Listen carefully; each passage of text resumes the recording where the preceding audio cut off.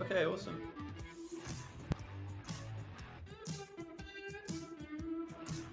It looks like we just detonated a Wiggly game, which I quite like. I like the look of these. Everything looks very cursed. It's weird how you can't build walls Wiggly though. Admin abuse. Okay, fine. Welcome everyone. We'll get going very soon. As most of you know, this will be the weekly captain's game. My name's Ghosty. Thank you for joining me at this very early phase of the game. Normally it's a bit slow to start, so we'll hopefully get teams picked. Initially, we need to get the map vote first.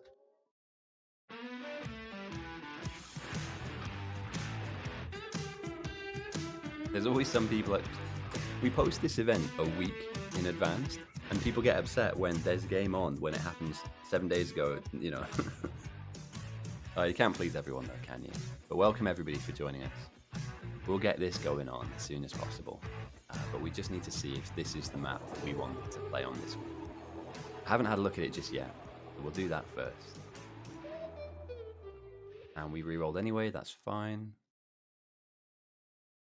Decent uranium close by, some very nice oil close by. And when you're looking for a map initially, for any of you guys that don't know, you just need a little bit of everything, you know? With a couple of patches around the edges of your base. There's not a lot of copper here in this main. There's enough floating around for you to be able to kind of hook up to your production down the line. So yeah, we're basically going to pick a map. Once the guys have picked a map, I can start getting with the team picks. So, you know, obviously we'll have a captain, etc. And then I can explain kind of what this is all about. So for any of you guys that are joining that are new, for any of you guys that are joining from YouTube, for instance, or that have seen some of the other videos from... Why is that? Oh dear, that's terrible. That should be a lot louder. 1 second, sorry guys. I was probably whispering just then. I do apologise. Is this balanced? Yeah, that's better balanced. Awesome. Yeah, so for anybody new, I will explain what's going on. We're just picking maps now. We're just trying to decide the battlefield that we want to have this captain's game take place on. And again, uranium is like very close to the base. For any of you nuclear enjoyers out there, having the spicy green rocks as close to your main base as possible is always best. But they weren't happy with that, so we roll again. North lost fair and square. I can't disagree with that too much. But yeah, I'm loving this uranium. The lakes are a little bit in the way, I guess. Oh.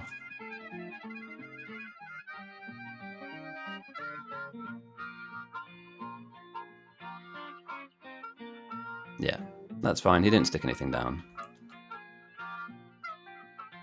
Why is Stick Lord on a team? Oh, boys, you know what's happening. And we roll again, that's fine.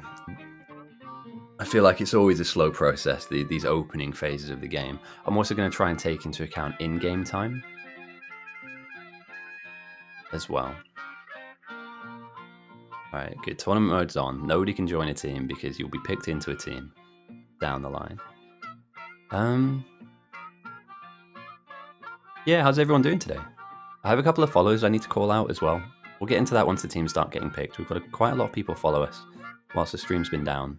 I'll give all of you guys a shout out as we go. A lot of people want to keep this map. People are quite happy with this. I would be too. It's a very generous oil just close to the base. And the opening patches are, yeah, they're pretty solid, aren't they? You can't complain too much about this.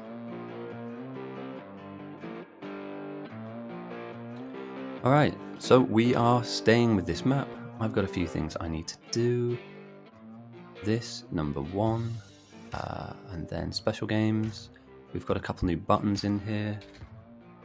And now we're going to go around the same thing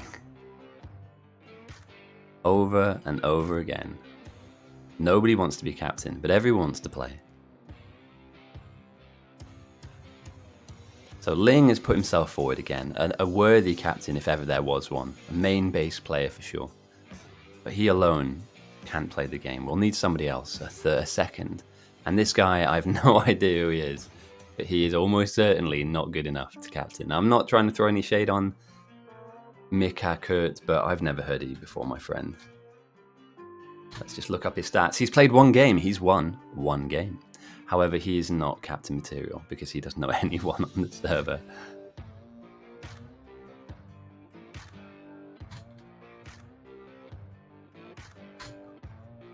All right, Outstanding is a good captain choice for sure. I think Inkling versus Outstanding is, yeah, that could be a very solid game. It's kind of like our main base versus our. No, it's all good. I can just discount.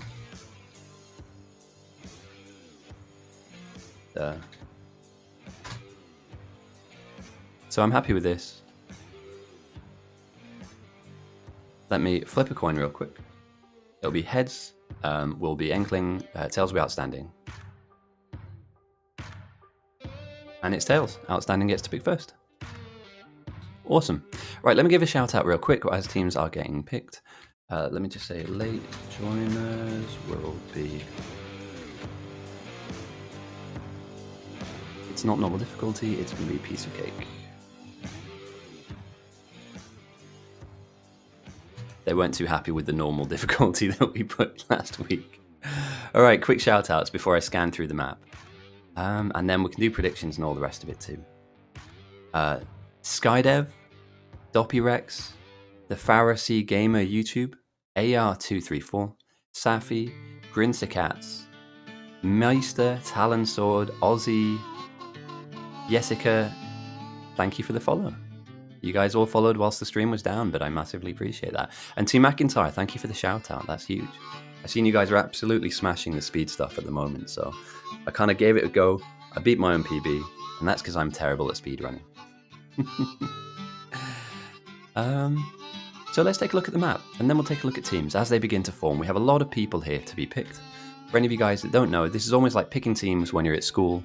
You have two captains. On the north, we have Inkling, and on the south, we have Outstanding.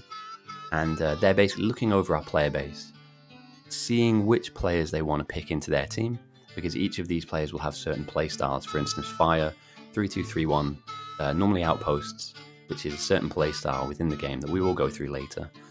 Dr. Claw as well has got a very specific, distinct play style. So if you want what he does in your team, then you pick him and he'll go ahead and do that thing. For any of you that are new, I would say this is a live game. You're absolutely welcome to join this. You don't need to be a professional Factorio player to get into this one. I'm just going to remind our guys.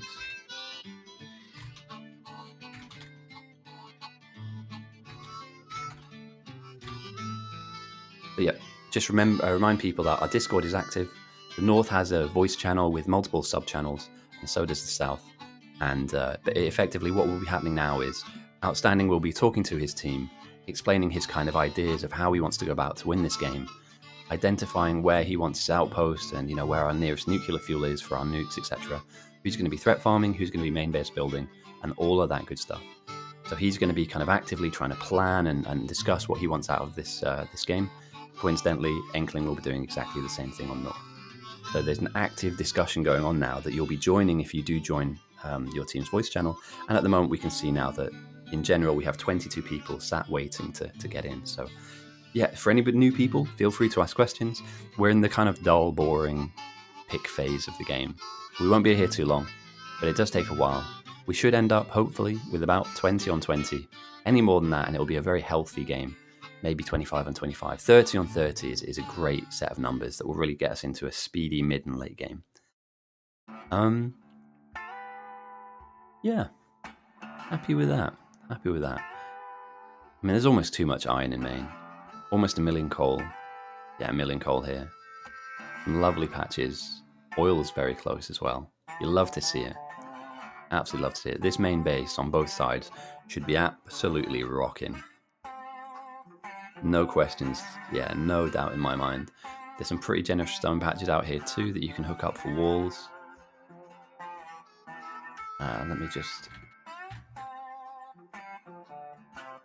reiterate that if you're joining the game, you will be picked. There was just a round 1 pick phase that happens initially, and now we're on to round 2.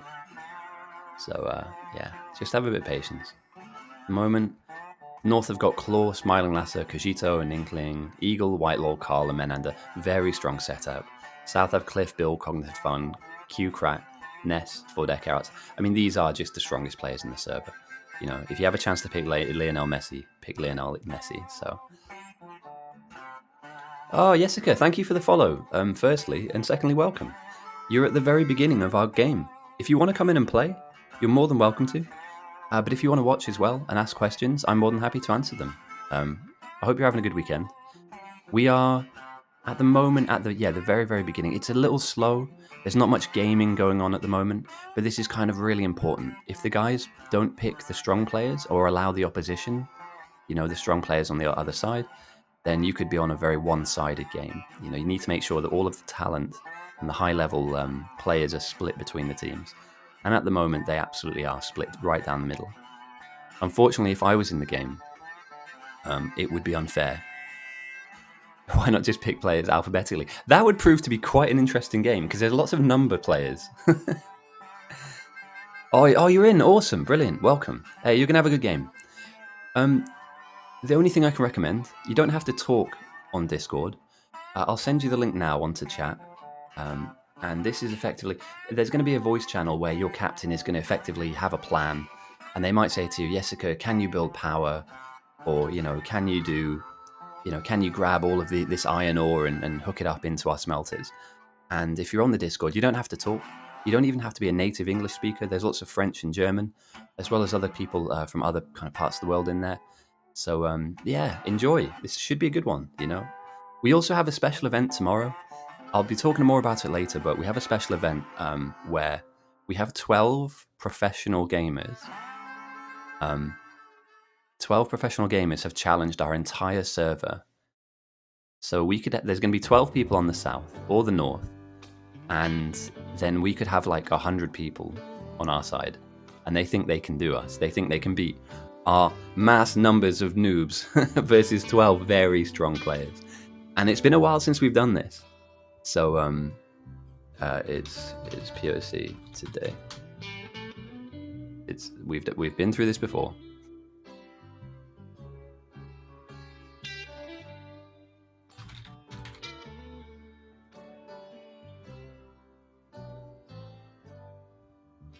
We'll just reset the difficulty. Don't worry, I could be all 12, just me with 12 keyboards and 12 mice, just like a maestro.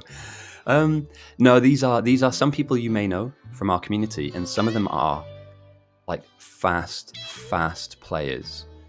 So I don't want to give away the player base too much, but tomorrow everything will be revealed.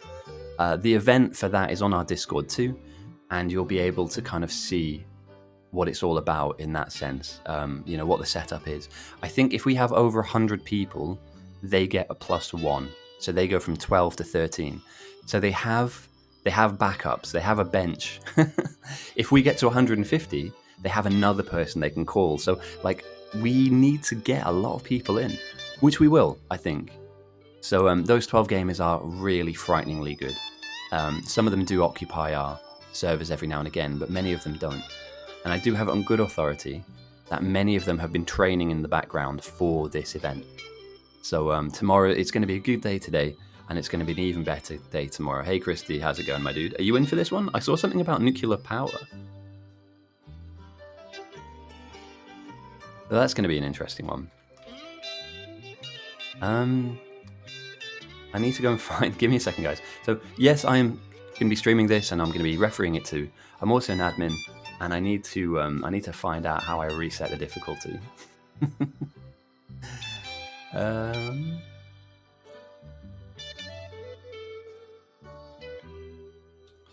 the music again will change. Dampy, welcome.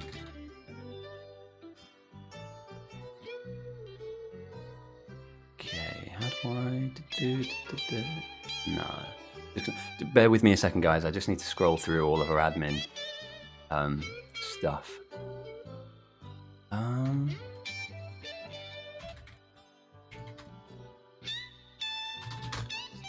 I'll ask for help first. There's nothing wrong with asking for help. And that goes for in life as well as in game. Because I don't know everything. I know how to be a legend, obviously. And to stay humble as well. But yeah, it'd be nice if I can get that. Oh, difficulty revote. Excellent. Thank you.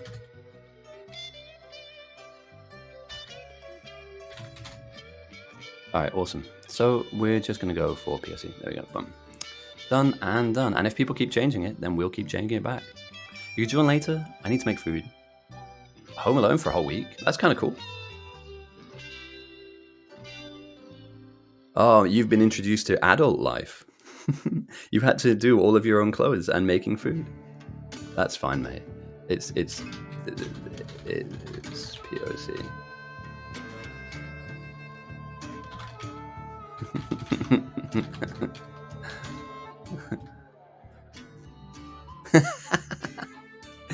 I'm not going to ban it. I'll just reset the... It doesn't matter. We'll just reset the difficulty. I'm just being trolled by other admins, which is fine.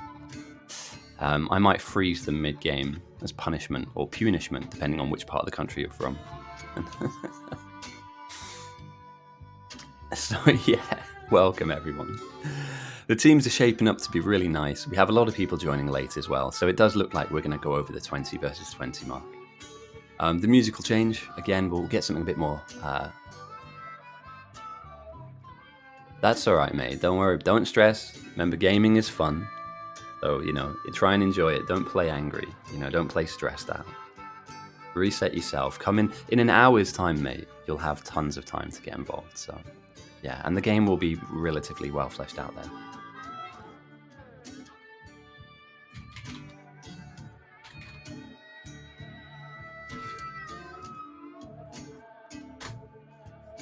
Alright, catch you in a bit. But yeah, what do we think about this map? Oil's close. I like that. Iron's close, as well as a hefty amount of resources in main base.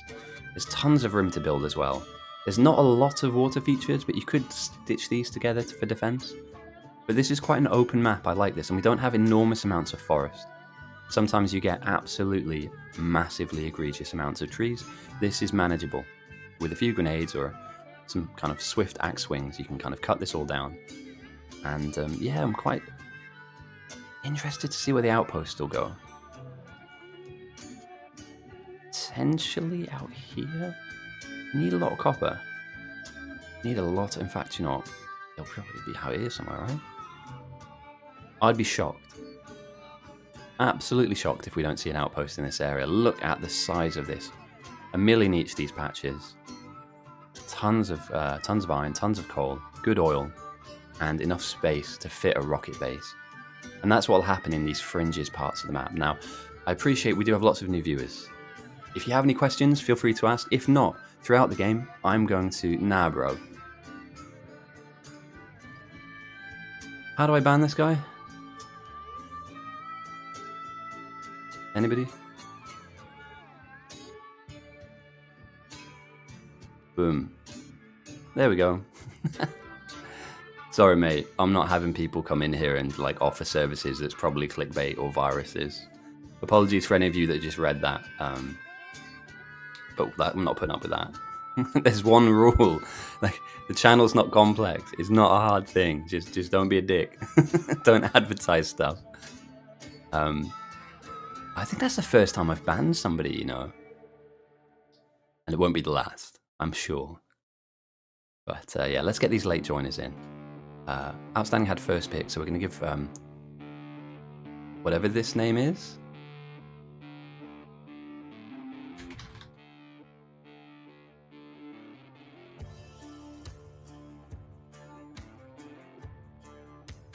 I've got them ban everyone. If you chat equals ban. Yeah, there is no chat.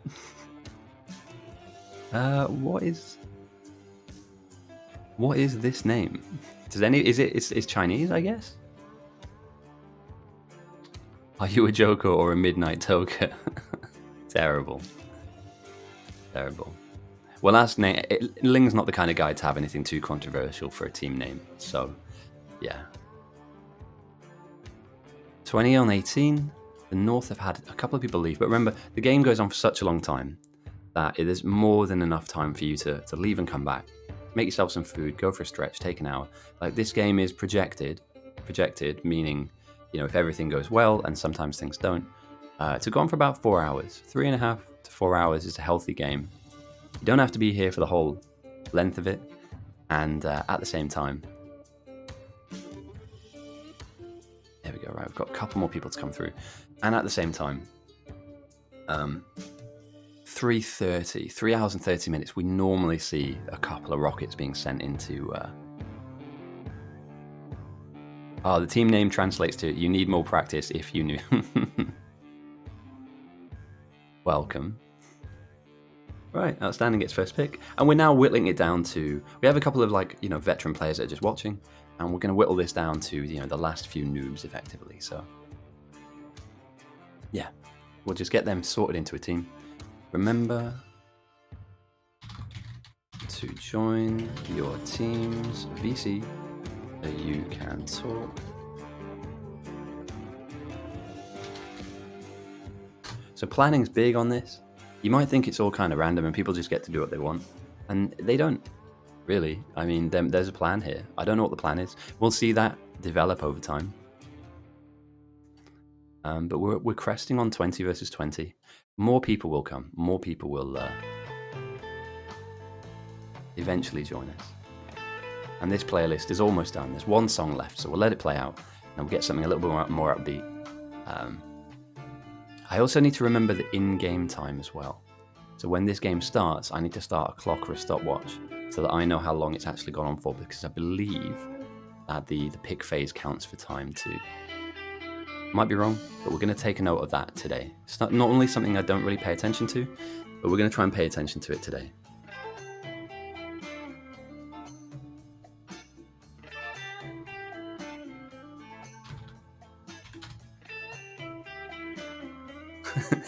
There's none. Thank you, AR. Thank you for the follow, firstly. I noticed that you followed during the week, and I do appreciate that. You're joining us at the very beginning of the game, so you'll be able to, if you have the time. It's a long stream, so I won't take it personally if you're not here, or if you leave or whatever. It's nice for you to even be here in the first place. But yeah, I'm glad you like the content. We don't take ourselves very seriously, but we do. Yeah, I mean, I've just banned somebody in chat for the first time. I hope I don't have to ban too many people, but if you are a big fan of this game, Factorio, then I'm making some content for new joiners or people that are just finding us. So yeah, look out for some of that content on the YouTube channel. I'm going to start uploading beginner guides. I'm not saying that everybody that joins is a beginner in the game, but this game mode has like a meta. It has like a certain play style that you can adapt to, and it's not like your standard Factorio. So I've got a few guides I'll be releasing, and they'll be coming out next week. So look out for that. But if not, enjoy this game, mate. This is going to be a good one. We've got 20 on 20 almost, with a couple more people to come and join into. And I have it on good authority that Christy is going to come back, and he's been working on a nuclear build. We've kind of been following Christy with great attention because he's got 4 wins to his name, having played 5 games. As a brand new, I think he's got like 5 hours in Factorio. For him to have that win rate, it's kind of insane. Okay, let's go. Starting in 3 minutes, I'll give them. They've had enough time to have a chat. Evening, Thul. We're going to get going in 3 minutes. And yeah, some healthy... Oh, we also have a special event tomorrow. I'll talk more about that later. But there is another special event tomorrow. I'll be streaming twice this weekend. And I really want to stream a bit more. So I'm going to try and work that into my schedule. And any of you guys joining from YouTube, thank you. It's gotten huge. It's really exploded, and I'm glad that a lot of people are finding this game mode. It's awesome. It's really hard to play. It's hard to win, sorry, but you don't have to have high skill to play. I'll rephrase that a little bit. All right, that song is done. What kind of music are we into? What do we want to listen to start the game off? R&B. There's no way there's like copyright. Is R&B even a good fit? Do I want to go there? I don't want to do hip hop. That's kind of trash. I use the same one every time, which ain't great. Okay. No, that's not copyright free. I'm going to get banned if I use that. Let's try. No, that's also copyright. What now? You can't have Drake. Death metal. Oh my god. Sorry, if you guys have any suggestions, feel free to submit them. I'm more than happy to give it a go. What did we do the other day? Was it like flamenco music? Space experimental music. It was kind of good. Like, I'm not gonna lie, I genuinely enjoyed that.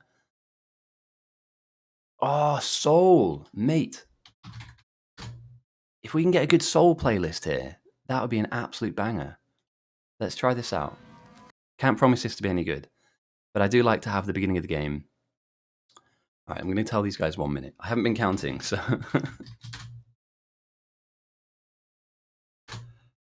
So in 60 seconds time, we'll get going.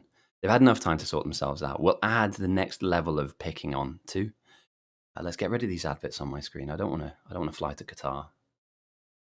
And I definitely don't want to buy that car. Renault. It looks nice. Can't afford it though. All right, enough of that. Silly. Soul music. This is a first. This is a first. This might be an absolute banger. Oh, easily listening. Yes, please. Do you know what? I think we've hit on something. It's like jazz. Nice. All right, boys, you've had enough time. I get behind this in a big way. We'll move on to death metal later, but we'll start off with some soul. So the teams are off. The initial phase, obviously, you have nothing. The idea of this game mode, if I pull up my high-tech NASA-type tools, and we all like a little bit of MS Paint. Both teams have one of these. This building is quite large, and if it dies, your team loses. That's as simple as I can make explaining this game mode. So both teams have one of these, and if you look at the map, there's a big river that splits the north from the south. You cannot cross this river. It's not allowed, it's illegal. And it goes all the way across the map. If you're on north or south, you'll see that everything's kind of reflected in the river too. So the ore patches are the same. You know, the coal here is the same as the coal there. The iron here is the same as the iron up there. You have an equal map, so there's no advantage of being north or the south. On this map, there are bugs. You can't see them just yet, but they exist. And over the course of the game, the bugs will come towards your base, and they will bite and fight everything that you put down. They don't want you to be here. You've invaded this little part of their world, their planet, and so they're going to come in large numbers to kill you off and your team off. Over the course of time, the bugs will get stronger.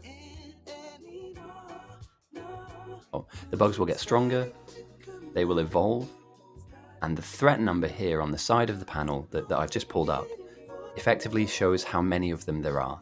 So threat is number, and evolution is strength. At the moment, they're 0% evolved. We've just started the game, and they're not that strong. They're just hanging about. If they were to bump into any of our players, as we can see here, Meeple Luke is running straight to the bugs. Because they're so weak, you can use a pistol, or one of the most basic guns, like the assault rifle, with a couple of firearm magazines, you can gun them down. That's kind of meta. We'll explain threat farming later, and this is why I think if you're a new player, you don't have to have all of these kind of builds in mind. You don't have to, understand what all of this is. Let the nerds do this.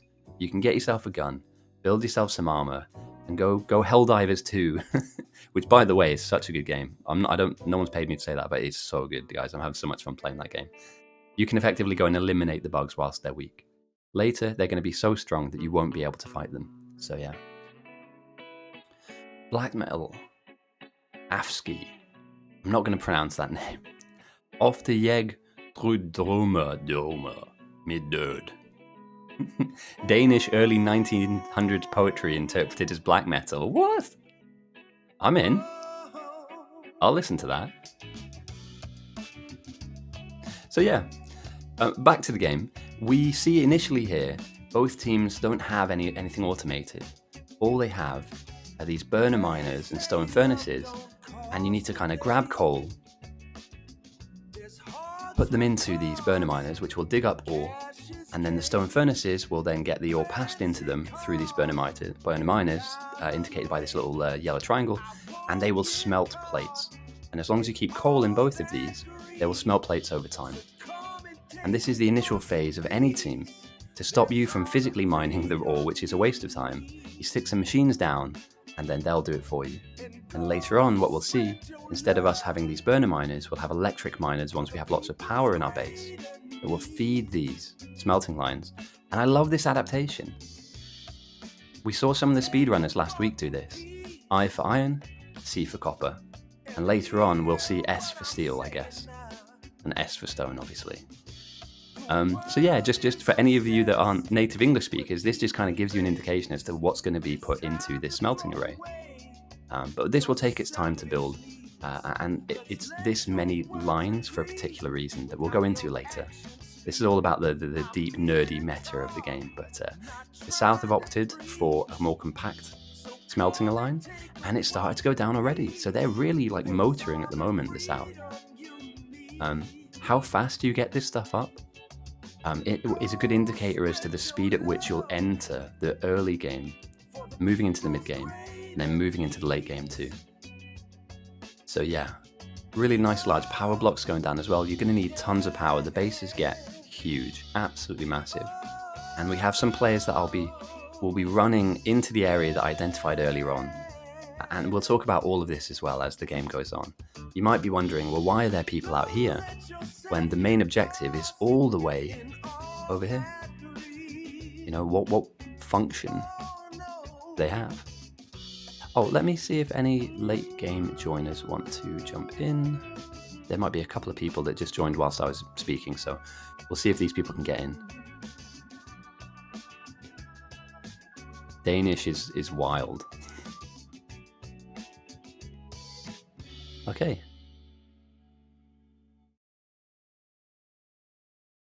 You've been here. Well, you're about to join the game, I think, Medex. So enjoy. You are allowed to watch the stream and play as well, but I won't take it personally if you just want to crack on and play. But yeah, we do like to filter our late joiners in. Welcome and have fun, man. If you have any questions, feel free to ask. You know, we're an educational stream, as well as kind of like a commentary and just a general overview. We may meander conversationally away from what's happening on screen, and if I do find myself doing that, I'll try and rein it in, and we'll get back into what is happening in the game itself. But these streams are long. I am solo casting as we speak. If anybody wants to apply to join me as a caster in these long games, feel free to DM me on Discord. I'm more than happy to entertain somebody to join me to talk for the next 4 hours. But if that's something that you don't think you want to do, and you just want to sit here and listen to me, I don't know why you'd want to do that, but yeah, thank you. And mate, tell you what, I figured it out. There's a way that I can raise money for charities on here. So I picked my first one, and I'm going to start by tomorrow. I can click on the start the campaign, and I think the way that it works, I need to read through the fine print of this, is that just by people watching the game, I can raise money for different charities. So you'll notice that my Twitch bio, or the stuff under the screen that you're watching, has changed a little bit, and that's because I'm going to start adding in some stuff for charity. So there's one in England called Great Ormond Street Hospital, which is one for kids with cancer, and also other kind of really serious diseases. So I've selected that as the first one that I want to raise some money for. It's a really small amount. It's £50, and I think just by watching, purely just by being here and being in chat, your view is translated into that goal. So it's not money I'll ever see. I certainly wouldn't ever want to take any money that I raise from a charity for a charity. And over the course of the year, if any of you have charities that mean something to you, that matter to you, like a breast cancer charity because somebody in your family has breast cancer, or just generally there's like a cause that you like, DM me it and we'll see if we can set up some fundraising for it. I've said it from the word go, I'm not here to make money on this, but if we can do a little bit of good in the world, if we can raise £50, which is a very small amount of money, not to everyone, but for me, £50 to a charity. We're doing the right thing, and we're just playing video games, which I think is mega. Anyway, I'll get off my soapbox, but I'll let you know I'm going to start that tomorrow, effectively. And we've got another player joining, as well as a few more. So I'll wait for these guys to download, and then we'll hit the next phase. Oh yeah, and also one final thing, that charity thing is global. So if there's like a German charity, if you're in Germany, or for instance a Danish or Swedish charity, if it's on the list, I can raise money for it. So like I said, if there's anything that's close to your heart, that matters to you, then I'm more than happy to. I'll have to take a look at it. I really want to keep the politics out of this. I wanted to keep it for like illnesses, kids charities, homeless charity, that kind of thing. I don't want to get political at all. And that's not me shying away from that. I've just always maintained that this is an apolitical stream. We're not going to talk about the left or the right or the middle. We're just here to play video games. So yeah. Rant over. Not rant. I don't think that was a rant. But yeah, that's enough of that for now. Soul music is doing it for me, I'm going to be honest. It's been a great day today. The sun is finally out. Finally. Is Meow Meow on a team? Alright, let's run that one more time, because I did see them joining and taking a bit of time. And then we'll scan across the map. Okay, 2 more joining. 3 more potentially. Pluto's coming in, awesome. The Trajan. I've just noticed the name. Oh dear. Alright, outstanding gets first pick. So yeah, you're going to need to power your base. You initially start off with boilers, steam engines. Later on, you'll need nuclear reactors and all of that good stuff. So yeah, to do that, you'll need some electric miners, which will be mining coal. And over time, that coal will be sent down the belt to feed the boilers, with water coming into them as well, which will create steam. And pollution, just for any of you that are wondering, pollution does not play a part in this game mode. It's I don't know if we even could implement it, if I'm being honest. Because like South's pollution could like float up to the north and influence the North's bugs. Yeah, I think pollution would be a little bit too much. But yeah, we have some research going. So let me dive really quickly into the research. So the way that you advance in the game, obviously, is that you need to kind of unlock technology through research. Red is level 1. And we'll click just onto the south now to see what they're researching. You only have access to this really basic stuff. Walls, for instance. Steel. You need to research this so that you can start building it. So yeah, still processing, military 2. Very, very standard stuff. The more signs that you have at your disposal, for instance, having green jugs and red jugs combined means you can have fluid handling, allowing you to unlock oil processing. And as we go down the tech tree, you'll need more and more research to unlock, for instance, lasers, rocketry, tanks if you want to, all the way up to Spidertrons and white science. The likelihood of us seeing a Spidertron in this game, highly unlikely. Although stranger things have happened in the past. But yeah, the initial kind of early phase of the game is red and green. Steve's coming in. And North will get first pick, because South had first pick last. But yeah, to build red signs, for any of you that don't know, and I'm sure all of you do, but I'll just refresh just now for anybody that doesn't or has forgotten. All you need is copper plates and iron gears. With that, you can feed red jugs, if my brain can turn on, Jesus, red jugs into a research lab, and it will begin researching whatever you select. There are different paths you can take in this research tree.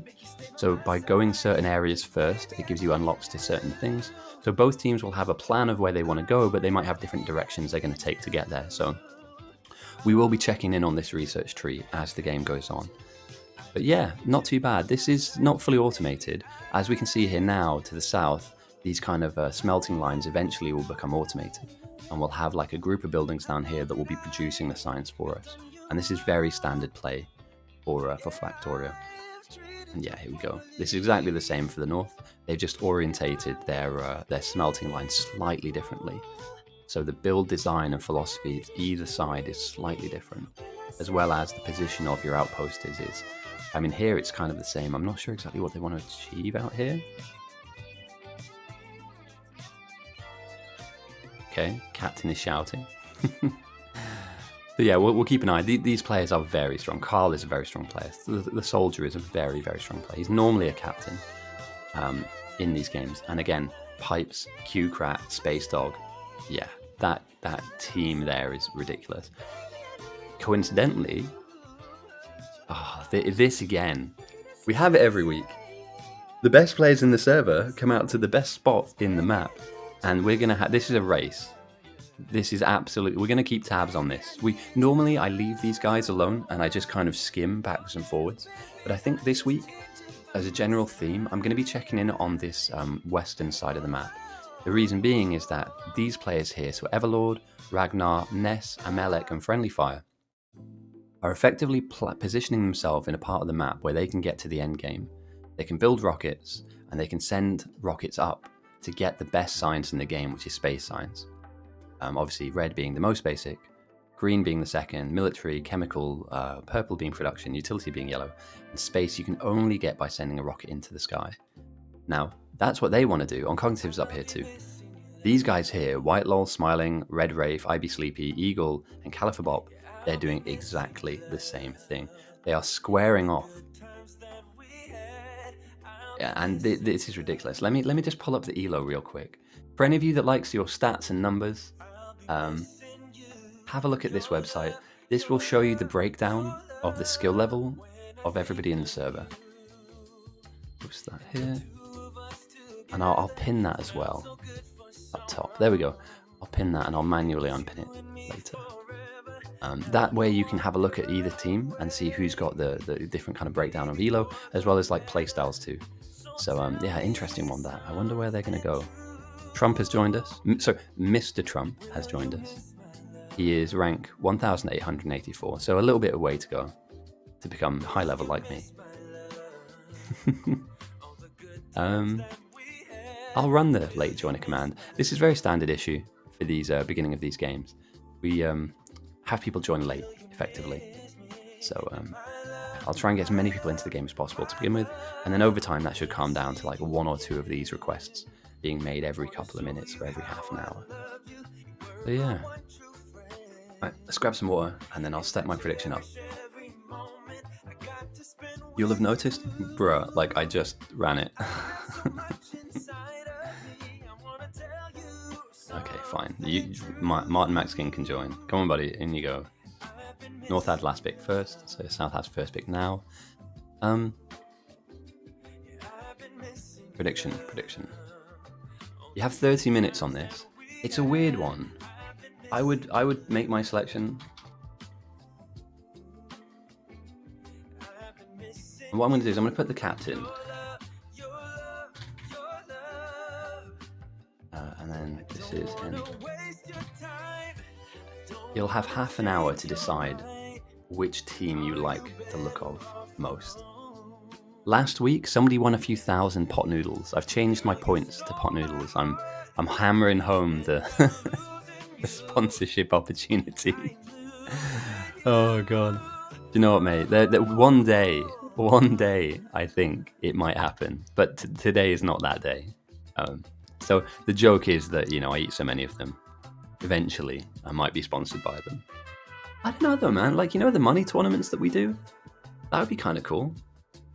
Somebody wins a couple of €100 doing the 1v1 tournaments and it's sponsored by a brand. I could get behind that. Maybe that's how we get our way into the corporate world of, being sponsored and funded. But yeah.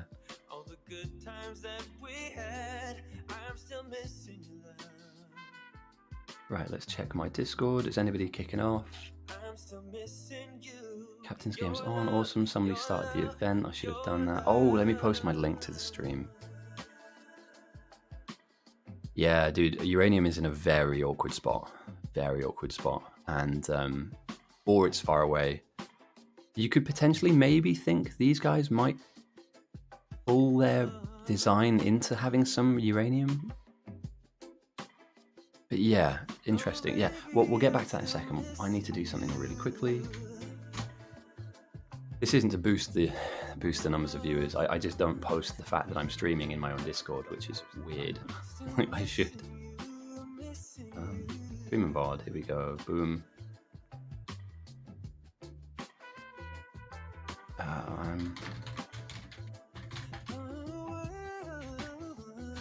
Okay, done. That is sorted. People are aware that I'm online. And I'm sure most of you guys are.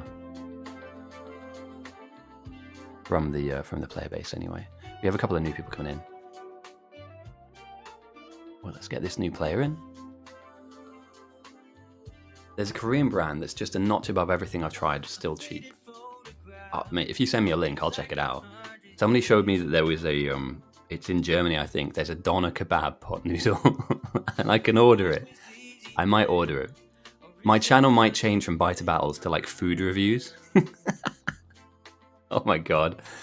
You know that Ghosty guy? I liked him. We had a really decent like gaming setup. It was a bit amateur, but it was good fun. And he just sold out the moment he could to like some random noodle brand. Yeah, you know, I never thought he'd sell out that fast, but he actually did. Nah. We do this for fun. Noodle review channel. Noodles with Ghosty. Oh god, mate, if it ever gets that bad, holy crap.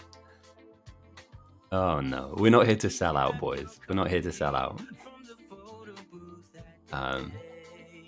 Somebody else can do that, but it won't be me.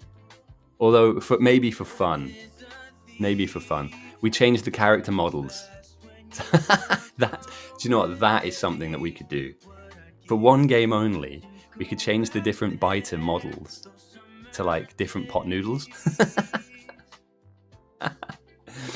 Like the behemoths can be like Maggie noodles, and then like the small biters can be like chicken and mushroom.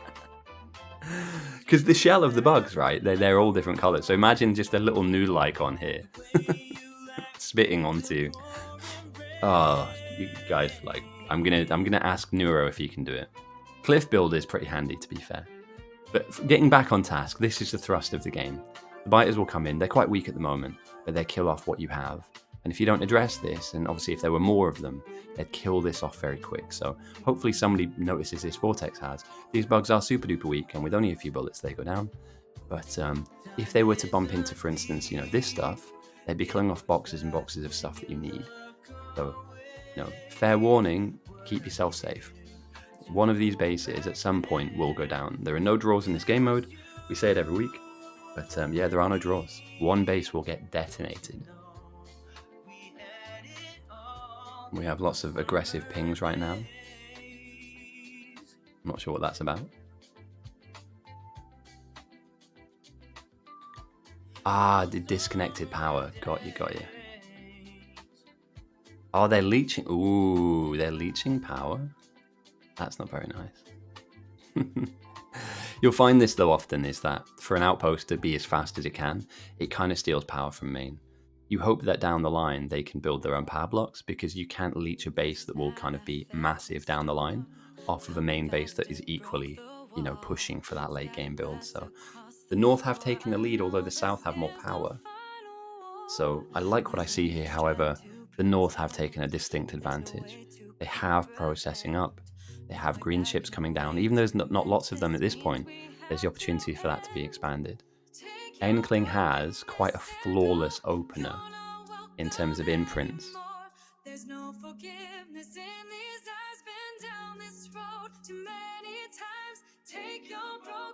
And here we go again.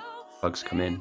And they're very, very weak, of course. But if that was a pack of 40 or 50 bugs, and they're a lot stronger, they'll slam into this production block and they'll kill stuff off. So yeah, you've got to be very careful.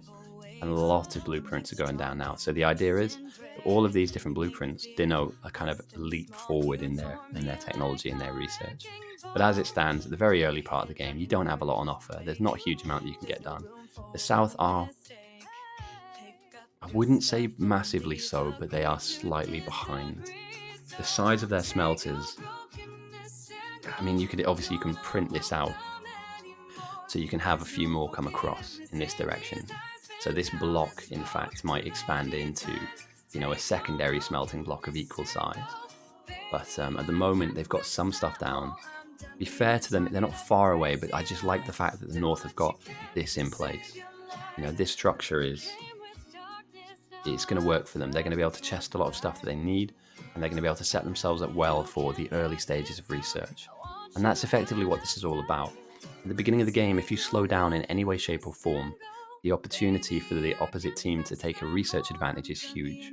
So if they get to, for instance, flamer towers, which are a really key concept in defense later in the mid to late game, if they get themselves walled up and have their flamer towers down early, that stops you or negates any chance of somebody doing a science rush, rushing to get lots of one particular science jugs in their pockets, throw at your bugs to make them angry and have them crash into your base. So yeah, it's an interesting one. We'll see where we go with this. But we got some sushi smelting as well. I really like the fact that we've got more sushi enjoyers. This used to be like the most hated gameplay you could possibly imagine. People just weren't into these mixed patches. And that was mostly because they were kind of dominated by one particular ore. Alright, let's see. It's the North's turn to pick next. So yeah. At the moment, these guys are just building and chesting gears and chips. And it looks like it's like a iron-dominated sushi, but with a decent coal output too.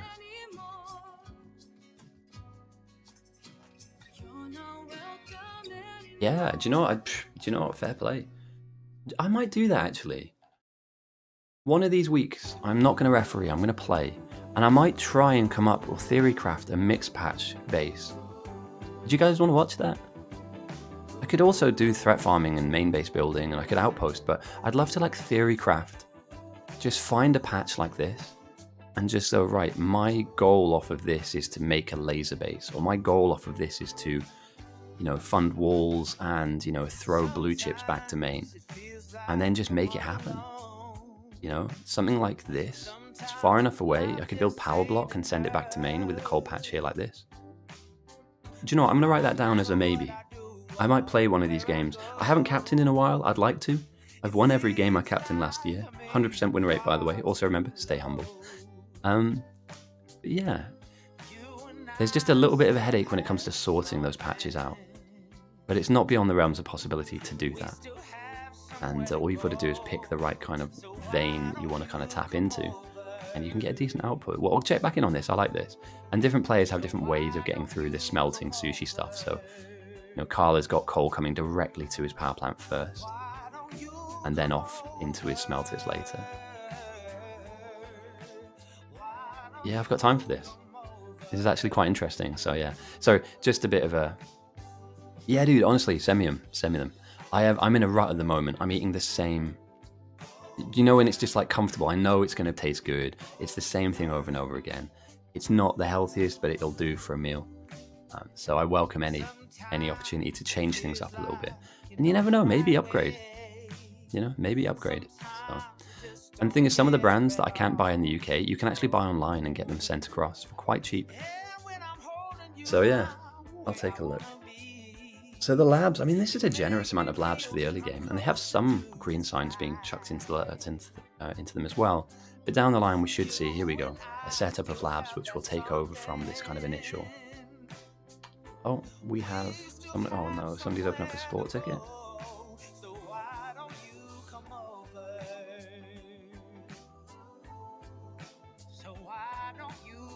Okay, I'm not doing sport tickets. That's almost too much for me. Sorry, guys. If you're in chat, by the way, or if you're in the game and you submit a support ticket, I can't do that and do this at the same time. I will take a look at why you were banned and then look at if you should stay banned or be unbanned, but that's way too much work for me right now. So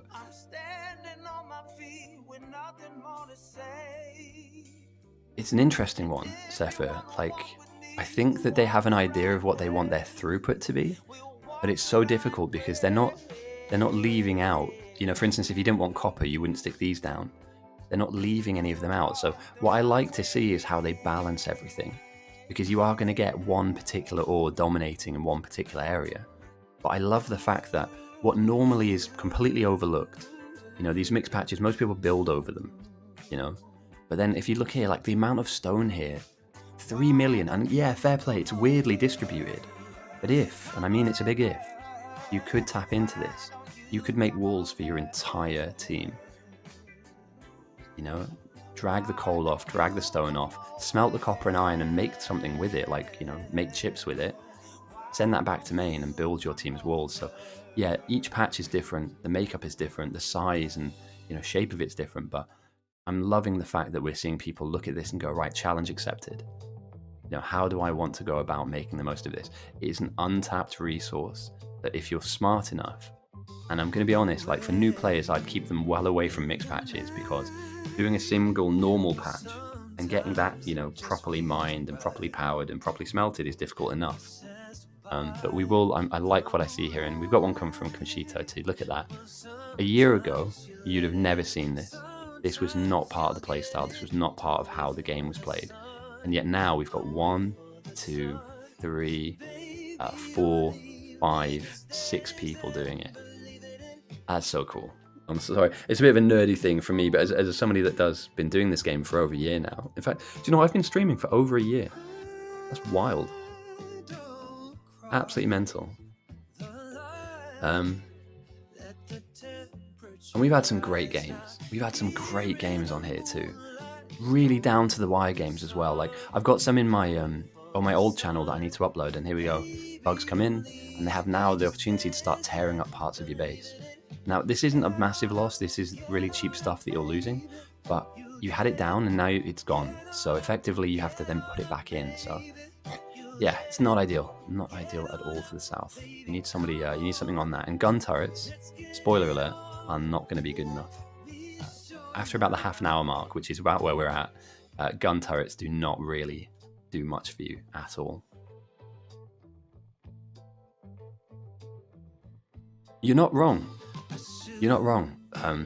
It depends, because what a lot of people do is they'll smelt first and then they'll separate. So smelt and separation. Some people will just separate first and then smelt. And I don't know which one's better, if I'm being honest. Because you could have effectively like, this is your iron line, this is your copper line, this is your stone line, and then down the line, you have it all broken into whatever you need it for. Whereas what we're seeing now is we're seeing people smelt first, and then whatever comes out, comes out. So, oh, come on, boys, you need a gun. You need a gun and some bullets. There we go. So yeah, that's quite dangerous for the South. Like, you don't need a lot to kill off the bugs at the beginning of the game. Like, you really do not need a lot. You need a gun. In fact, we'll see here. Rahus, he's going to find the bugs. He may even have a grenade. This is threat farming, and this is really important in the game. But at the moment, look, only a couple bullets with a little bit of armor. I'm guessing he has like light armor on. Is enough to kill a pack of bugs. And at the moment, yeah, the South have a decent threat compared to the North's 40 or 50, and that's because the North have somebody attacking the bugs. And here we go, look at this. Trail of death. One individual player, in this case it's Meep Luke, sorry if I'm butchering that name, is effectively fighting the bugs in their homeland, at their front door. And what he's trying to do, and what he's going to be successful at doing in this early phase of the game, is manipulating the map for his entire team. And this playstyle is very, very important. What he's doing is he's forcing the threat number. In fact, let me do this real quick. Let me draw on the map so I can kind of highlight this. He's making the threat number negative. If you look on the South, their threat number is positive. It's going down, and that's because the South have somebody threat farming as well. But when the threat is a positive number, the bugs will come down and fight you away from their homeland, away from this area in the North, and for the South, it's this area here. They won't leave this area if you have a negative number. So what players do in the early game, when the bugs are very weak and they're easy to kill, is they run in with a few grenades. They'll, we go a grenade here, and they've got some health on them, so they'll have like fish. The way I set my hotbar up is kind of like this. I'll have my mag, so I know how much ammo I've got. I'll have my grenades here, and I'll have my fish here. Fish obviously are healing items. You can find them in water bodies like this. And if you click on a fish and left click, you'll heal yourself up a portion of your health. So I'm guessing Rahu's now, and if I check his inventory actually, and I don't normally do this, but we'll see that he's got 50 grenades on him. Fantastic. 35 fish, that's huge. He's got light armor on, and at the moment the bugs are so weak you don't need anything other than light armor. And look, he's got 3 guns on him, a shotgun, submachine gun and pistol. Perfect. And And what he's doing again is he's fighting the bugs. He's driving the number into the negative, meaning that the bugs need to spawn that number. So for instance, on the south, it's minus 98. On the north, it's minus 141. They need to spawn that many before they can leave the area that they start in. So this kind of homeland area. Once that is positive, the threat goes positive, they'll start attacking the map. They'll start leaving this area and they'll start fighting off parts of your base. They'll kind of come here. They'll spread everywhere and they'll fight you in all different directions and they'll try and kill you off. They don't want you to be here. It's their house. This is their base. And they're coming for this. Both teams have one. This is the objective of the game. You lose this, you lose the game. So the bugs will fight all the way to this point. There is. Oh.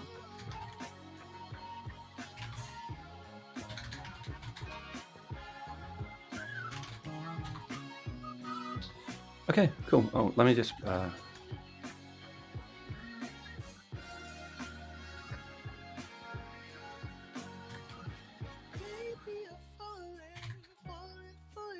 Cool, okay. So I say that to all new players. I'm not saying that so I get loads of new viewers, but we can go through things a little bit easier, like threat farming, for instance. This is how I made my name in the server. I am a bit of a legend in all fronts, obviously. And remember to hashtag stay humble. What Rahus is going to try to do, and I might get this wrong because he's farming up in this direction, is he's effectively creating kind of a kill zone in a circle, in a kind of any given area. You want to leave the buildings that spawn the bugs alone. You don't want to be killing them at the moment because they're spawning bugs close to you. What he'll do is he'll run into enemy territory and aggress the bugs onto him. So like a magnet, they're going to run towards him. He's then going to run in a tighter and tighter circle until he gets swarmed, until there is a pack of bugs on top of him. For instance, like here. What he'll then do is detonate a grenade directly on top of him, bringing him down a small amount of health, but killing off a large amount of bugs. So this spiral, this kind of whirlpool that most threat farmers use, is the most efficient way where one grenade can kill off multiple bugs. You can also shoot them, but I've developed a couple of different ways, and I said this at the beginning, I have created a couple of educational videos that will be going up onto the YouTube channel that will explain all of these concepts in depth. This game is easy in concept. You build a base, you defend a base. However, in practice, there are things that can slip you up, there are things that can trip you up. And if you don't have kind of an understanding of the middle and end game, you can kind of be slightly lost. Which is why I always point for newer players to kind of join in, chat here, watch the game through, and get a better understanding as to what they can do in that middle and late game. But for the early game, if you're brand new, I highly recommend doing this. It's good fun too, because this one player alone is making sure that 23 other players on his team, all of these guys, all of these guys, and all of these guys, they don't have to worry about bugs attacking them until that threat number goes positive. And the only way that would happen is if he stops threat farming, or if the bugs become really, really, really strong. So the way that you stop somebody threat farming, we speak about this every week, but I'll go through it again, is that you need to make the bugs stronger. And that's the core concept of this game, is that you, on the south, can make the north's bugs bigger and stronger, and you can make them spawn loads. And it's the most fun part of the game for me. Now, this is a really controlled game, so the science that's being made is going into labs and that it's researching, because at the beginning of the game, you don't have access to anything, so you need to do this stuff. Give yourself a chance to have like trains, faster inserters, defenders, etc. But the most important part about this game mode, and the thing that makes it so fun, here we go, literally just as I say, we can see why this game mode is fun. The Dradrians, who I believe are the South team, are upset that the North are threat farming, and so they've grabbed, somebody out here is making just green signs. They've made almost 400 jugs, and what they've decided to do, instead of research it, they've thrown it onto the other side, jumping the evolution of the bugs from 5% evolved to 12.2, and there are now 300 more bugs on the pitch. It doesn't really change anything at this point in time. These bugs are still very weak, but what that means over time... Oh no, so it's north sent to the south, sorry, my bad. So now the bugs are harder to kill, meaning that one grenade might not do the trick, So now it takes twice as long to kill just as many bugs. Eventually, this will crowbar threat farmers out of their side of the map. But also what it means is that the bugs become stronger, meaning when they bump into things like this, there's more of them, they can kill this off faster, they'll just run you over. So over time, the bugs will, they're going to be massive, and there's going to be loads of them, and they will come for you. You cannot keep a negative threat throughout the entire game.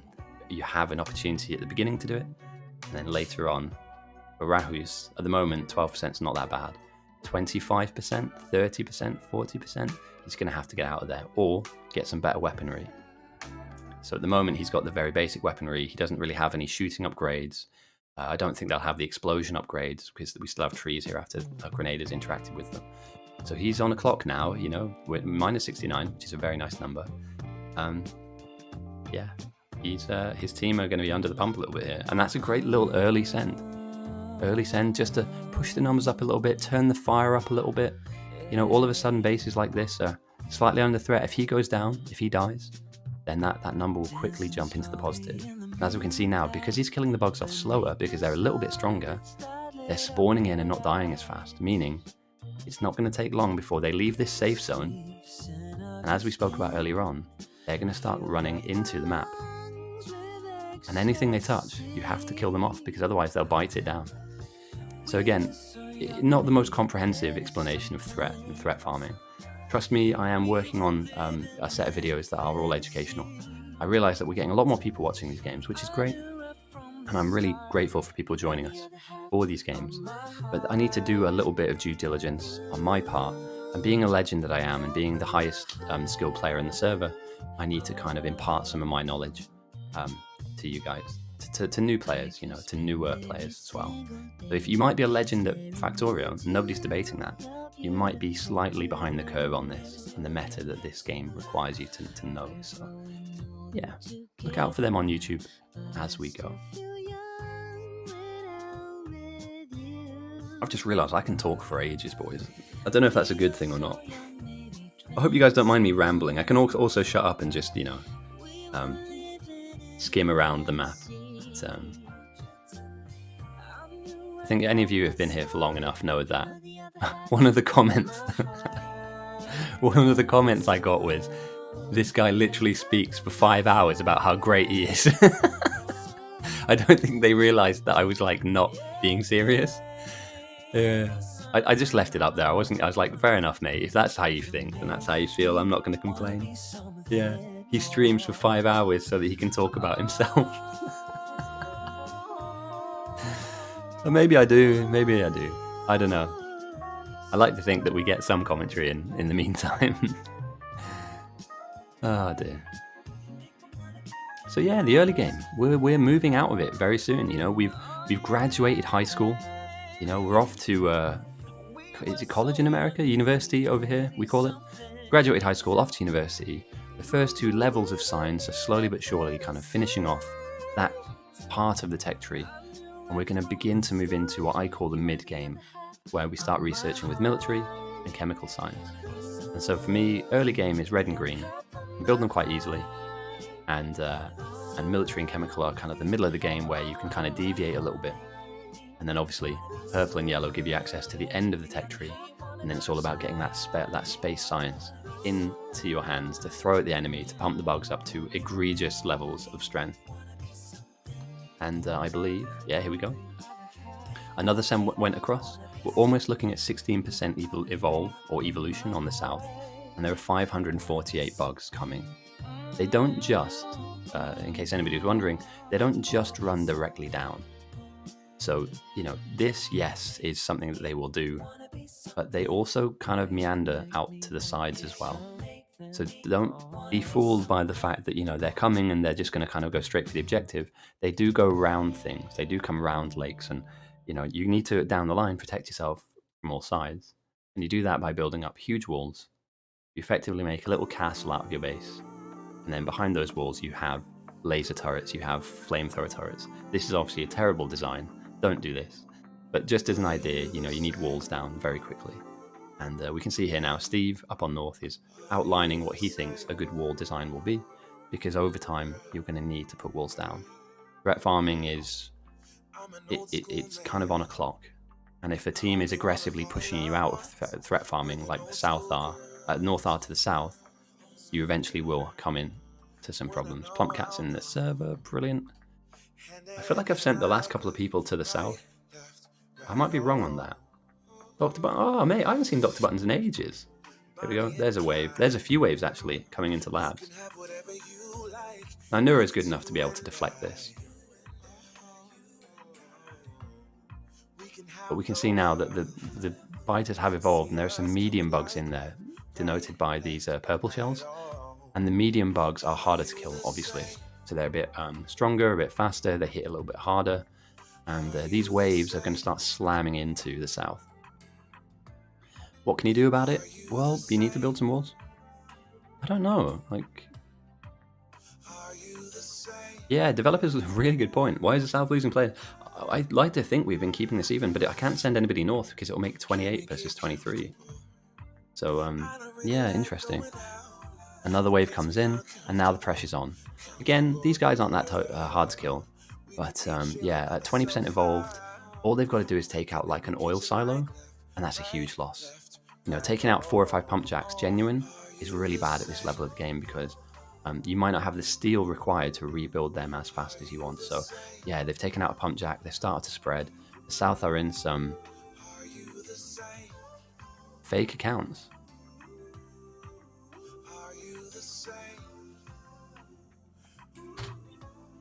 Okay, I've never heard of fake accounts before.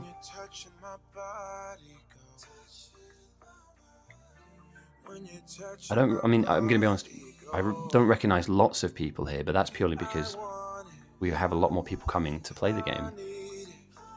I think I hit 2.2k on like YouTube, which is massive. And I think we just have a lot more people coming in. I don't think we have alt players.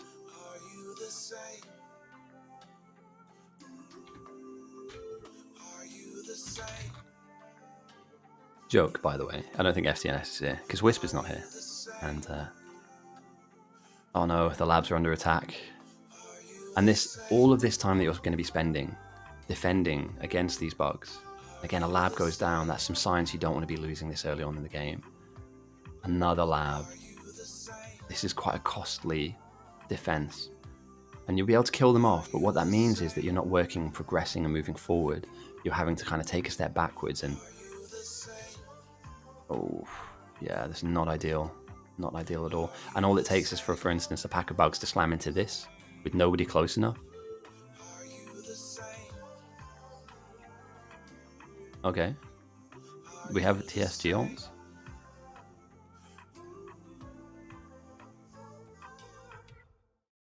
I don't know. Oh. Okay, so yeah, we have some flagrant violations of... I don't know, is having an alt account not allowed? I think if you have an alt in your band, it's not allowed. I'll have to defer to Nura on that one. I'll send him a message on Discord and ask. Let me just... 1 second, guys, sorry. I don't know what the rules are here. I don't want people to be breaking the rules, but coincidentally, I don't know... I don't know.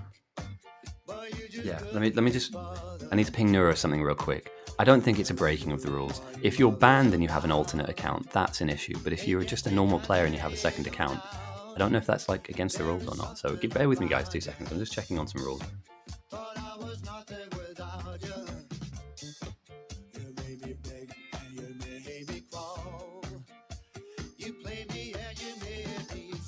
Okay, right, I've sent it in. I might not get a response right now, but as far as I'm aware, it's not against the rules to have more than one account. That just means you've had more.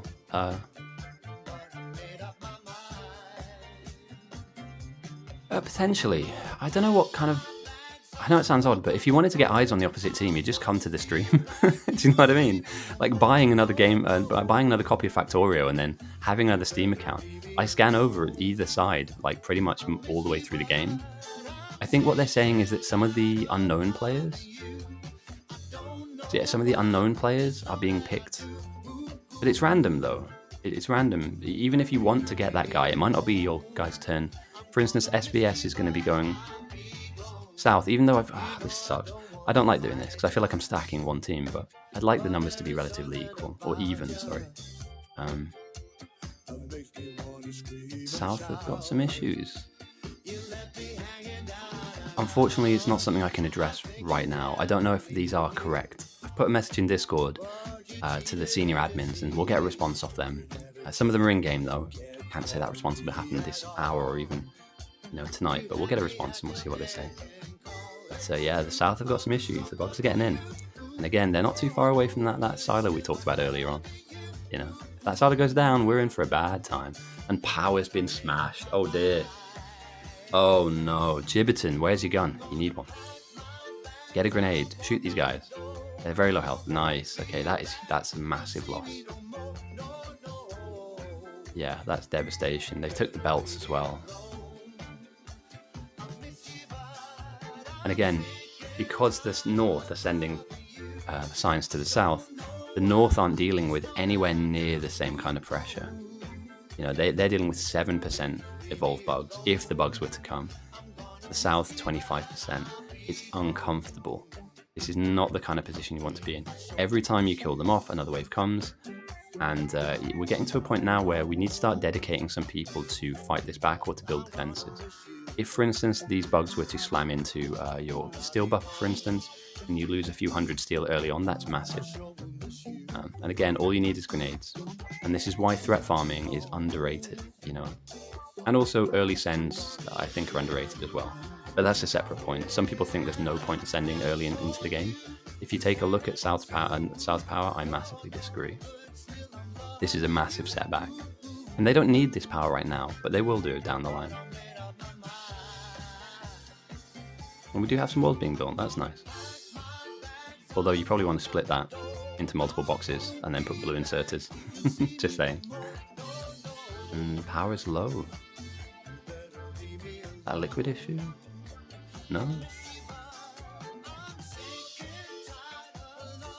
Oh, I know why it'll be. It's because you're connected to this that's not powering themselves at all. Oh, it's so greedy, boys. What are we doing? What are we doing? All of this and not a single power plant down. I feel bad for Razgritz, man. I feel really bad. He's built all this stuff up.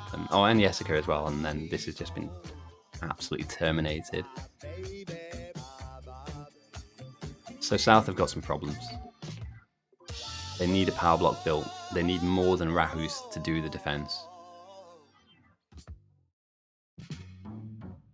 Meanwhile, up north, I'm guessing they're going to be moving towards... Yeah, they've got military science ticking into the labs as well. Mil science, for any of you guys that don't know, you'll need red mags, you'll need walls, and you'll need grenades. If you can build those three things and put them into an assembly machine, it will make military science. That gives you access to some of the research that military science combined with the other two can do for you. For instance, like follower robots or energy shield. If you want to go that way, you don't have to go in that direction. But the North are there riding high, easy. Look at this. They've got some wall blueprints down the line. Obviously, somebody will feed them in. Meat Luke having a great time up here. It's minus 400. Yes, they've got 13% threat, but it's nothing like the 25 that the South are dealing with. And over time, you can imagine that they'll get their walls down in time before like any major sends happen. So yeah, I'm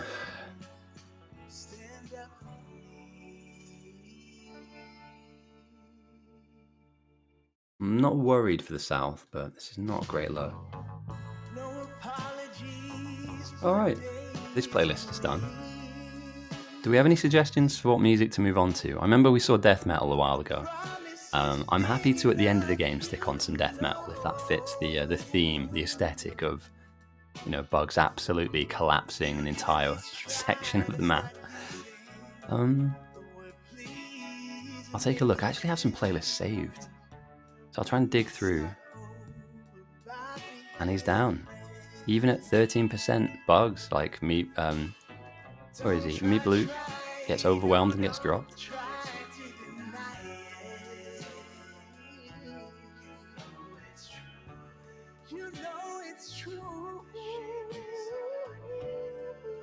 Why? Where is this alt account thing coming from? Outstanding seems to think that there are some hidden or secret players here. Hey, Christy. We have some controversy, I believe, if you're from America. Apparently the North have got some secret hidden players that we don't know about. Spox I know. Pos I know. Joshua I know. I don't know them, I played with them. Developer obviously is well known. Micro I don't know. Zero Sun I don't. Menander I do. Petrobus I don't. Dr. Darth I don't. But there's no way, I don't know, like it's spurious claims at best that we've got some kind of hidden pros playing on the North. Because they would have been picked really early on.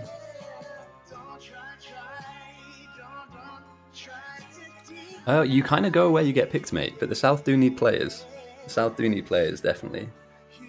But I can't keep sending people south, it's not fair. Like, the North should also get some of the player base. So yeah. But join when you're ready, mate. The South need help for sure. They do need some help, and power is a huge issue at the moment for them. They lost a large chunk of this area just now to an attack, so yeah, it's uncomfortable. Okay. Right, fair enough. Okay, let's swap the playlist around. What do we want to listen to? What's a good second or third? Oh no, look at the state of this. That's going straight for power again. Oh no. Oh, terrible. I mean, it takes a grenade or two to get rid of them, but the problem is that all you've got to do is miss a single wave like that, and you're done for. Absolutely done for. Right, you're going to be going south, Christy. They need all the help they can get. Try and join the Discord server and ask the captain, what do you need me to do? There are so many jobs at the moment that could use a spare pair of hands. Cyberpunk? Nah, I'm all right. No Cyberpunk for me. Oh, let's try this. Let's try this. It might be terrible. I'm willing to concede this might be awful. I just need it to be copyright free.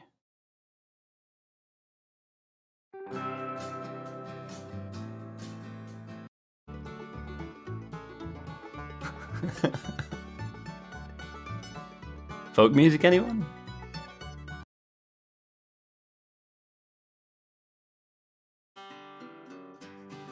Let's get some banjo music on. It's a bit of a hillbilly day. We'll change it out. We'll always change. If it's bad, it won't stay forever. The South are moving towards weapon shooting speed, better mining, tool belts, concrete, and flame towers. You need those flame towers so fast. They do have military science coming into the labs as well. Slowly, but it's coming in. They have a wall going down, which is great because even just a single wall is a buffer between them coming through. And hopefully they've identified the areas where this kind of thing is happening. There's proliferation going on here to the edges of their base. So yeah, I wouldn't be entirely happy if I'm the South, but you're working on it. The bugs are kind of moving around this lake area and they're being caught in kind of this zone. So it's a massive area of weakness, this corner of the map. It needs to be plugged up. And ideally, as most of you know, the way that you do this is you kind of build a huge wall, connect it to something, and then build a big wall down. SnowRunner. I'll take a look. I can't really do anything whilst the stream is on because I'm not very good at multitasking. Apparently we have some illegal players in I don't understand. But we have walls being made though. We have a building here that's producing, which is great. And Jessica is doing a good job of intercepting. So this has been like the battle line, effectively. They're making it here and no further. I don't know who they are. There's been allegations. Ban them. Oh yeah, I've got some new emotes. I don't know if all of you guys can use this. Let me just go and spam this. I'm quite proud of myself. I got some of these approved. Oh, look at that. I got some of these approved. I don't think I'm breaking any brand. What I want to do is I want to get some of the bugs, like a laser tower and that kind of thing. Yeah, so according to the drama so far, and I don't really like drama in the game, but I don't know if this is or not, so I'm not going to say it absolutely is. Apparently there are people up north who shouldn't be there because they're secret pros. They're undercover. That's what it is. They're undercover. Secret agents. I don't think that's the case. This is... Yeah, but they're... yeah. Worrying. But the South push forward, though. They're not giving in to this. The pressure's on, but they're just going, right, we need to crack on. We need to put some more stuff down. We need to keep building our walls. And there's enough walls here for us to kind of get started on our defense. I've said forever, and I'll always say this. If you don't have your defense down by the 1.5 hour mark, you are in for some trouble. You'll get smashed. You know, the bugs at that point will get too big. And Jessica's already starting to wall up power, which is a great idea. So really strong play here. Just keeping this area safe. If this goes down, there is no base. You have to go back to handcrafting stuff, which is not ideal. But the sends continue. 30% now the South are on, and 16 for the North. This is really distracting, this music. I'm sorry. For any of you guys that are enjoying that, I can't listen to this and talk at the same time. There's like trumpets and there's some... terrible. What music have we not had? I'm just trying to think of something a bit out there. Rock. Is rock any good? That's an advert. I don't know what it is, though. That's just it, and I can't sign up to stuff. I'm not good at multitasking, is what I'm saying. So if I have to sign up and download stuff, I can't do that whilst I stream. Luke's back at threat farming. Again, these are still super duper weak. You know, a grenade will do the job here. And waves still coming to the south. I'm not buying that car. Why do they keep giving me Renault adverts? Nothing that I do or online indicates that that's the kind of car that I want or want to drive. Anyway, we plow on. Nura's threat farming. You love to see it. Hopefully he's got some better armor than just light armor at the moment. The bugs have evolved. They've now got pink shells, and those pink shells denote medium biters, meaning they're stronger, faster, and they have more health. And over time, they'll evolve again into big with blue shells, and then behemoth with green shells. So, right. And we're about an hour into the game. Oh, yeah, I was going to check in on this. So the sushi smelting seems to be going well. Rock music. I think it's like a rock playlist. No, I don't have the artist name, though. I have no idea who that actually is making. Oh, dear. Oh, dear.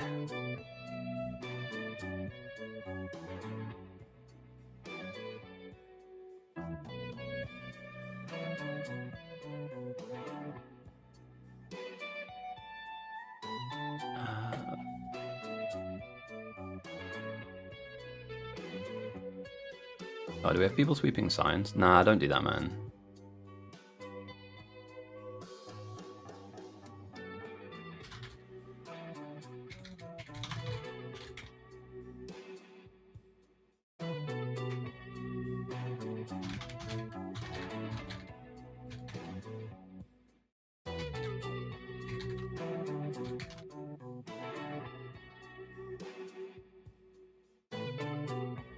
So we don't steal science off the main base. As you can see, a lot of these labs aren't currently running. It's because they don't have any green science. They have enough stuff to make green science, but the labs aren't researching. If the captains say throw stuff, then feel free to throw stuff. But these labs need to be running 24/7 all the time. And for somebody to just come and strip a load of science off, it's not a good look. Really, really not a good look at all.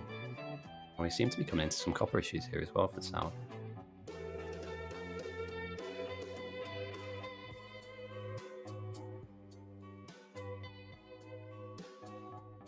They're plowing on though. Good news is, finally, all right, they're getting some flamer tower down. I mean, the blueprint of, but still, you know, the idea is that this will happen. Christy, you're about to die, mate. Bruh. Too busy typing in Twitch chat. Oh no, and your team really need help there as well. Shit, another one goes down. Steel and engines are about to get attacked. You have some flamer towers, but You have uranium ore, it's far away though. It's far, far away to the east. And unless those people want you in their base, coming over here and just grabbing this, you'd have to ask them if you can grab this. That's what I'm saying. But there is uranium ore to the east and also some to the west, but it's very close to the bugs. So I wouldn't advocate going for that because you'll just end up getting killed off, I think. And threat's positive on both sides now. So yeah, there haven't been any major sends, but at the same time, oh nice, we have some feed values. This is new. I'm really glad we put this in. And this is the mutagen percent change that happens. I like this. Awesome. That's another topic for another video. Brilliant.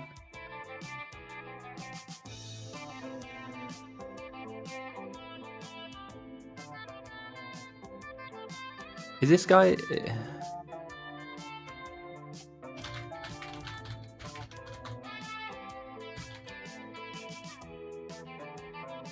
that's a jail, mate. Look, there's nothing.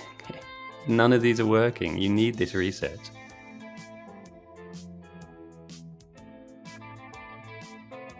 And the thing again is that if English isn't your first name,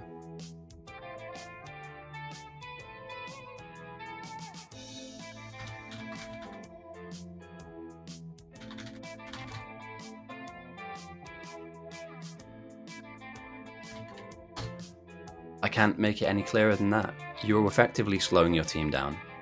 If you come in and you take main Psi and you throw it, you're only really affecting the percentage of the bugs, a few, like 2 to 3%. You're slowing your team's research down, meaning that the South can take an advantage and get ahead. My advice to anybody out there that wants to send science is build your own and send your own. We have one simple rule in the server, and you can find all the server rules up here and kind of the objectives. Don't take what you didn't make. The main base will have things and boxes like a mall where you can take items from. This is available to everyone. So if you need miners, grab them. If you need belts, grab them. If you need underground splitters, all this stuff is available to everyone.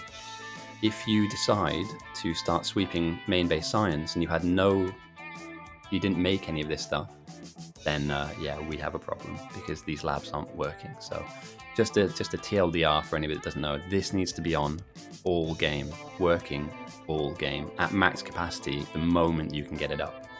And as you can see now, there are a vast amount of labs that don't have green science in because one of these players is grabbing all of this science off the line and throwing it.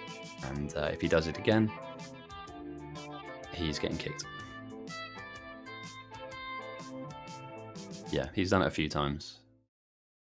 The temptation for a player to do that is, we have it sat on the line, therefore it's not being used, therefore I should throw it.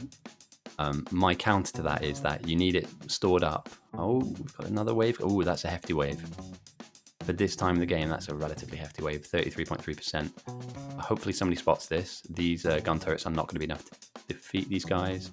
Coincidentally, this is so super duper vulnerable, man. Has anybody seen this? They're going to chew out most of that labs.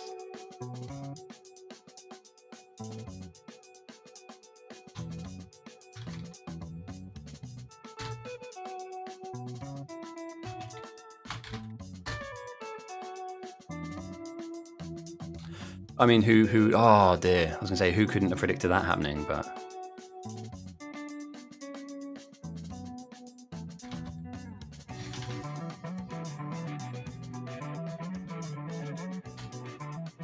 It's fine.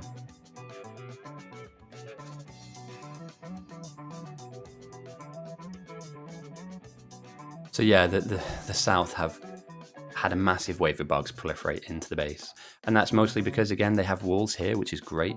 And they have some flamer towers too, pushing the bugs back, sitting them into this DPS zone, this mode. But at the same time, they're getting through. There are corners of this that aren't finished.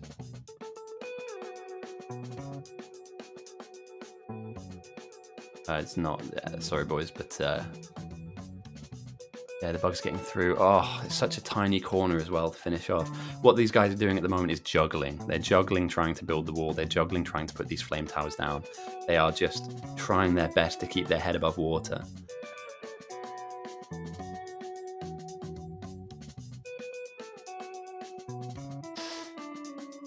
I said multiple times what to not do.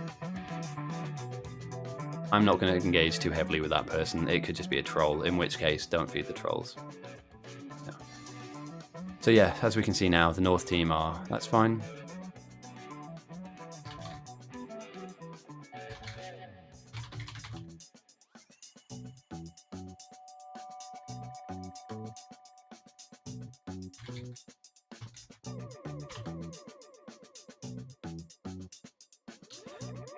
Tomorrow's game, the risk is if somebody does something like that, a team of 12 will easily take advantage. You know, this is Formula One.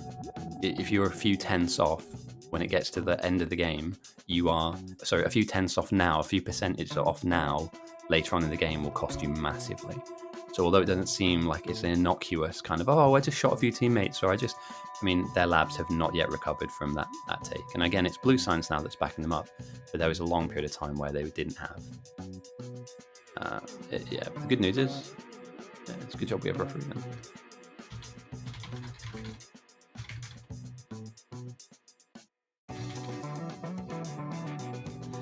Razgriz goes down. Oh dear, and they've made it all the way in. Look how close that bug wave is to the silo. You know, somebody needs to be looking at the edges of this base going, right, what do we need to do? Hey, yeah, nice to have you here. I'm surprised too. I mean, the thing is, right, this game and this game mode, it doesn't really pay off if you're a dick. Like, you don't have anything to gain if you fall out with people, or... you know what I mean? Like, I can understand people falling out and having disagreements. The Discord server at the moment is very busy. I think we have something like 35 people on one channel, and then, you know, about 20 or 30 on the other. But yeah, don't get me wrong. I think with this game, people from different walks of life, so people that don't speak English, or English isn't their first language, I massively respect anybody that speaks multiple languages. But if they have somebody who is English asking them questions, or hey man, can you do this? And they don't understand it, people can get frustrated.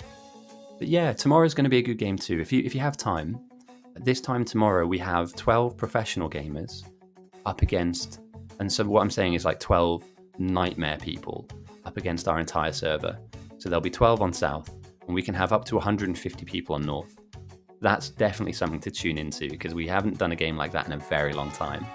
The last time we played that, I believe it was 7 versus 76.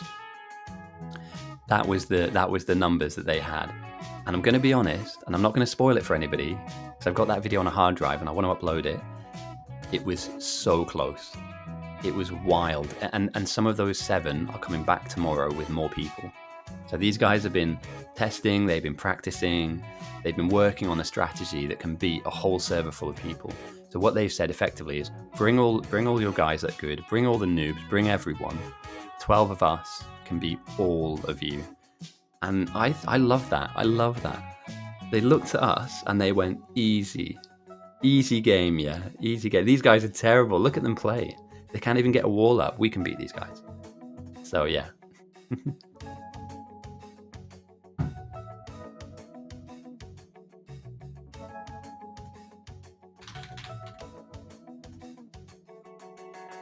I'm not spending any more time on this guy at all.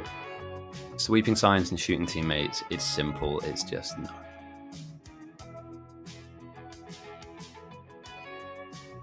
At the end of the day, sit and watch, learn, for instance. Join a stream. There are more. Here we go. Look, let me offer. Last thing I'm going to say to him. Oh, he's left. That's fine. Oh no, the consequences of my actions. We want everyone to play, again, but if you're trolling teammates or you're trying to ruin the game, and there are ways, I'm not going to explain how, if there's one troll watching, they might actually do it, but there are massive ways where you can grief. And when your team has 27 people on, and one person decides to just grief, you're ruining a game for 27 other people. It's not fair. You know, there are more people on North than a standard game of football or soccer, depending on what part of the world you're from. You're also ruining it for the 24 below, because the 24 don't get honest competition.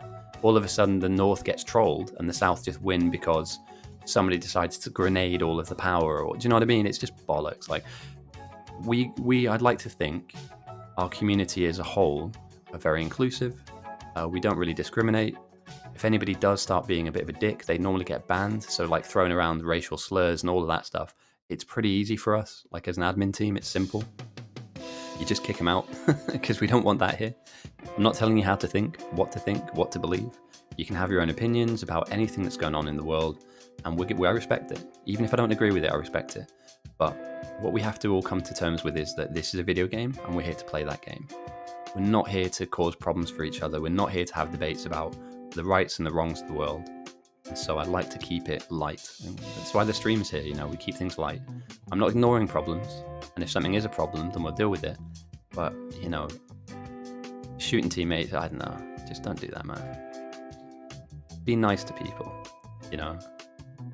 That's what this stream's all about, let's be honest. You guys that come here and watch every single week, it's just trying to be nice to people, try and help people, try and engage with new players, and try and solve some problems, like talking about which team is ahead, how are this outpost getting on, even though, wow, okay, I should have checked in on this earlier, I mean, if they can get this going, this is decent. A mixed build we can see already, although they have been smashed up a little bit by the bugs. So somebody needs to be working on that threat, or at the very least, somebody needs to be working on fixing some holes. And then we've got Pipes' base out here, which I believe has at the beginning of some kind of chipset making build. This is new. Ooh, this is new. Do I make a loop? I'm going to be honest. Trains at the moment, not super duper important. Your team they need to wall themselves off. But effectively, if there's any walls in a box, I would ask your captain where he wants it done. But walls at this stage are really important. Like, you guys are under so much pressure. If you were to make a wall happen down like a straight line from the lake, other people can put flame towers down. But at the moment, you're really exposed. And because there is no wall, the bugs are kind of getting in way too deep. Way, way too deep. So I think defense for the south, I'm not coaching anyone, but as you can see, it's working. But there are edges to your base that they can still come around. And again, if they smash into labs, losing any of these now, it's a huge loss for your team. So yeah. The sides of your base need to be absolutely stitched up and ready to go. There's like the semblance of a base out here, but cute Meow Meow isn't here anymore. And there we go, boom, oh no. It's not the end of the world, but gun turrets won't do the trick on this one. Oh, oh no. That's such a kick in the balls as well. A 15.9% jump. The bugs that are currently here now aren't that strong, but they will get stronger. So now 54.8%, there's 7,500 bugs, and a wave has just come within inches of the South Silo. They are inches away from ending the game. First time, yeah, that's large biters, which are denoted by having blue shells. And again, if you don't have edge defense, if you don't have stuff on the side of your base to push them back, yeah, it's going to be rough. Rebot, thank you for the follow. I hope you're having a good weekend. And thank you for joining me. This is spicy for the South. They have a lot of issues. If I was defending, I mean, again, I do defense a lot in these games. You need to just cut this base off. This base here to the side, it's dead to you. Don't include it, exclude it, allow the bugs to flood and kill it, and then wall up in a straight line and do the same thing. Flamer towers, a thicker wall, later you'll get lasers, but as it stands right now, there are egregious areas that need to be taken care of, open areas. Bully big biter beatdowns beginning briefly. Now say that 3 times in a row, yes! And again, all of the stuff that's out here that you don't want to lose is about to get under attack. They won't stop here, they'll fight through. It's what I always say each week, is that it's great having this frontal defense. Here we go, look at that pack of bugs. They start small, and then they end up like this. Mediums, a couple of small ones in there, and bigs. And bigs take a while to kill. Even if you have your upgraded flamers, even if you have your upgraded, into like light oil and stuff, this wave doesn't just drop. So Wave 1 might make it here. Oh, they made it through. Look at that. I was going to say wave 1 might just hit, but no, they've gone all the way through. And they're barely getting damaged. Barely. So blue push, a blue send, has managed to kind of puncture. It's got, yeah, I mean, look at another wave coming through. And again, the South had opportunities to either continue to threat farm or send back, but I believe a blue send has sniped them a little bit here. It's completely sniped. This is not GG's at all, but you're losing a lot of expensive stuff at the moment. And again, one of the cheapest things that you can build at the beginning of the game, I say this every week, guys, and you'll see me say this every stream, you can build walls from the very start of the game. If you're a new player, I highly recommend finding a stone patch, finding a coal patch, and just making walls. Your team will thank you for it when you get to positions like this and you have all of this stuff down ready to go. Neuro's doing a very good job here, by the way. He's kiting the bugs into the flamers effectively, or into the flamers range, and then kind of getting himself safe, or well, dead, but still relatively safe, disrupting the bugs. But they're so vastly advanced at this point. I can't imagine there's. And again, we have to also think about the outposts, kind of impact that'll have on these guys too. It's rough. This is really, really rough.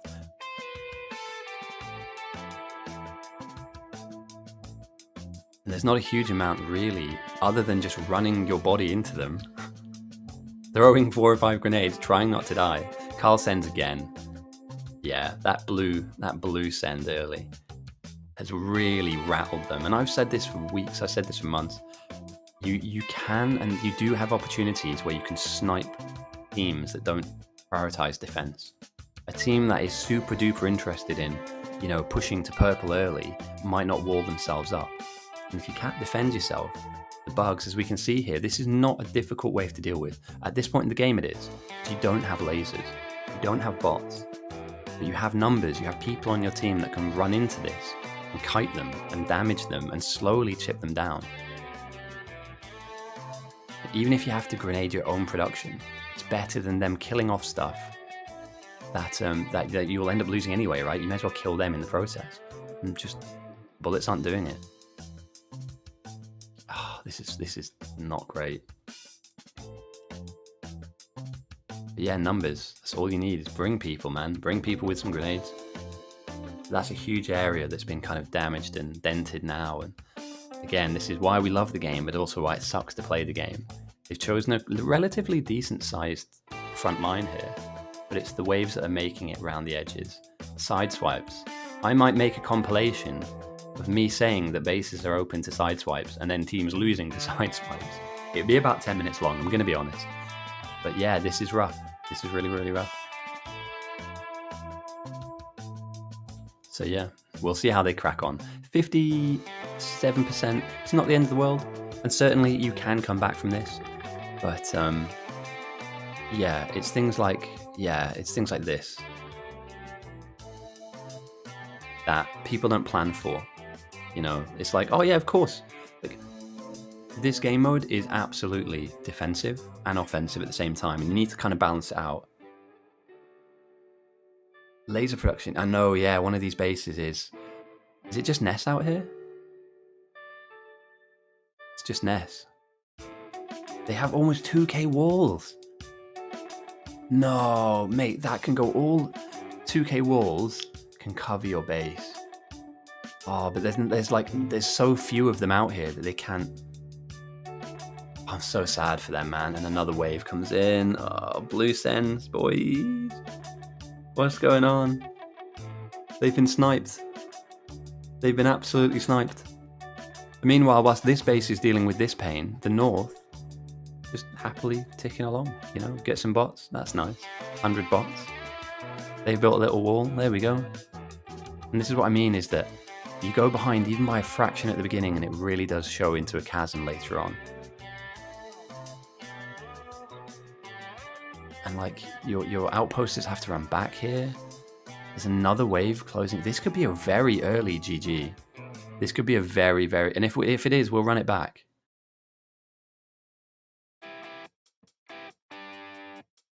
This shouldn't... I'm sorry, I'm not calling people out here. I'm not going to name names, but this shouldn't... With the level of players that they have on this team on South, they may have just distributed their their skill across the map a little too thinly. Maybe this needed to be a bit closer or even kind of in a different position. But the silo is getting attacked. It's at half health now. It's now in red HP.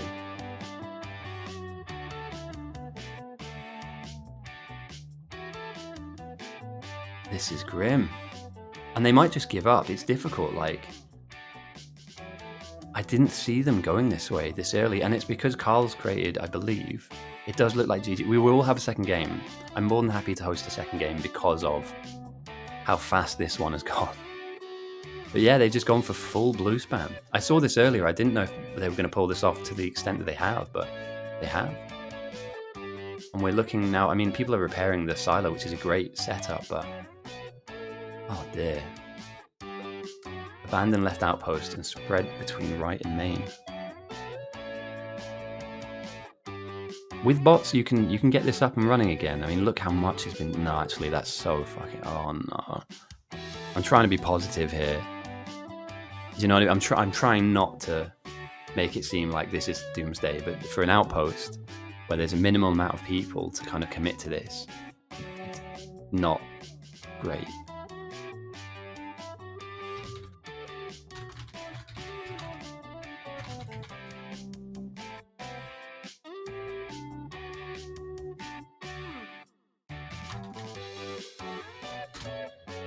Just let people know.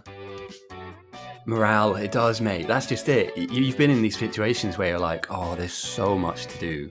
And I want to win and I want my team to win. But there are so many. That's why I do the shit jobs, right? I always do the shit jobs. You know, stuff like running walls. Literally where you're just running on foot, putting walls down. I always do that stuff. Because you just know that some people are just going to not. You know what I mean? Like, why ask somebody something that you yourself already know is a chore? But the South have so much problems, and we have a couple of people stood still here. I'm guessing they're talking about.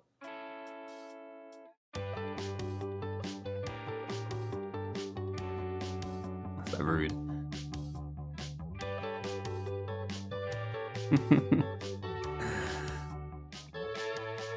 I just, you know, if you look at comparison, I mean, literally from I'll just zoom out even further. You know, on the north we have, you know, most of the edges of the base is defended. In fact, everything to the east is defended. The west needs some extra help. Coincidentally, the north have this, and this. And if I use white arrows to denote where they could come from. Oh, Doob. Dobe? How do I pronounce that?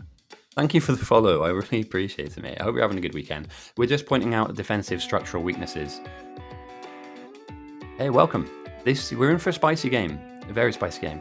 The red arrows are where the bugs cannot get through, and the white arrows are where they absolutely can get through. And at the moment, the South have many open doors they need to close. I'm not saying it's GG. If the game does end soon, we will run it back. There will be another, game after this. But yeah, what a wild game. And there was also controversy. Somebody was saying there's some alt accounts in here, some invisible. Yeah, I don't know about that, but we'll have to wait and see. For anybody wanting a stream to happen tomorrow, we have a special event. We have a special game, and you'll be able to find that if I just send a link to the Discord now. For any of you guys that are brand new, my name's Ghosty. We host these events all the time. You'll find me on YouTube. I think a fair few of you have seen some of the YouTube stuff. If you head over to this Discord and check events, tomorrow we have a game where 12 professional gamers, real pros, have challenged our entire server. So we can have up to 150 people on one side, and there'll be 12 of them. And they've looked at us and they've gone, yeah, we can kick these guys' ass easy. And it's not the first time. We've had mystery teams challenge us before, and it was very close to the last one. So yeah, tomorrow I'll be streaming again. And if this game ends early, I'll stream the second captain's game. I may as well. It's always good to get a double header in if I've got the time. So, welcome. If you have any questions, feel free to ask. And just to put a final note on it, for any of you guys that are brand new, I am making educational videos explaining this game mode from the very beginning, literally joining the server. How do you do that? All the way up to, the end game, meta game stuff that is too nerdy to talk about now. But for any skill level, even if you're brand new to this game itself, everybody can have an impact. And Christy, who's just asked me when I'm playing Void Train next, very soon, who's had his first taste of being an adult and is already exhausted. Welcome to my life. To break down all of the different concepts. This is a deep game. There's loads of different things you can do in it. The map is always different. The players you have is always different. Yes, so we have tried. Let me try and remember. We've done a few. We've done space exploration, Industrial Revolution, Bob's Mods, Crastorio, K2, and I think we've done Rampant as well. And somebody, in fact, you know what? I don't want to spoil it, but very, very soon we have 2 members of our own community who have programmed a completely new scenario. So, although we're here for this game and this game mode and we love to watch and see it, we're just fans of this game in general. So we love running weird and wacky and new, scenarios, and we're always willing to try something new. So I'd say, stick around. If this game is something that you like to play, or even if you just like to watch it, this whole community are just full of nerds. The Discord link I posted, the Discord is always really active. There's loads of stuff happening on there. Discussions about the meta and different builds, as well as people playing other video games. We have a Counter-Strike group there. We have a Path of Exile group in there. The most recent one is Don't Starve Together. Neuro, who's a senior admin. Where's Neuro? Firstly, big love to Neuro. He puts a ton of energy into this game. Where is he? Why can't I find Neuro? He's playing Don't Starve Together with his son. So we've all kind of jumped in to try and make it a bit more fun, and I'm terrible at that game, so I just died instantly. But yeah.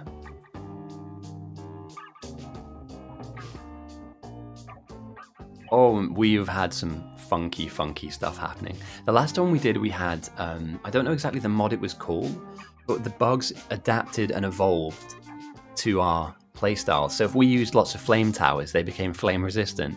Or if we started using lots of guns on them, they became bullet resistant. It didn't last very long. We all died very quickly. But we had fun though. We had good fun.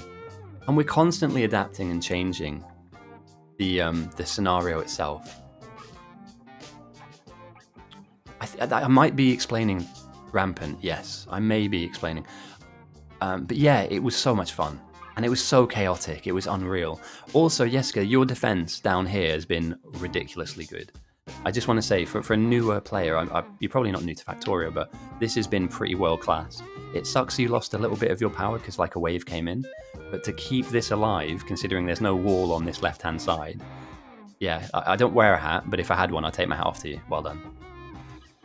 Hey man, very strong, very strong. For a newer player to the Bite Battle side, this is good. I would be... Yelling wouldn't be the right way to put it, but I'd be asking generously if my team could build a wall here. You guys have flamer turrets, so if there's a way that this can slowly be walled off, that would make you really safe. But they're working on it though. They are working on it. As you can see, they're starting to get the sides of the base walled as well as sticking up this bit here. So hopefully there's no more stress, on your side, because I feel bad, man, being exposed at this point with the amount of percentage evolution that you guys are dealing with, 64%, it's rough. It's really, really rough. And there does come a point where they'll be too big for you, even if you have capsules. And this outpost has been absolutely sacrificed, hasn't it? Oh, there's Neuro. This guy's our senior admin. He's an absolute legend. If you see him in chat, say hello, say thank you, because he does all this for free. And, we're all volunteers here at the end of the day. I'm not here to be a streamer. I just enjoy doing this. And the video, I think, goes out to players of our community that can't make this time slot. So people in Korea and people in America, they get to kind of still watch the game back and enjoy the chaos that is our weekly captain's game. But yeah, Neuro's a good guy. Do not DM him on Discord, though. Please don't DM Neuro. He's so busy. Like, it's unreal the amount of things he's trying to fix at any given time.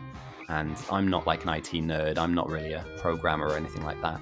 I've seen some of the problems that we're working on at the moment, and it's unreal. For a volunteer, yeah. Oh no. Repair packs in bots. No. But he's kind of the main guy here. There's lots of other admins to kind of point out, but I give maximum respect to the guys that are constantly updating this game and keeping it balanced and making sure that nobody's exploiting things. And yeah, generally speaking, they do a lot of work behind the scenes. So yeah. Oh, I've got a message on Discord. 1 second.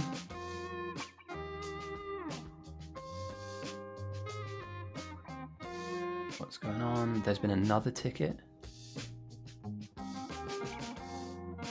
Somebody else is. Oh, come on! Why do we? Can we have 5 minutes? Oh, good. I don't need to take that ticket up. Awesome. We do have a report ticket. The dough. Holy crap! 182 viewers, mate. How was the stream? Firstly, secondly, welcome everyone.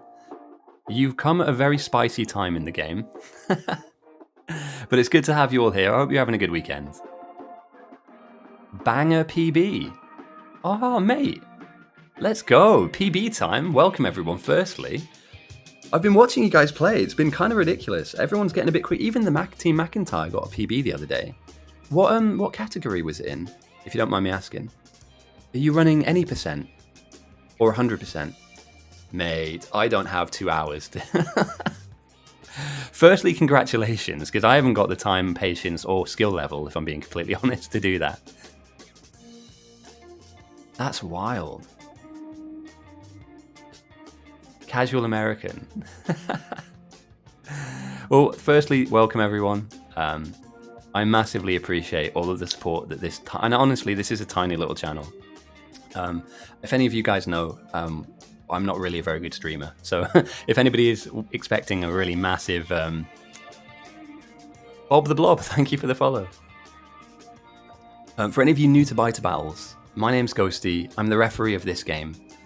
I'm also probably the best player in the server. So if any of you have any questions, feel free to ask. I'm more than happy to explain different concepts, like why we have walls. As you can see, I've managed to import some high-level NASA MS Paint tools into my stream. So yeah, feel free to ask any questions. We're at a point now where there are waves. Oh, what's the end of the game? Why did I even bother? It's GG. There's no one here. Oh no. I can't believe it. Just as I'm like, hey guys, I'll explain what's going on. You couldn't script it.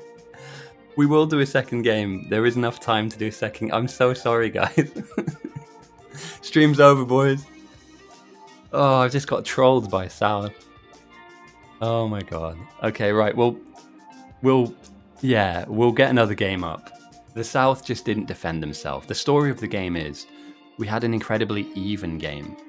A couple of outposts on either side. One got obliterated. This one got basically sacrificed. And there just wasn't any real solid defense on the edges of the South space. And so they kept coming through and eventually did make it through. Oh, mate, that's terrible. Oh, one thing I will say to anybody that's new is we have a special event tomorrow. And the special event is we have 12 mystery gamers that are have challenged our entire server to a game. So there's 12 nightmare people versus our entire server. So we can have 150 people. And yeah, it's wild, mate. It's going to be a big game. I'll be streaming that tomorrow. I don't think I'm refereeing it, so I'll have a bit more time to mess around. Oh, GG's, yeah, man. Fair enough. Just as they had bots as well. Oh, you hate to see it. I'll set up another game. I can type correctly. I don't mind doing a second one. MMP Biter Battles when? I mean, I'd be down. I'd be massively down for that. But yeah, the tale of the game really is just about defense. Both teams had a really good research. The North managed to hit blue signs very early. Carl, being the typical Carl that he is, obviously blame Carl, went for a complete blue send, which has absolutely rattled the South, got them to 50%. The bugs evolved into big bugs, which have blue shells and they're really hard to kill. These guys here. And effectively, they just swarmed the South. They weren't ready. It was like a timing attack. I think that's the best way to put it. It's like a timing attack. The way that you attack the enemy is that both sides have bugs. On the north, you have bugs up here. And on the south, you have bugs here. Shadow players. I need to get to that because I have no idea what Outstanding's talking about. Apparently, there are people here on shadow accounts. Here. Apparently, I don't know. I need to check this. I put a thing in Discord, Nas Neuro, so I might double down on that. But apparently, we have some shadow accounts here, which which is a bit weird. But never mind. We'll go again. The map's going to reload, and we'll start again. So those bugs on either side of the team, they start off with 0% evolution, and as we start the game, there are 0 of them. Threat means number of how many bugs there are, and evolution is how strong they are, how fast they are, how much health they have as well. So over the course of the game, you have the opportunity to throw different science jugs at the enemy. Oh, actually, I could play this one. Okay, so, sorry, I'll just delete this. And the higher level science that you send will pump the evolution of the opposite team up a certain amount. So we're going to start another game, and I'll probably play this one. I'll jump in. I don't think I'm refereeing, but I'll jump in a bit. I need to get a little bit of money. Yeah, Moonshot, I got raided, and thank you again for the raid. That's incredible. And Dragis, again, thank you for the follow. Yeah, so you send science. You make science, you send science. And what that does is that evolves the opposition bugs to a higher number. When the number is really high, they become almost unkillable. Oh, the Soldier versus Neuro. They're 2 very good captains. That's incredible. So, for those uninitiated out there, there is a really large lake that separates the north and the south. The north will have bugs coming at them in this direction. The south will have bugs coming at them in this direction. If they keep this map, it's unreal how much water and lakes there are. There are a load of resources on both sides, but there's no advantage to being on the north. As you can see, it's kind of mirrored. This copper patch is mirrored coincidentally onto the other side in exactly the same fashion. So there's no change in being on the north, or no advantage of being on the north or south. And at the moment, we have 2 people who are going to captain either side of the game. The game of, that's tomorrow, Tech Priest. Tomorrow is the mystery team versus all of us, which is going to be huge. There's a PB, apparently, from the Doe. I might have to watch that back. That's going to be pretty fun to watch back. Although it still blows my mind how fast you guys go. It's unreal. Let me do the prediction as well. North one. The people that voted with their pot noodles, the North, yeah, fair enough. They took it. So what's happening at the moment, like when we're in PE at school, we have 2 captains, and either captain is basically picking a side. So they have a whole host of people to pick from, and each of these players have different play styles and different things they like to do. And they're basically trying to figure out who are the best players that they potentially need. But we're keeping this map, apparently. It's got a lot of lakes. It's got a lot of lakes, but how skillful? Not very. If I'm being honest with you, Blob. Oh, Bob the Blob, sorry. I don't want to get your name wrong. You could do something as simple as build power. So, you don't necessarily have to be high skilled for tomorrow's game, but we need lots of people. I'm backing the plebs. I'm backing our server to beat the 12 people.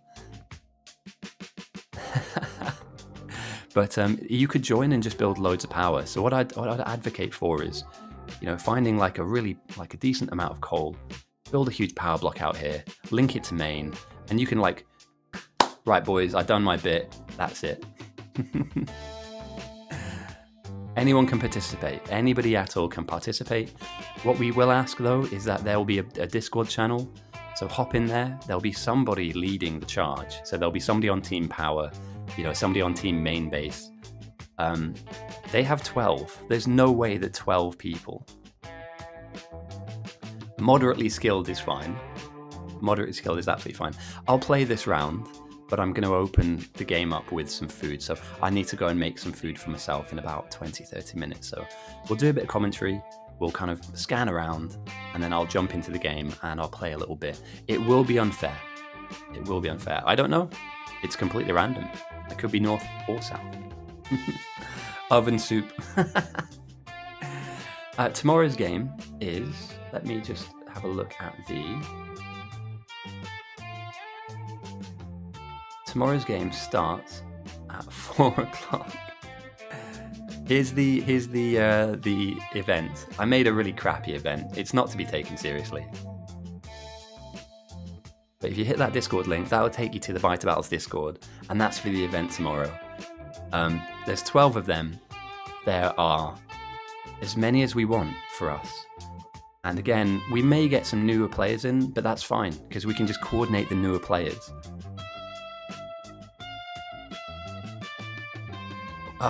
That's a great question, Artus. I am currently making a set of videos for newer players. So even if you haven't played Factorio before, I've got a few that I'm making at the moment, which are explainer educational videos. If you check out, I don't do self-promotion that well. I might need to a bit more. But if you check out this channel, which is wild because we've grown massively in the last couple of days, which I'm really appreciative of. We're at 2,000 subscribers already. 2,200, Jesus. I think people are just finding the content and they're quite enjoying it. The game that was on just now, as well as tomorrow's special game, will go up on this channel. But also, I'm going to be producing educational videos and they'll be on that YouTube page. So all the way from finding the server to, what do you do at the beginning of a game? What does an outpost mean? How do you defend correctly? The game mode is really, really deep. So there's lots of different moving parts to it. But as it stands, as a new player, you can have a huge impact and you don't need to do a massive amount of, kind of stressful jobs in order to make that thing happen. So yeah, look out for that in the next couple of days. I have the first 3 ready to go. I'm just doing some audio tweaks and trying to just make things as best they can. The one thing I have always said, and I'd like to just say right now, is I'm not like a natural YouTuber. I'm not like a natural streamer. I kind of just fell into this, which is why it can be a bit goofy at times. So if you guys are looking for like high level of production values, and yeah, I'm not going to be in that realm of like massive graphics and all that jazz. The game length depends on how well the teams play. If the teams don't play very well, it could be on for a very, very quick game. If the game is going to go the way I think it will tomorrow's game should be about 2, maybe 3 hours long. I'd be really surprised if the community can survive 3 hours against this team. Like, I've seen the players that are coming, and it's scary, Matt. Like, it's scary. we have some problems tomorrow. So some of them you'll know, and some of them you won't. But I can tell you now, they are all very, very difficult to play. Natural streamer. Yeah, I try my best. But yeah, we're picking teams at the moment, so I guess we'll meander a little bit. And so yeah, the one thing I'm quite grateful for, and I've been allowed to do this now that the channel has reached the level that it has, is I can raise some money for some charities. So just by watching alone, there's like a small revenue goes to a charity of my choice. And so I don't know if we have a lot of English people here, but there's a charity called Greater Ormond Street Hospital, and they help children with like really serious cancer and disease and stuff. And so I'm going to try and set a target of £50 raised for that charity. Dark Helmet, welcome. Thank you for the follow, and I hope you're having a good weekend, mate. Thank you for the click. Yeah, so we're going to start raising some money for some charities. I'll see not a single penny of it. I never would. I'm not that kind of person. But purely by sitting and watching the stream, you'll help raise money towards that goal. And once we smash that goal, we're going to choose another one, and we'll just keep going. We just keep going. If there's something in mind that you guys really want, or interested in, then we'll do that too, like a cancer charity or a children's charity. You name it, we'll make it happen. Artist, thank you for the follow. For any of you guys that are real stats nerds, here is a channel that you can have a look at. Not a channel, a webpage, sorry, that has all of our player stats on there. Here we go. So in today's game, or tomorrow's game, you'll be able to have a look at the ELO, the level and the standard of the players that are in the game. And at the moment, you can see the current game. Soldier has 1,014 ELO, Smiling Nasser 1,014. 1,114. So you'll see the elos spread. Ah, got you. I had no idea. Can admit Raven. Bob Elo. I've seen the Elo of 1 before, I'm going to be honest. But yeah, that web page, effectively, you can keep tabs on who's good and who's not. Mine is slightly off. I haven't really been able to play recently, which is a shame because I love this game mode. It's really good fun. And I highly recommend if you like a little bit of competitive game and you like playing on large teams. I know a lot of people are like speedrunners and like they're going for PBs and stuff, so it is a one person versus the universe, but it's kind of nice when you have a team of 30 people and you all win together collectively. You know, from your building of the walls to the, you know, these guys getting all of this all kind of smelted down to, you know, the outpost is building a rocket. When you get a win, it's kind of special. It's really hard to explain. There aren't many games like this. It's like a very long game of chess. Oh, Christie's on South. And there's still so many people to pick from as well. To anybody that's new, that wants to play this is a live game, by the way, so you can come in. To do that, let me show you real quickly. And I'm sure all of you obviously probably know Factorio to some degree. Head to multiplayer, head to public games, and I've got it saved up here. There's 63 people on the server. We're normally the busiest server on the weekend. But if you don't know where we are, type Bite of Battles into here.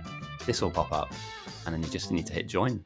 And if you want to play, even if it's for like 10 minutes, 15 minutes, half an hour, you're more than welcome to. So I'm not going to vote for difficulty. Oh, Ling, hey mate. What's all this I hear about shadow accounts?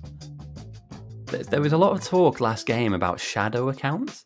And that's the first I've ever heard of it. But if you could clear that up for me, that'd be great, because there was somebody like on an alt, or no banned players, I hope, but yeah, people were getting very upset about it. Alt accounts. Ah, okay, right. No, I'm not being picked yet, mate. I need to have some food first.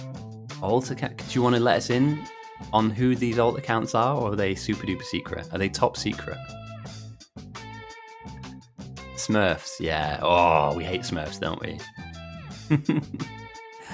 I mean, to be fair, they bought another copy of Factorio, so. But yeah, I couldn't figure out who it was, because we have a lot of new people joining us anyway. Like the server is growing, you know, the Twitch is growing. We have other people streaming as well, so there's more people watching the game. I just assumed that we just had more people here, you know, more people to play. Smurfs is a new one though, which means that they have an elo which might match their main account. Ooh, should we do some detecting? Should we be a little detective? And I might do this. I might try and link up, do some analysis, and see like if this guy plays very similar to this guy, then they might be the same person. If I've got the time. Well, the South have got some very strong players at the moment. And for any of you guys that are new again, that are just joining us, the game will start eventually. We're just slowly picking down from the very best players to the kind of newer players, all the way to like the newest, and then we'll get going. So this normally lasts not very long at all.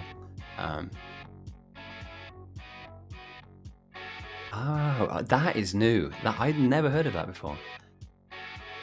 Some player with alt accounts, but other than Carl and Ness, most players don't want their real identity to be known. That's interesting. I've never heard of that. That's very top secret, isn't it?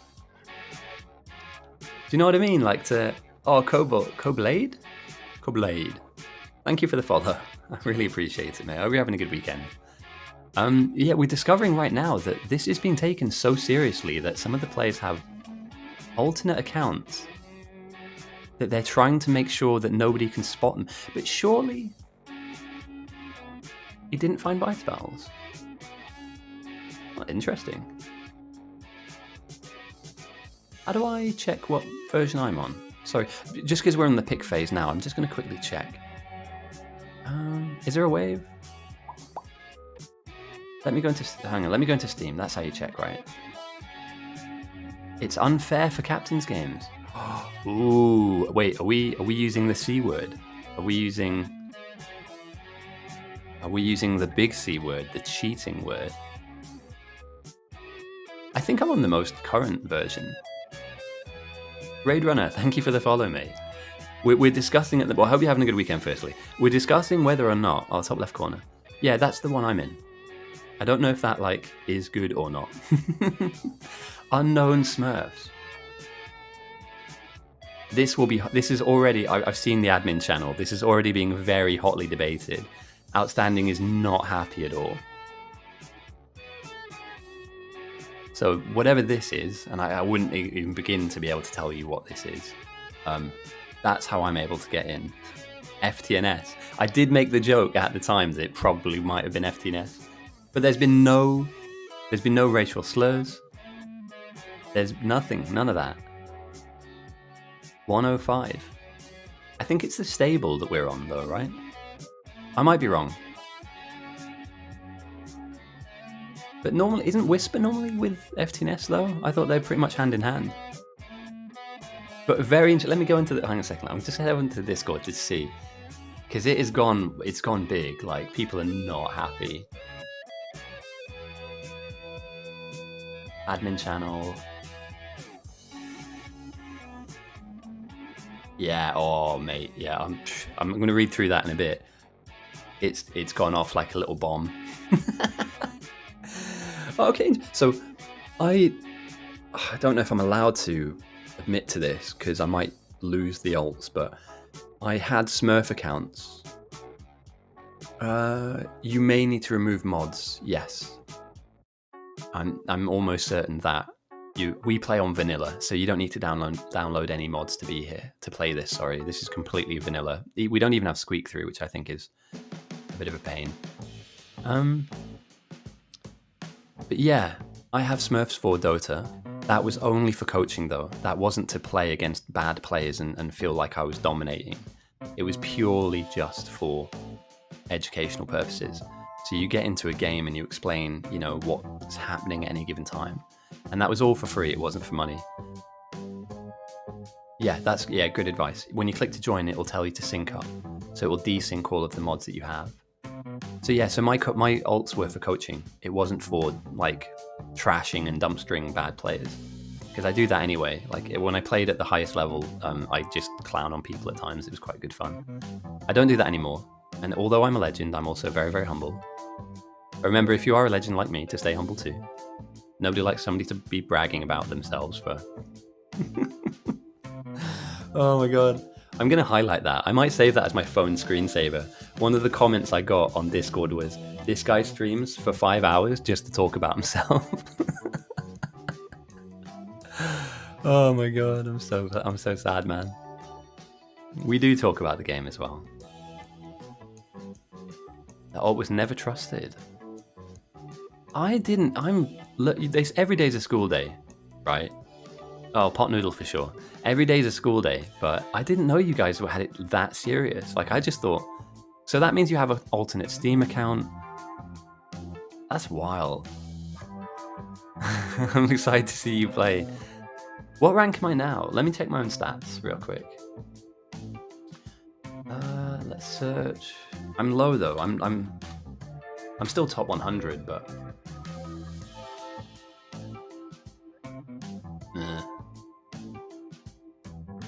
I think I'm ranked 65, 64. Yeah, I've fallen off. But that's fine.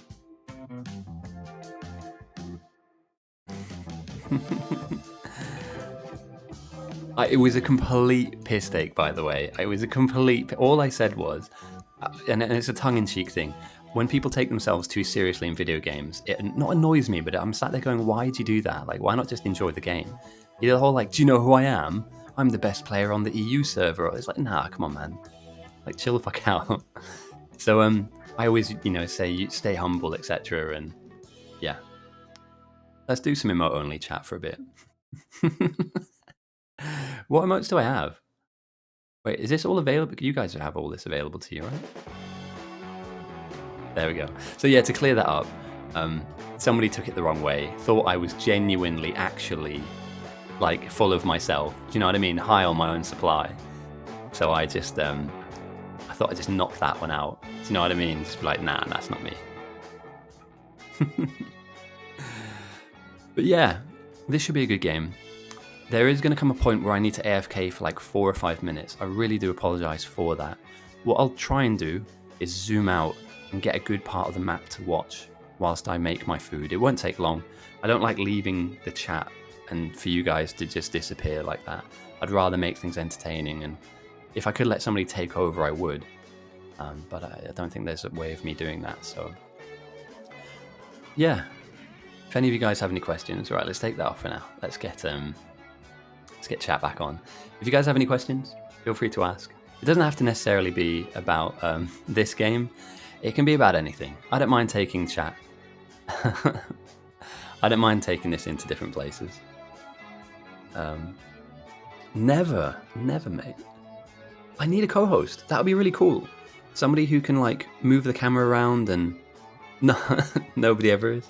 But you know what I mean? Somebody who can like move the camera around and, you know, still commentate on what's going on. What I might do is I might be able to stream. There's another person streaming, I think. I think Carl is. I might be able to stream Carl's stream from mine. Oh my god, boys. I'm the highest viewer streamer on this whole platform. Holy shit. Sorry, that's just taken me by surprise. I'm at the top of Twitch. And that means when the dough raided me, I was like massively. That's wild, mate. That's unreal. Yeah, oh, mate, should we do that? Let's raid him. All right, nobody say anything, all right? Nobody say anything. We're going to raid Carl. Where's his stream? He's on here, right? Let's do it. That's fucking awesome. Let's raid him. I don't see him.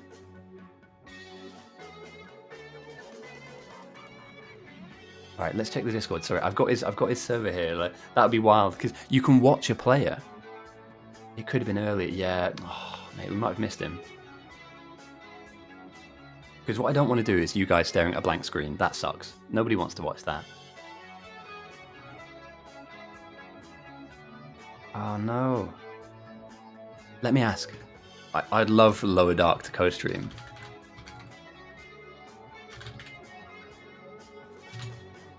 Let's see if anybody else is streaming. Ness sometimes streams. Runebogler sometimes streams. He's not here at the moment. But let's see if we can get somebody else. Because what I can do is I can pass them off. I can pass all of you guys off to them. You can get like a player's perspective. And then I can start the stream up again. Oh, with me? Oh, yeah. That'd be great. I'd love to have one, boys. Honestly, I say this every week. The more people involved, the better. And there's so many people still to be picked. Or should I do it now? What do we think? Would you guys be annoyed if I just left for a second?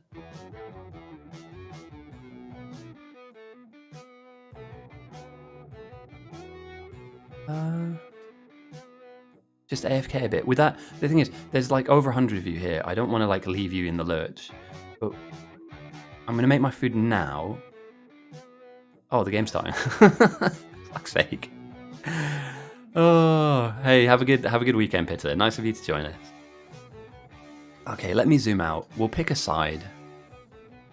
If you don't, I hate to do this. I don't hate to do it. I need to do it because I need to eat. But let me just put BRB. BRB. High levels of skill. Paint there. I know. I hate doing it, guys. Genuinely, I feel guilty about doing this. And I'm not doing this to long it out. I'll be back very soon. I'm going to make some food. Hopefully this is a 4-hour game. So feel free to dip out, come back. I'll keep the music running as well. And I'll be back very, very soon. But I need to eat. And I also want to check on my dog. He's been really quiet today. So I hope he's just been sleeping all day. I'll be back very soon. And also, if you need to take a few minutes for yourself, maybe this is the perfect time. This should be a long game. I'm hoping they've learnt the lessons of the first one and that defense is top of the priority list. And with all the lakes here, I can see defense shouldn't be as hard as it looks. I'll be back very soon. Enjoy.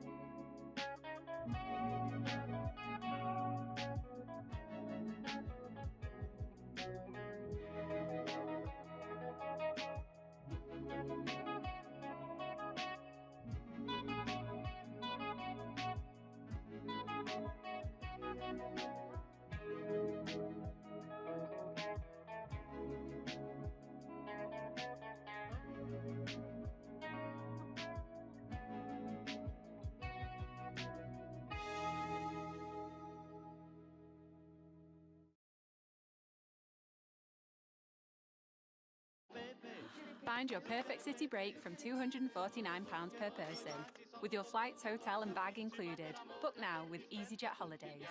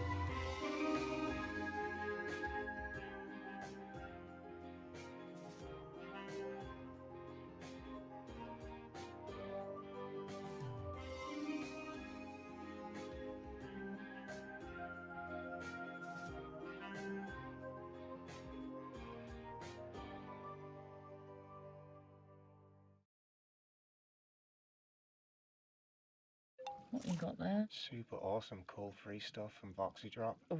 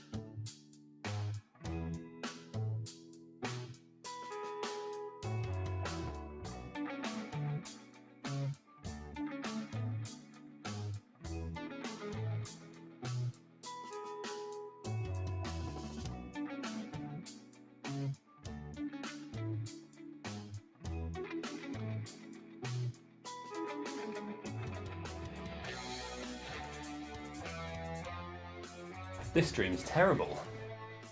There's nobody here.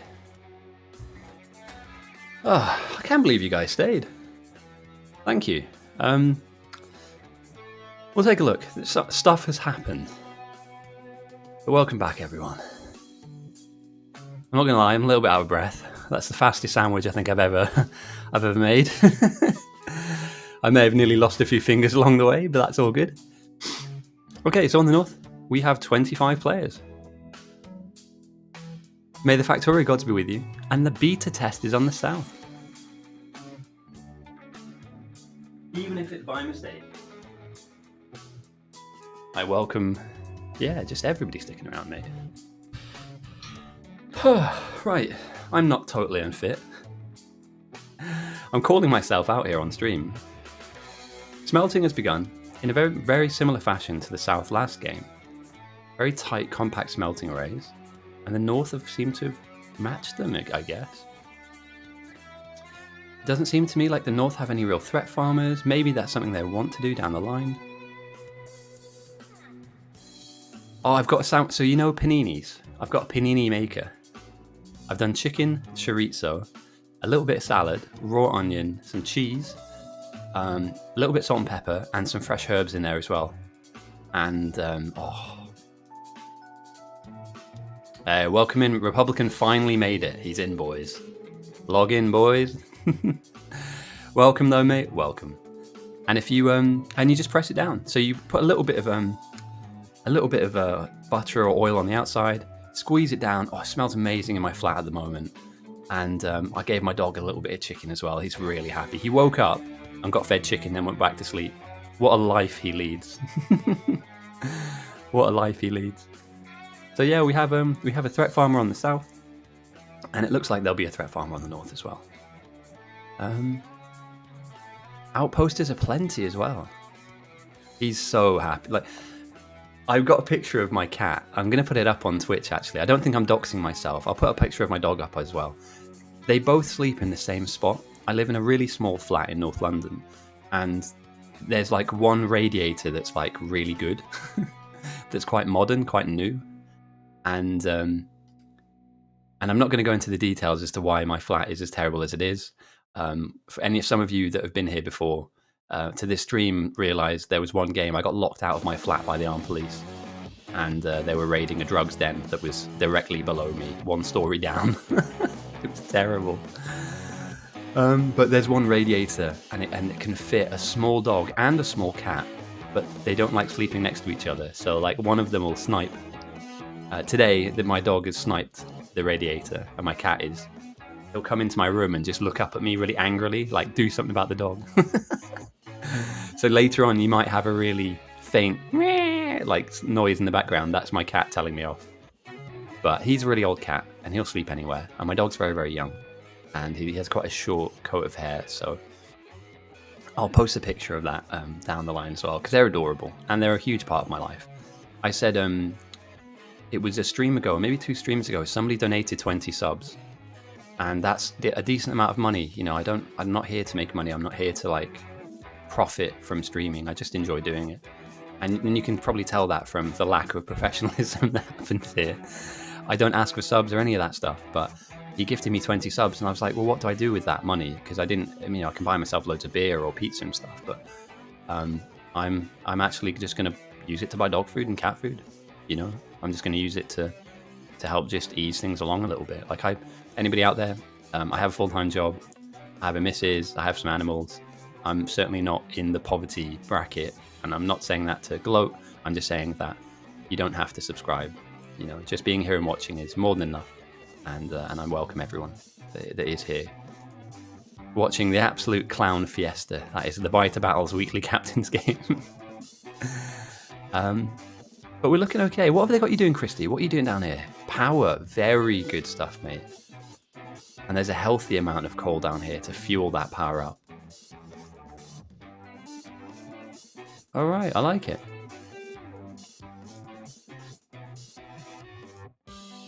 Although somebody seems to have stolen his.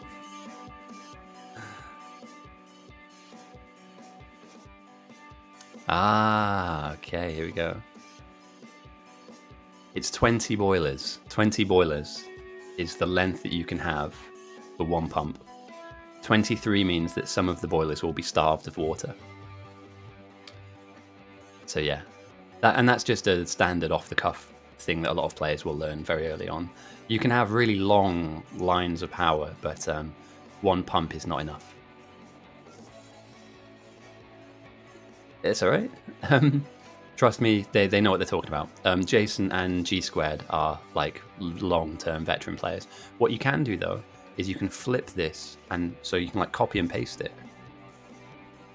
and then stick that up here. Do you know what I mean? So there's like a flipped version of that above it, and that way you're very space efficient. Although I'm not here to coach, but that's a way you could get around that. Is you can keep the same amount of stuff here, flip it, stick it above. And if you need help, ask these people. They're your teammates, you know. They're here to help. So the outposters, let's take a look. Gamershock and Carl. Carl might be going for spam again.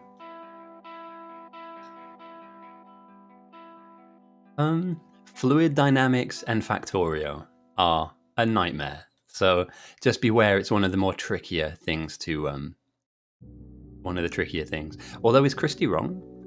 Do we have any absolute math nerds here? That, as far as I'm aware, it's 20 boilers to a pump for it to be fully efficient. Got a new player out here. Cute Meow Meow's got a second base on the go. Last one got destroyed in the last game. Q Crack and Red Wraith. 20 boilers, one pump. Yeah, I think that's the ratio. And then all you need to do is just grab another pump. And then do it the other way around. So yeah. There you go. Educational content. There we go. Vortex up here, probably doing, defensive build. Offensive build and threat farming. And then Lane Muslimp coming in with the grenade building here and some plates. So this already looks like a much more established game. Yeska going in with another power build. Again, we were speaking about this before. If you're a new player and you don't want to get involved with the ratio stuff and building up the mall, finding a coal patch, feeding it coal, honestly, it's a ridiculously good play to make. And if you have a look around here, you can tell this person plays Factorio a lot.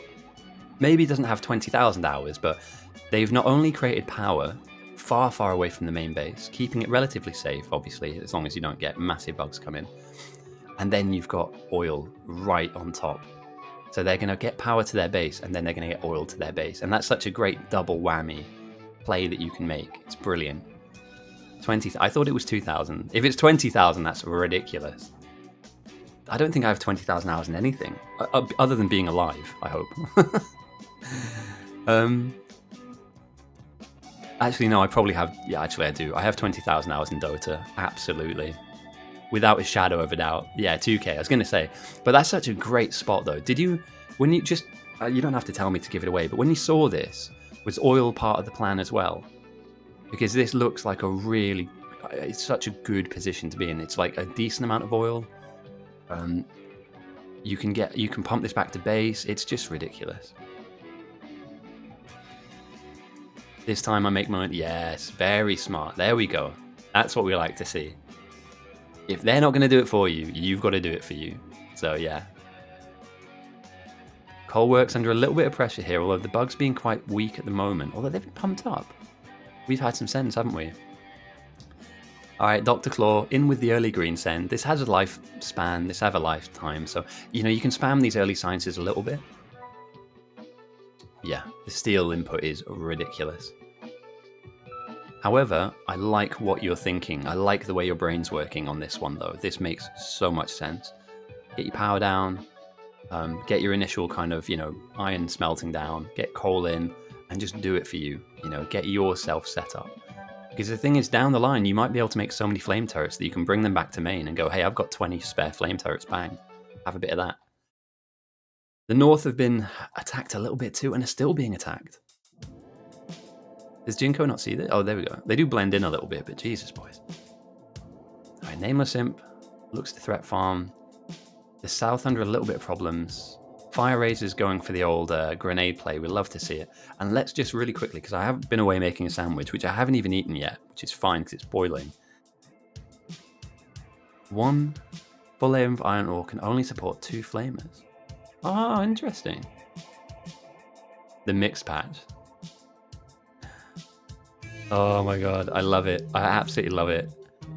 I advocated years ago. I say, yeah, I know it would have been years ago actually. Maybe 2 years ago. I was like, the people that can make the most out of these mix patches are winning at life. I have a boiling sandwich. Hey, let's not go down the oven soup. We were brainstorming flavors of pot noodles that we could kind of send out to them. Dream with me for a second, and I say this completely as a joke, so please don't take this seriously. If anybody out there works for pot noodle, please let me know. I eat them often on stream. If you guys are here every week, you'll probably hear me go, right, I'm going to go off and get a pot noodle real quickly. Imagine a tiny little window on the bottom left here that just rotates different flavors of pot noodles with my face on. We could get sponsored. We absolutely could. And if any of you out there... Oh. Okay. That's a lot of pings. Yeah, if anybody's out there that works for pot noodle, I'm being kind of casually unserious, but I don't mind if somebody wants to reach out. I do name drop them a lot, not because I don't work for them, I'm not sponsored by them. I just eat them a lot because I can buy them locally. But they are part of my day-to-day. And when I stream, I normally have a pot noodle, I'm going to be honest. So yeah, a little window in the corner just here. And yeah, the kind of the meme that we have is that we were spitballing ideas. And I came up with oven soup. Yeah, I haven't even eaten yet, mate. My sandwich is staring at me. And if I was to come in, I'd be on the south. So yeah. But yeah, oven soup. And again, like I say, oh yeah, Christy needs help. You know I'm going to be opposite you, though. But they need a player, mate. The south need a player. Because I'm talking all the time. Yeah, you're right. But yeah, so I for a joke, if we ever got big, if the stream ever got big, I would make a concerted effort, just for a laugh, you know, just for a laugh, because this isn't an edgy stream. We're not like trolling people or, you know, not causing drama.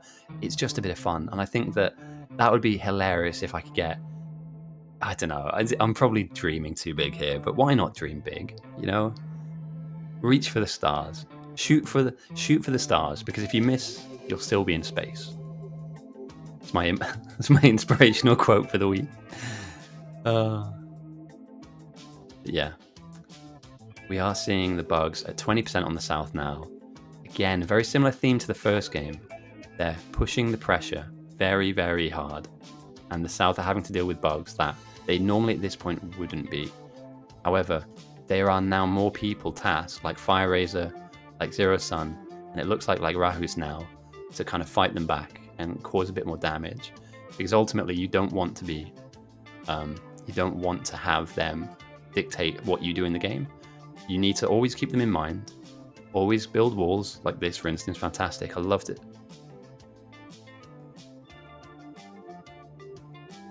I'm going to turn my mic off and then slam my head into the desk, just once. I might come back concussed. What is going... Boys, come on. This is walls.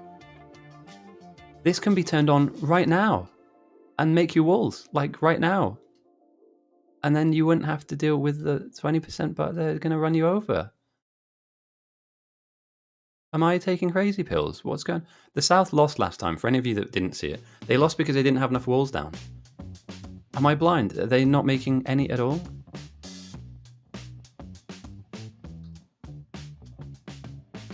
Like, come on, boy. Do you really want to go down to the same thing twice? That's unreal. And how long has that been sat there for? Now, it's not a lot of stone, but it's enough. I mean, that can start, brick production. And you're moving towards military, so you need walls anyway.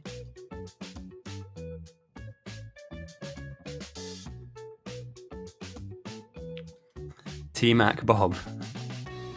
It depends on which chat you're talking about. I think in game chat, you're allowed to kind of...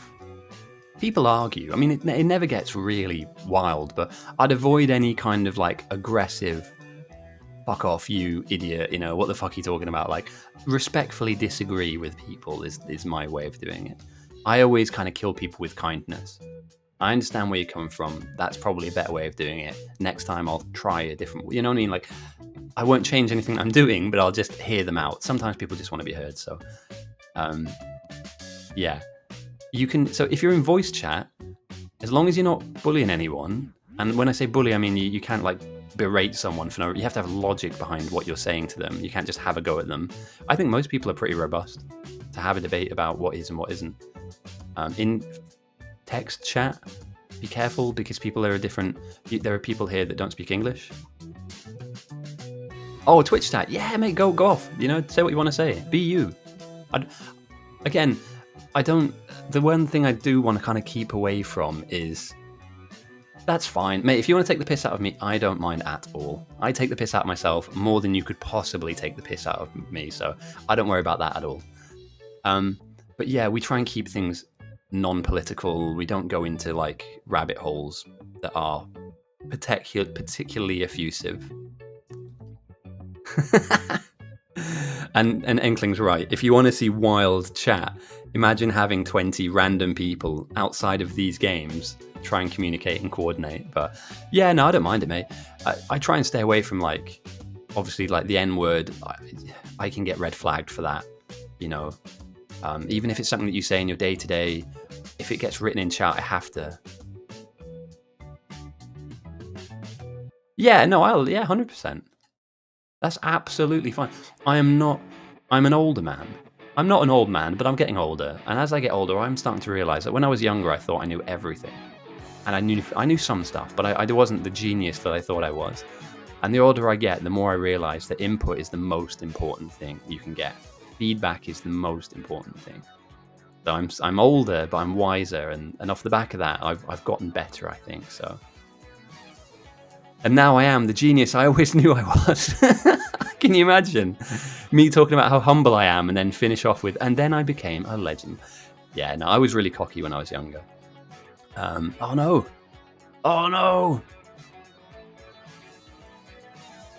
Oh, that sucks. That's,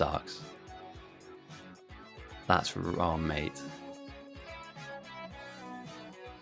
The first number starts with 3. That's as deep as I'm going to go.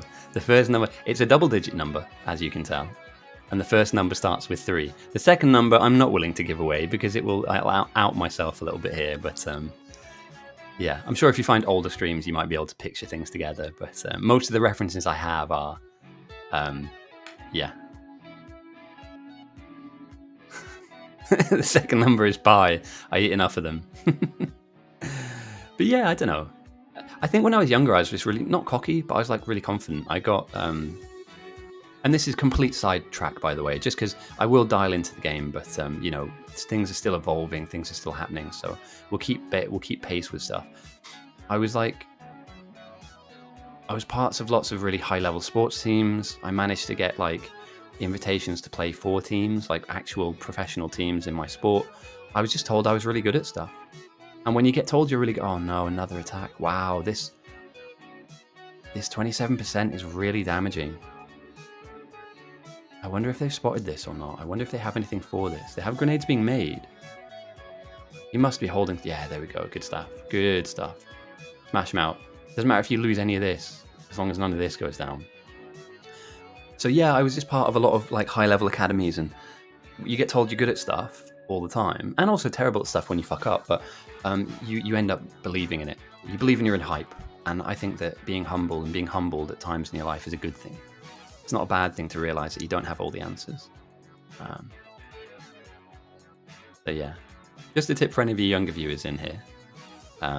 Enjoy it. Enjoy competition. I love competition. I love fighting with people, not physically fight, but you know what I mean? Like going at each other. All right, the North guys, how can we beat them? How do we beat this?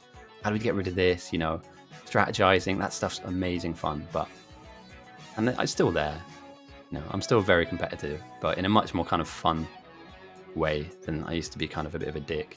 And I have been told when I used to play rugby, I was kind of quite difficult to handle because it was all in. Ratios. But anyway, yeah, sidetrack. It sucks. This absolutely sucks. One thing I would say to you, Jessica, if you are listening, and I'm not saying this trying to coach you, gun turrets are not great.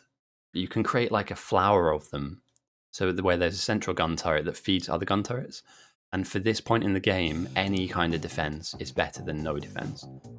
So the bugs will aggress onto any military buildings like radars. So what you could do is you could put a radar like out here with gun turrets around it, and that's an early warning sign. So even if it gets run over, you'll still be able to get there in time to grenade the bugs back. It looks to me like they came from through here, or maybe even potentially around this big lake, and they're coming in this direction. So try to find a focal point, like here, for instance. Set yourself up here. The info is, and it's great you asked that question because this is a brand new feature that got implemented.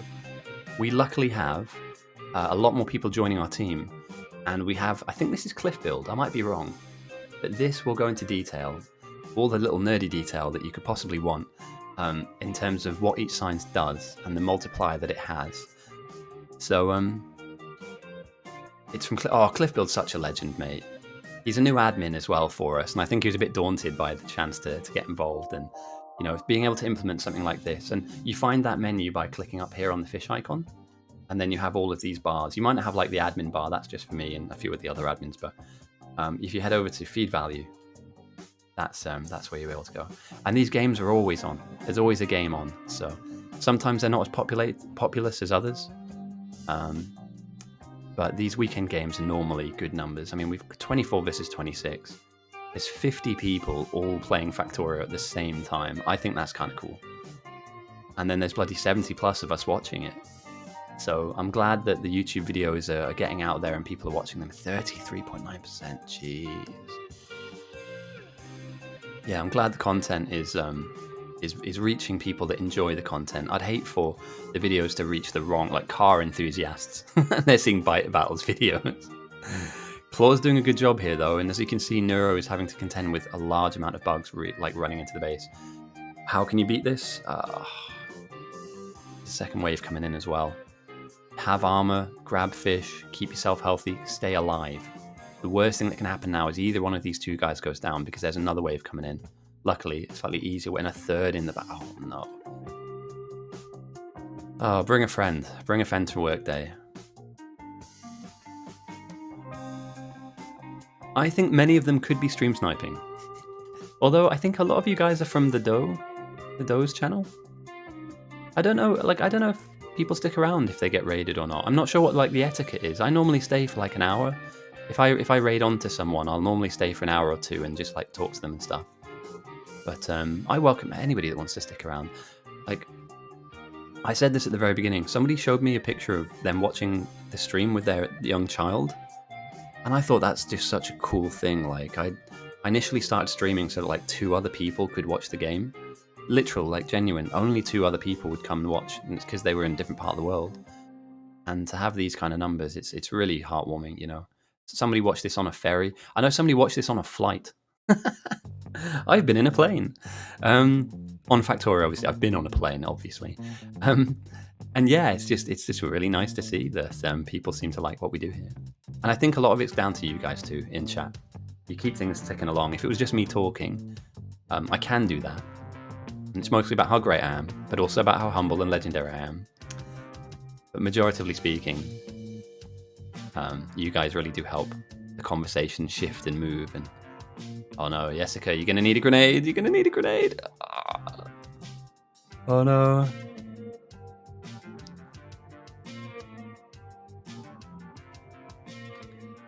Oh dear.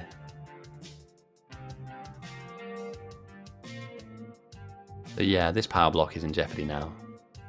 You hope that maybe ARX or Kutami can see it, but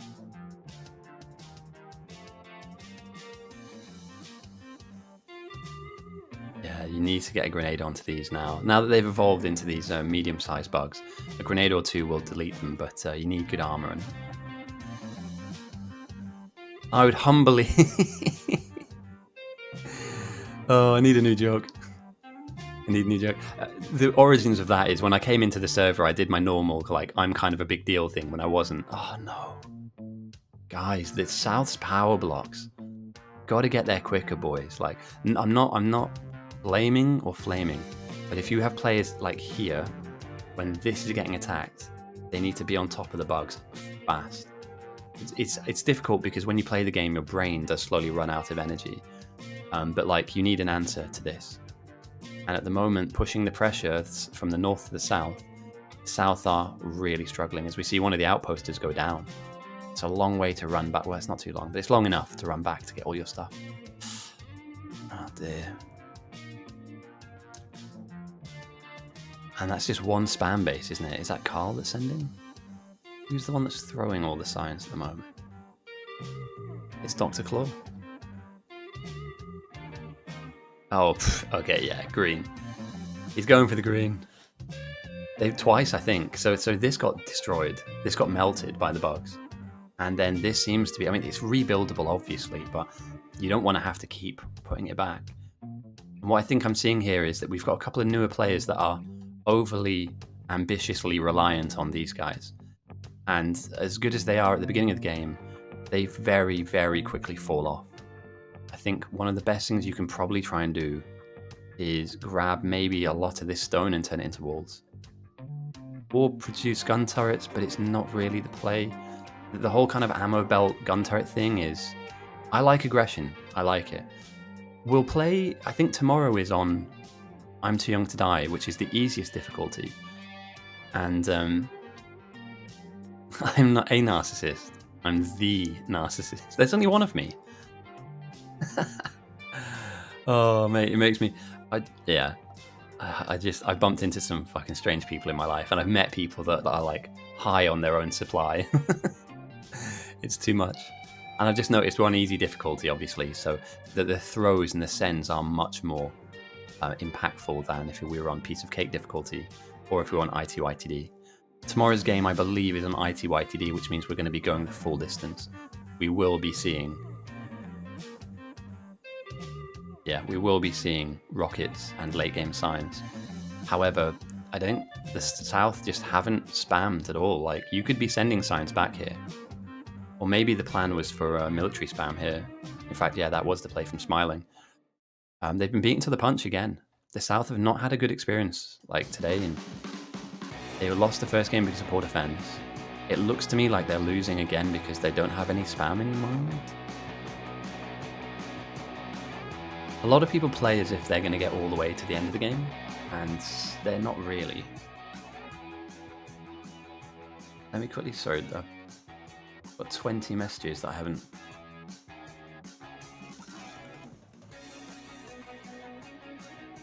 Okay, can't do anything about that now. So yeah, it'll be great to see somebody else spamming, because at the moment the North are dealing with 17% bugs. That's kind of not too hard.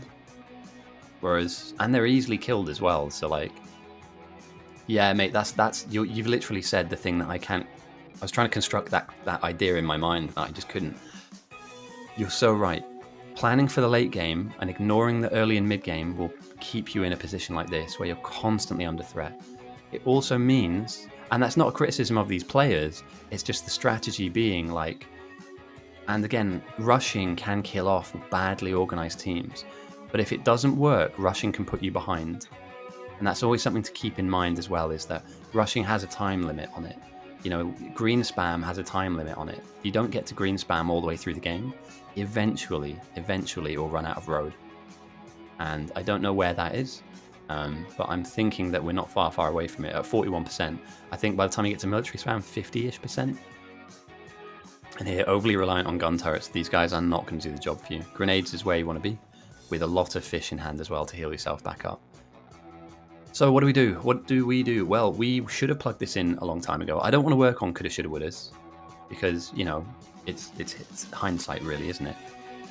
We needed this running at full speed right away, straight away. You need a bit of landfill, but I'd want more bricks.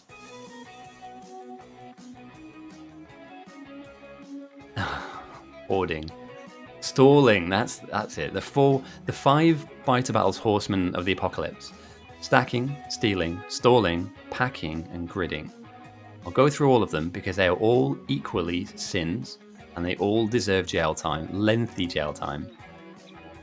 So stacking is when you end up putting all of your favourite teammates and all of the best players on one side of the game, leaving noobs on the other side, stacking up the game effectively so that you win. Stalling is having exactly what Cizik just said. Stalling is when you have way too much white science in your hand and it's a free win. Oh, yes, Jessica. Yeah, we go. That's what we need. See, they've got flame turrets here already. Imagine if they had them in here in Maine. Just a big long wall between this and flame. Oh, mate. Yeah, we're working on it. The South are going to give it a go. So yeah, stalling is when you have too much. You have all the game-winning components. You've won the game, but they just refuse to send that science across. Rip. Stacking, stalling, stealing.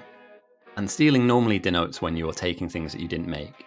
That could be a whole belt of blue chips where you just decide for whatever reason to go and grab all of the great late game items that you could possibly want.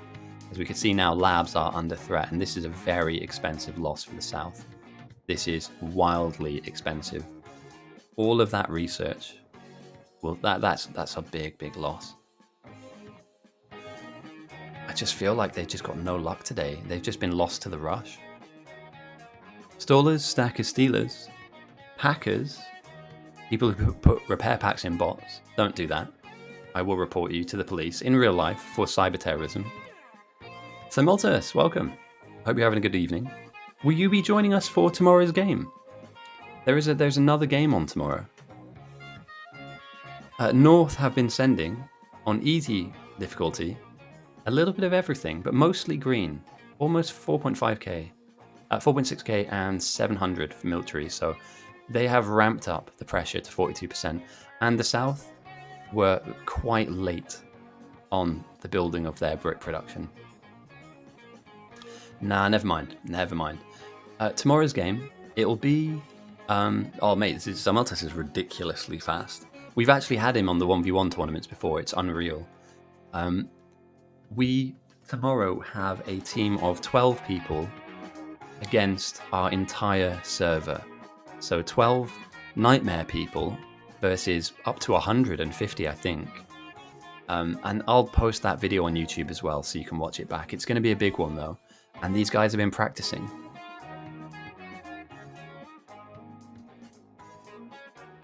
Reclaiming third place. That's something I need to get into. Because I really like watching speedruns. I think I'd enjoy doing them if I kind of knew what I was doing. I might get into... I don't know, you guys don't want to watch me speedrun. Here we go. So Neuro is prepping a response. And it needs to happen. They should not be... It's criminal that these guys have been allowed to stay on easy difficulty for almost an hour at 19%. With no defense. And some threat farmers. Throw something. Shove that up to 30 or 40. Get these guys killed. Force the rest of the map to respond. Otherwise, they get an incredibly free run, where they're working on red ships already. Mill-size spam. Out here we have green spam as well. Oh, congratulations on getting a job, mate. Was it just any job, or was it a very, very specific job you were looking for? There we go. Big send from Neuro. 238, 25% now, and the bugs are just that little bit stronger. They run a little bit quicker. They do a little bit more damage, and it takes a little longer to kill them. So you will crowbar these people out. But yeah, mate, congrats. I've been there before, where I've had to take part-time jobs on, and you know that there's a perfect job for you out there. You go for the interview, you're nervous as hell, and then you get that phone call, and it's just a big, oh, thank fuck for that. I got the job. I'm so happy. You know, yeah, I'm happy for you, mate. Oh no.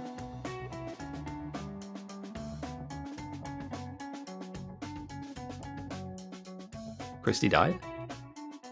All right, catching a bit, mate. It was good stuff. You built power, so you definitely helped your team out. Oh no! Let me start a prediction very late into the game. Apologies, I was making a sandwich earlier on. Who wins? North or south? I might be putting this in late, although you never know. Stranger things have happened. They could have a comeback. You have 30 minutes to use your channel points to vote for the team that you think is going to win or lose. But yeah, now I need to get into it. Do you know what I need? And I'm not saying this because Simultus is here. I need almost somebody to kind of walk me through what to do. Not like a babysitter, but just one person, one time, that can show me the ropes a little bit. All right, you start with, this is how you find a seed, or a map seed, or, you know, this is a good training map to use. And then start from there. And then build up my speedrunning knowledge, because I genuinely want to see if I can clock in a good time. I don't think I could run for 4 hours, though. It's easy for me to talk for 4 hours, but to run for 4 hours. Is there like a shorter speedrun category? For like an hour and a half, 2 hours? Or something where it's a bit more, it gets you in a bit easier. It's a softer. Do you know what? Let's try and make it happen. Let's try and I genuinely, Steel Axe, somebody said, was it 7 walls? Is it 8 walls or 7 walls or something like that?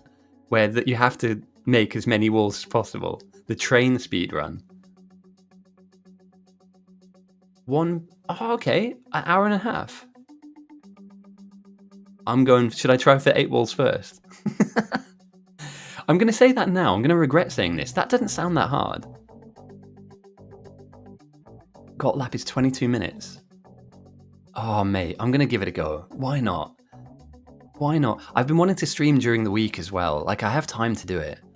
Awesome, mate. That's super helpful. Thank you. I wouldn't know where to find this stuff otherwise, because I don't know anything about this stuff. Steel Axe %. 8 minutes. Yeah, do you know what? Yeah. Oh, we've got, I know these people. Zasper, Raslington, Frankly. Oh, the penny's just dropped. I'm an idiot. I can't believe I've not. These are all my viewers. This is you guys. Frabj is here. Troopin's here. You guys, I can't believe it. It's because I'm so distracted about other things. I didn't realize all of you guys are like speedrunners and other Factorio people. I know that it's such an obvious thing to say, but I didn't realize you guys were all part of that community as well. I know Simultus was, and Raslington and Anti-Elites, but that's incredible. Yeah, fucking let's do it, boys. Let's see if we can get ghosty speedrunning. I never talk about myself in the third person. I don't know why I just said that, but let's give it a go. What's the worst that can happen? Yeah, just try. Because I saw Pantabo just like testing stuff out. He had a stream up for like an hour or two, and it was just like, I'm just trying a build out. You know what I mean? Like theory testing. That I really want to get into. I've got some ideas. Now, I don't think any of them are any good. Oh, no, you're on other lists. Yeah, exactly. All right, I'm saying it now. It's the 23rd of March, 2024. My name's Ghosty, and I will find some time to learn how to get into some speedrunning. I don't have the time to play for 4 hours a run. I wish I did, but the shorter ones, the shorter style games, I'm in for. I'm going to try him out. I'm going to try and get a time. Got you. And I do have the Steel Axe. I do have the Steel Axe Discord on here as well. Furnace Wall. Well, I mean, it's cheap. The short categories are only Burner City. Okay. Well, I'm going to be honest. When I watch you guys put stuff down, and then you're like machine gunning out the inserters, it's just wild to me, mate. I saw McIntyre, Team McIntyre. Derek was like shotgunning these out, just like laying these down. It was incredible, mate. It was unreal how fast. And I know that it's like there's a trick to it, but as a humble legendary BB player, it genuinely, if you guys were to play in this game mode, Derek is fast and really sloppy. I've seen bits of Zasper. It's weird. I want a Hogan hook. Let's take a look.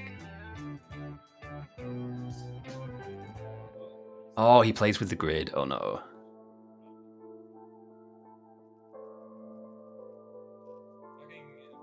Yeah, do you know what I mean? He's ultra multitasking. All right, that's illegal. There's no way he's that quick. Have you seen this? Mate, that is wild. How?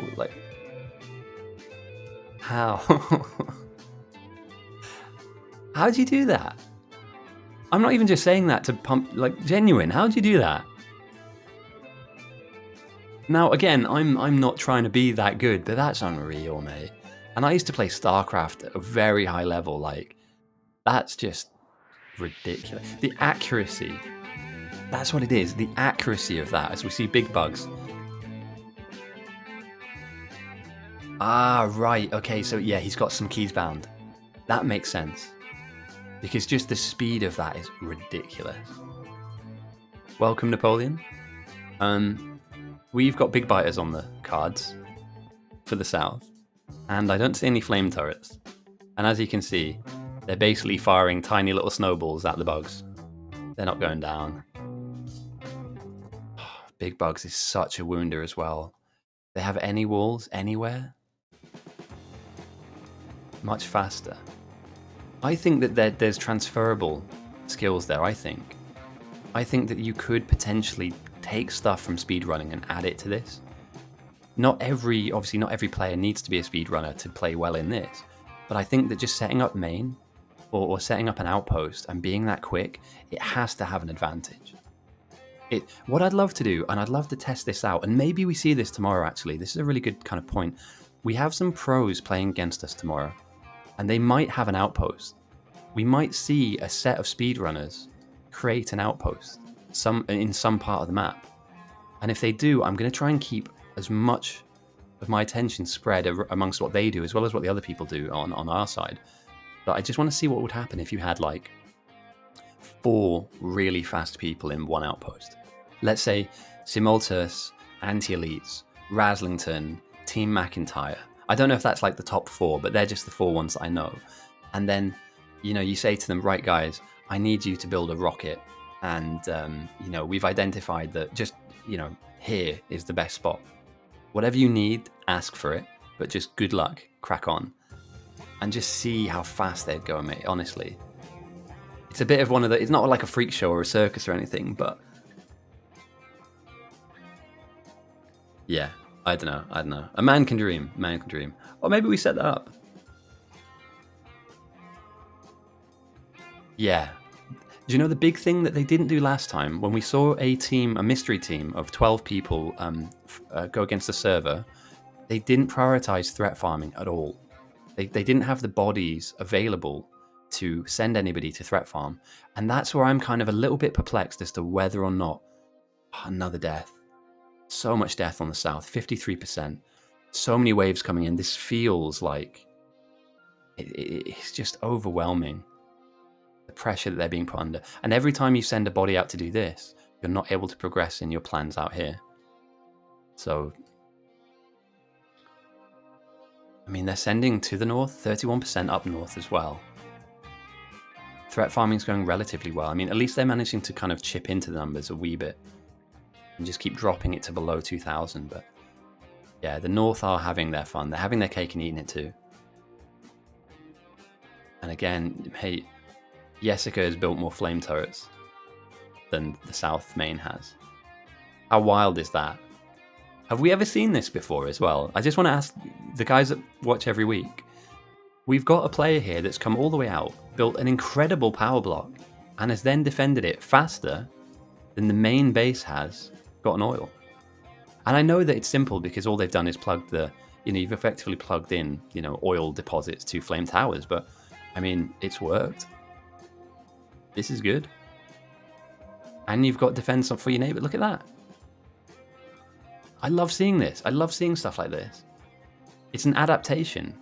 It's an old idea, but it's done in a new way.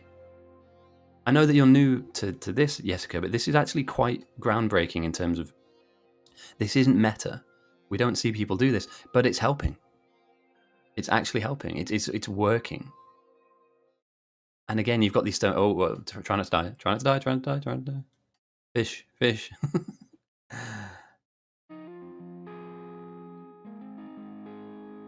Yeah, even I know that you've been, they've broken in this time, but honestly, you've managed to defend 2 bases off the back of a power base.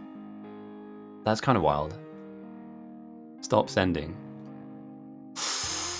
Ooh, I did jinx that. Is that commentator's curse? Oh no. There's just so much pain. There's just so much here. And again, any lab going down at this point is just wild. Such an expensive loss. And I think the only thing you can really do is kite these bugs backwards and just try and isolate them one by one. But losing just, 3 labs, 4 labs, and the science inside of it, that jeopardizes your research massively. I just don't know what the plan is for this. Are they waiting for something to kick in? Is there somebody that's making purple signs that just... Do you know what I mean? Like, what are we missing here? Okay, this could be the play. Is it too late though? You'd have to almost turtle this base. I mean, you needed to have turtled this a while ago too. Let's just quickly. I'm just gonna spitball some defensive ideas real quick. You could quite easily. I mean, I say quite easily. It's not that easy to do, but you could build a very thick wall here, and then just place an enormous amount of radars directly behind it. I'm lagging. Or maybe the server's lagging. So yeah, so effectively you create a huge wall, stick a load of lasers behind it, and then effectively the radars will kind of focus a lot of the waves into the wall itself. But at the moment, there's just nothing. There's a tiny thin wall, and they're losing their ore refineries. I wouldn't be surprised if somebody doesn't call GG very soon. They haven't managed to get anything off here.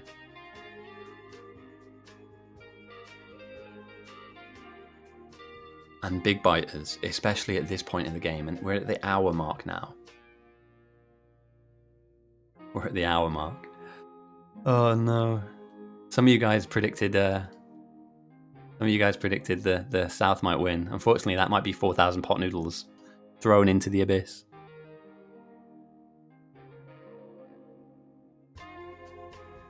Nice defending Zero Sun. Is he North? I don't recognize the name.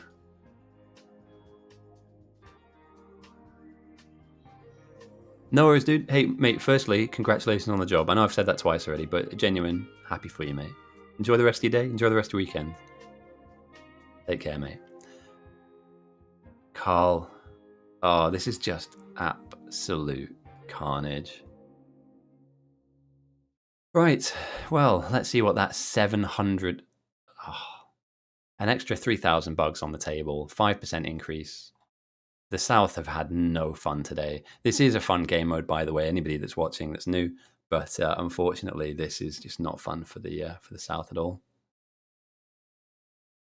So throwing science is what happens in this game mode is the bugs these guys here, the biters, will, over the course of the game, they will evolve and get bigger. And they'll get stronger, and they'll get harder to kill, and they eventually will break your base. You, on the opposite team, can build science. Like here we have, for instance, 700 science, blue science. You can throw these jugs over the water onto the opposite side of bugs, and they will pump them up. They will evolve them to be stronger and harder to kill. And here we can see now they're very difficult. I mean, they're killing off players, they're biting down bases, they're breaking things down. So at the beginning, you can only build red science, which doesn't do a lot of multiplier. It doesn't multiply that well. But if you were to send, for instance, blue science and lots of it, you will evolve the enemy's bugs to be really big and strong. And also, you'll make more of the bugs appear on the map.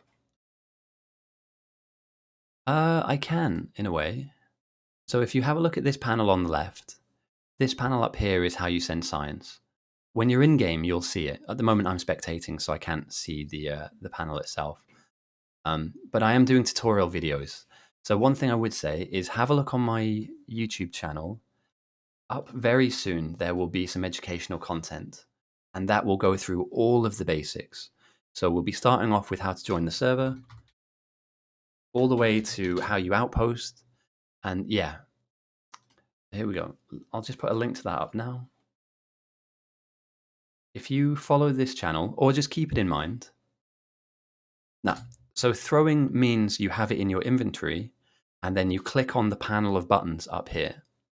It might sound confusing, don't worry about it. On that YouTube channel in the next 2 or 3 days, I will have a lot of videos going up onto that YouTube channel, and it will be explaining all of these concepts very simply. So I realized that we have lots of new people joining us, so I wanted to make a resource where we can push people into that direction and say, this is what you do when you're fresh. You know, this is what you do as an outposter. At the moment, this is tough, man. There's just so many issues from so many areas. And I just don't know. Just don't know where we go from here from south. Okay, capsules. That's a positive. Definitely a good way to defend. Capsules are amazing against big waves of bugs, and you're going to need a decent amount of them. We finally have some... Okay, maybe this isn't GG. Maybe this isn't. We finally have some flamers down, and the wall is thick enough. But the damage done internally is just enormous. And again, these gun turrets are not going to do any damage to the bugs at this point. All right, let's see if this playlist is any good.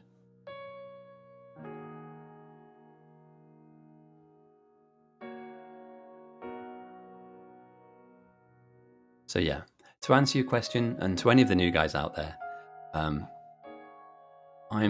working on some resources for new players, because we were all new once. So yeah, Claw's Green Send has been an absolute whirlwind for the south, and the kind of whirlwind that when it puts you in a spin, it's very hard to get out of that spin cycle. And yeah, 10,000 green size has been sent from this base alone. Actually, we've done Soul already. We've done a Soul playlist. Let's go for something else. Synthwave. There we go. It's been a while. Ah, so they've spread... Oh, got you right. So they've spread their sign sends. That's nasty. That's so targeted as well. So we have a blue base. We have a green base. And we have a mill base here. And they're just rocking them with different punches. Literally, it's like, right, let's punch them with a little bit of science. So the player will grab this, click on that button, and then send as many signs as they have in their inventory. Taste the rainbow.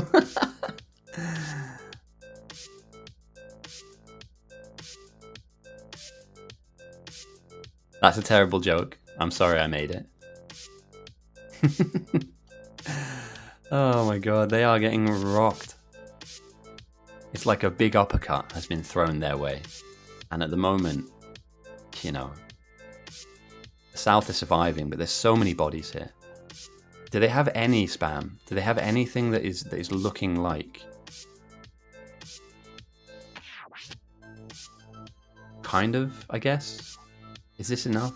I'm not too sure.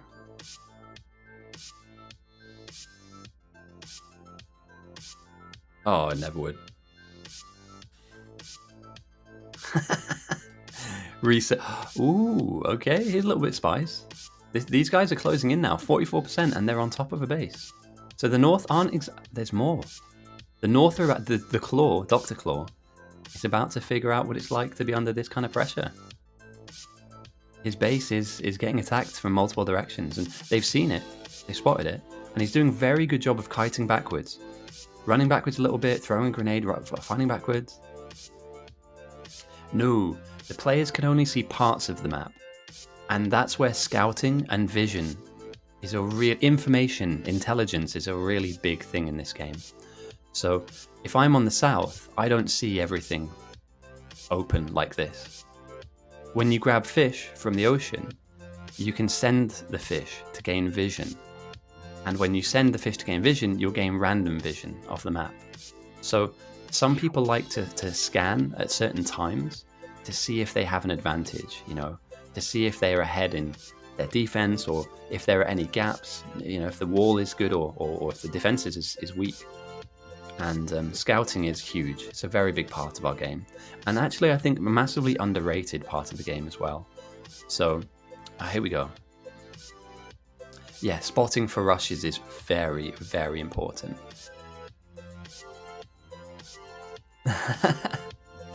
That's fine. Science is a myth. The Earth is flat. NASA is not real. I don't believe in pancakes. But yeah, so scouting, the way that... here we go. We've got a boss as well on the pitch already. The way that I've won games in the past as a captain is because I scouted at the right time and we made the right play at the right time. So timing is everything. You know, like a fighter in a boxing ring, you don't just telegraph your punch. You need to kind of throw things when they're at the worst time for your opposition.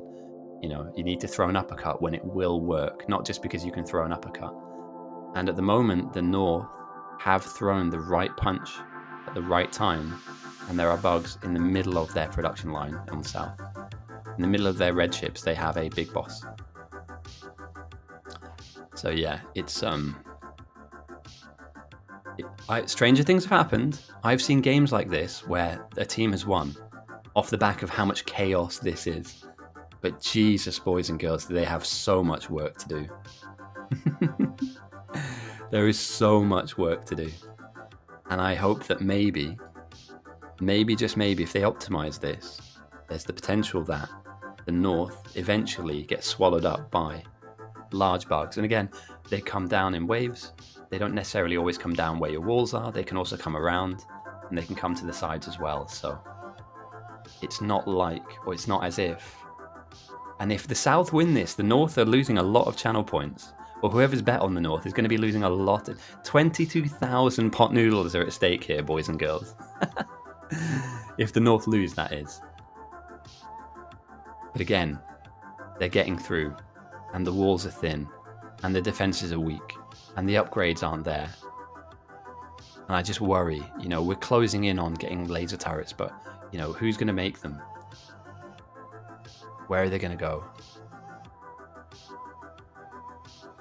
And power's been melted. Like an ice cream, like a tub of ice cream being thrown into a volcano. This is just horrendous. And do you know what, Jessica, I feel really bad for you because this has happened twice now, where you've had to just see it get demolished and then try and rebuild. This is genuinely demoralizing. On a side note, when you're on the winning team, it feels great. So how bad you feel now, imagine the opposite feeling on the other side of the coin. But it's just rough. Don't use red belts. Oh no. They didn't kill all the power. Oh no, they're coming in. They're coming in. And I'm not here to point and laugh. It's not that at all.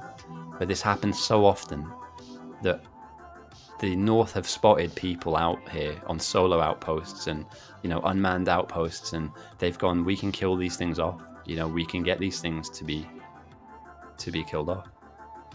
However, though, there is somebody out here that I didn't notice. Claw continues to feed green signs. We're at 73% now for the south, and that is an egregious amount. So that, at this point in time, green has run its course. If you built 10,000 green, it still wouldn't, you know, change the dial so much. The south are getting their act together. This is just chaos, though. Look at this. Defensive pipe work, defensive furnace work. They have some flame turrets down. That is definitely a bonus, but Jesus, boys, you need more than this. I might have to captain a game next week.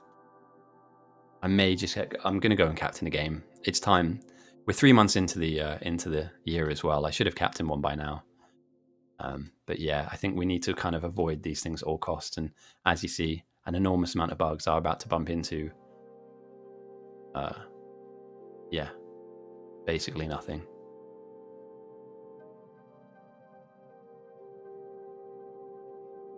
Again, the silo, which you have to protect, is not far away from this, and another wave comes in. Power's going down. Power's now on the ground. We have 0 electricity in this base. 0. Nothing is producing. Nothing's being made. And another side swipe. Another side. Oh my god. Are we going to do a third game tonight? I don't mind it. I'm down. I would choose something that's not easy, though. I'd choose an I2I2D.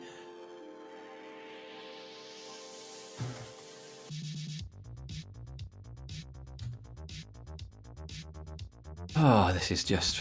There's nothing. You're back to handcrafting now. Spec chat sniping.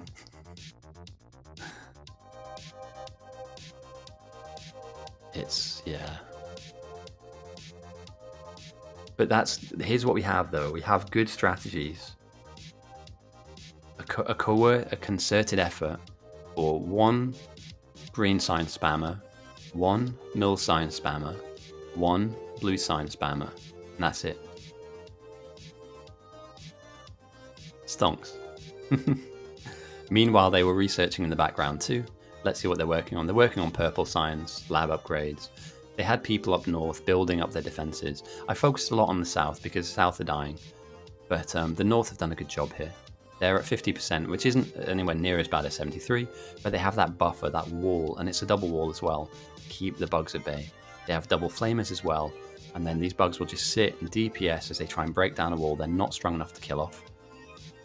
And yeah, this is what you want. This is what you don't want. Yeah, this is bad. What? Hang on a minute. Could this be a photo finish? Do they have anything for this? They're in. They're in. They could equally die. If Jumbo doesn't have anything for this, if Year doesn't have anything for this, they lose this power block. Are the North just as fucked as the South? Am I being hyperbolic here? Am I over? Because they'll die here, of course. Like they'll bump into the defenses and die, but like they're still getting through. They're still causing damage. This is nothing to sniff at. Now you can defend this, but North maybe didn't tie up their base when they could have. You never want to get complacent, ever. Like the South have been fighting like tooth and nail to survive stuff, and then all of a sudden the North.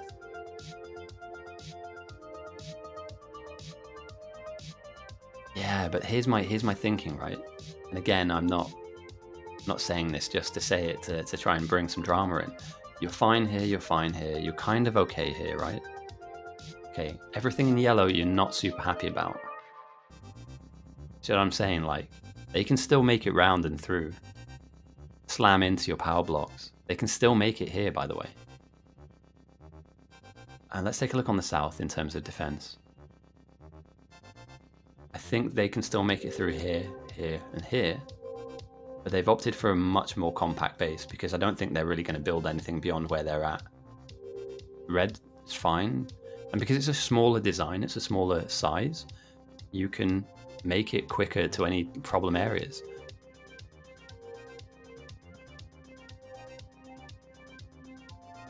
Yeah, I agree. Compact base, turtle base, mate. Turtle up and wait for these mad lads out here to just send blue. Like, get them to like 90% if you can. Oh, and they're going as well, mate. They're going. 756 blue, increasing by 7.8%. It's nothing to sniff at. And 3,000 more bugs on north, meaning they're at 58%. They're not exactly getting it all their way. There's still a little bit of drama here. Now, again, you know, there's no power on the south. Like, the south has been depowered for a while. So you're very lucky that these flame towers don't need power to operate. Because if this was lasers, you'd be dead in the water. But yeah, it's a shame, man. They have something, any power at this point in time. Oh, they've been disconnected, haven't they? They've been disconnected.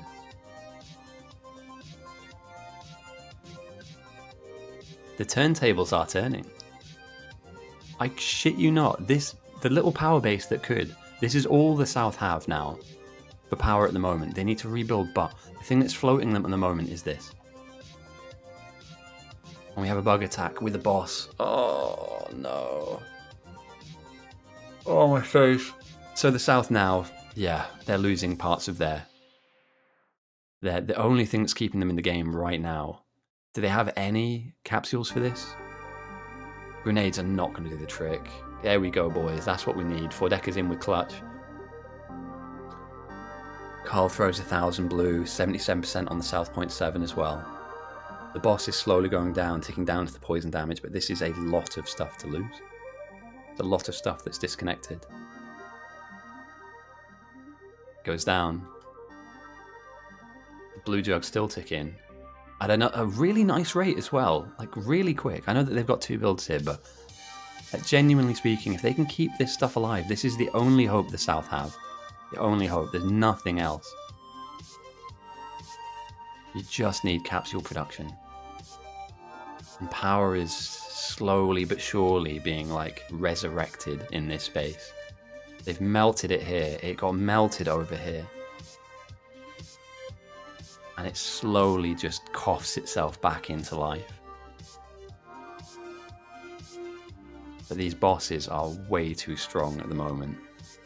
Way too strong. It has to be capsules, man. Has to be. This is like the most chaotic game I've seen in a very long time. I called GG 5 minutes ago. They still don't have a wall here. What is going on? What is going on? Stop making military signs. Make walls. Your base is open. This is an open door. Absolute open door. Close it. Slam that door shut. Oh no, Bob. That is a very good question. I can answer that very, very quickly and easily too.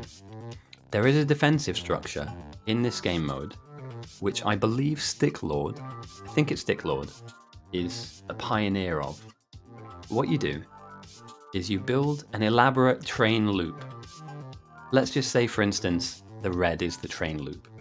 You then fill the train loop with trains and fuel every train, and you get them running around the train loop at 1,000 miles an hour in one continuous non-stop loop. We call this a train saw. And any bug that comes anywhere near the train saw gets flattened. So let's say, for instance, you stick a load of, I don't know, buildings that the bugs want to kill off here. You then build a train saw around it, and yeah, the train just eviscerates anything. Up to behemoth biters. Behemoth biters are a big problem. Oh, what's going on here? No, power's good here. Trains sometimes are used to move stuff between outposts as well. So let's say, for instance, just out of pure possibility, you know, this base is making lasers for this base. You'd want a train to move stuff in between. Or, for instance, you know, there's a huge oil field here, here, and here. So you just build a train to pump it back. Undergrounds aren't always super duper useful, so there are points where it's usable, but I'd be surprised, or I'd be surprised if people use it as a meta. But you never know. You might come up with something that is brand new.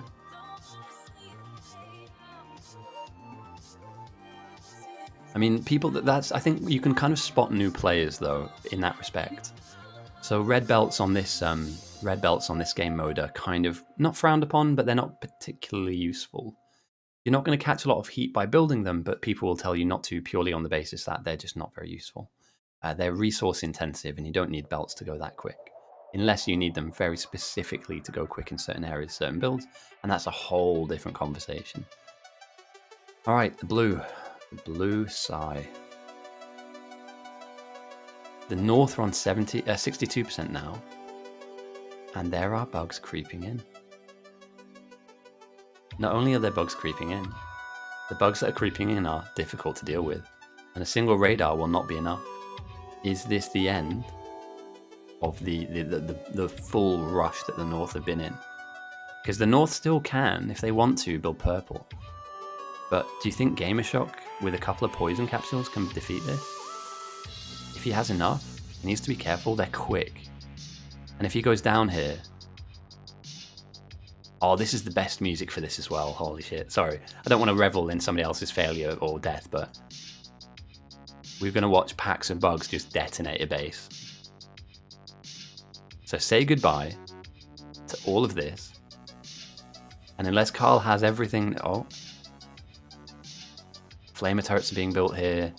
I'm surprised they haven't aggressed onto the buildings themselves, but Carl's a very good player, by the way. So he can potentially give us a bit of a defensive demonstration as to how you defend against these bugs. But these aren't the problem. The ones that run and chase after you are the problem. They're too quick. And you can slow them down. Mate, this could be a comeback. This could be a comeback. Have the North been attacked in other areas? Yes. If they don't play it correctly, if you don't protect yourself, you lose. And that comes any game you play, any sport that's out there. If you don't defend your objective the way that you can win, if the opposition don't, then you will lose. Carl's done a good job here, but that's a lot of production lost here. And they were aiming to make a second amount of it. So yeah, good defense, but it sucks. Like, they've lost their production quite heavily here. And that's only the beginning. It's only the beginning. How close they are. The silo's here. And they can get through. Now the South are on 83%. Oh, this game's a banger, man. I was a little bit like, oh, I've AFK'd at the beginning. I've missed a little bit. Yeah, Carl's seen worse. As a player, Carl has seen a lot worse than that. But they're sneaking in. You know, they're testing the defenses. They're pressuring areas of the base which aren't really there.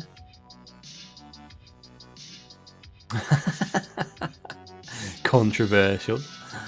I think golf's about protecting your score. I don't know. It's something about handicap and being able to shoot a certain amount. I'm going to be honest. Golf is like the worst thing to talk to me about. I know nothing. Feign ignorance.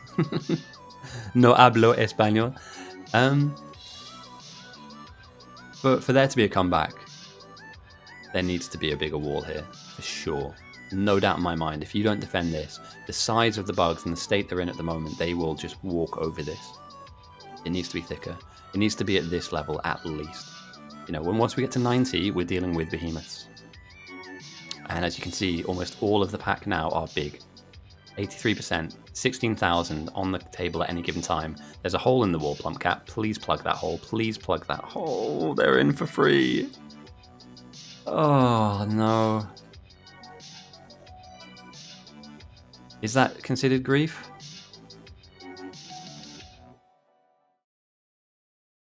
And Q-Crat, just to rub it in a little bit, have some purple. Oh, no. Okay, so just tips for any beginners out there. Never ever open the wall without closing it behind you.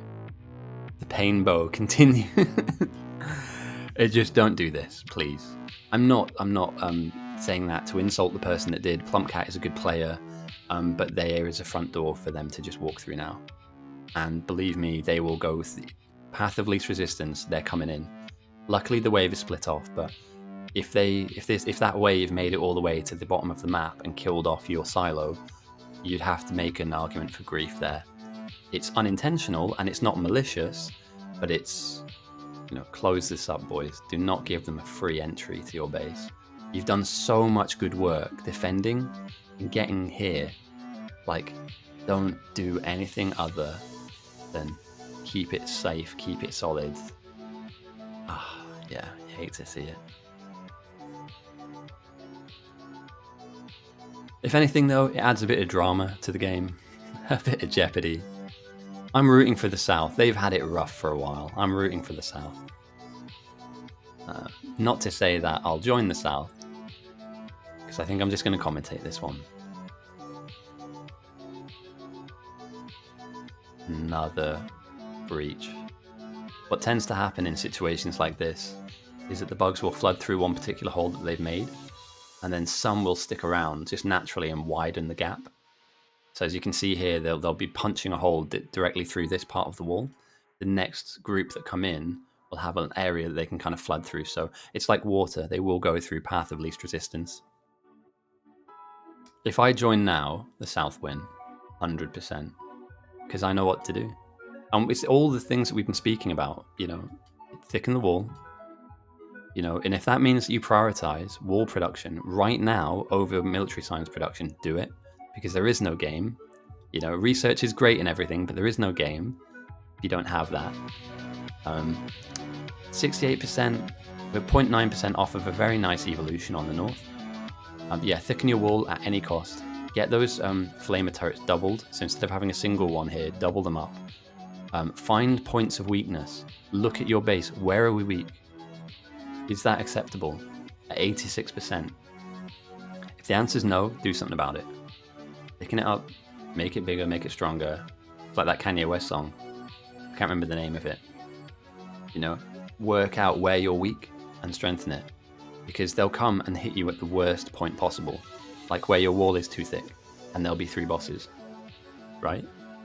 So avoid this. Oh, and capsules all day long, boys. Capsules, capsules, capsules.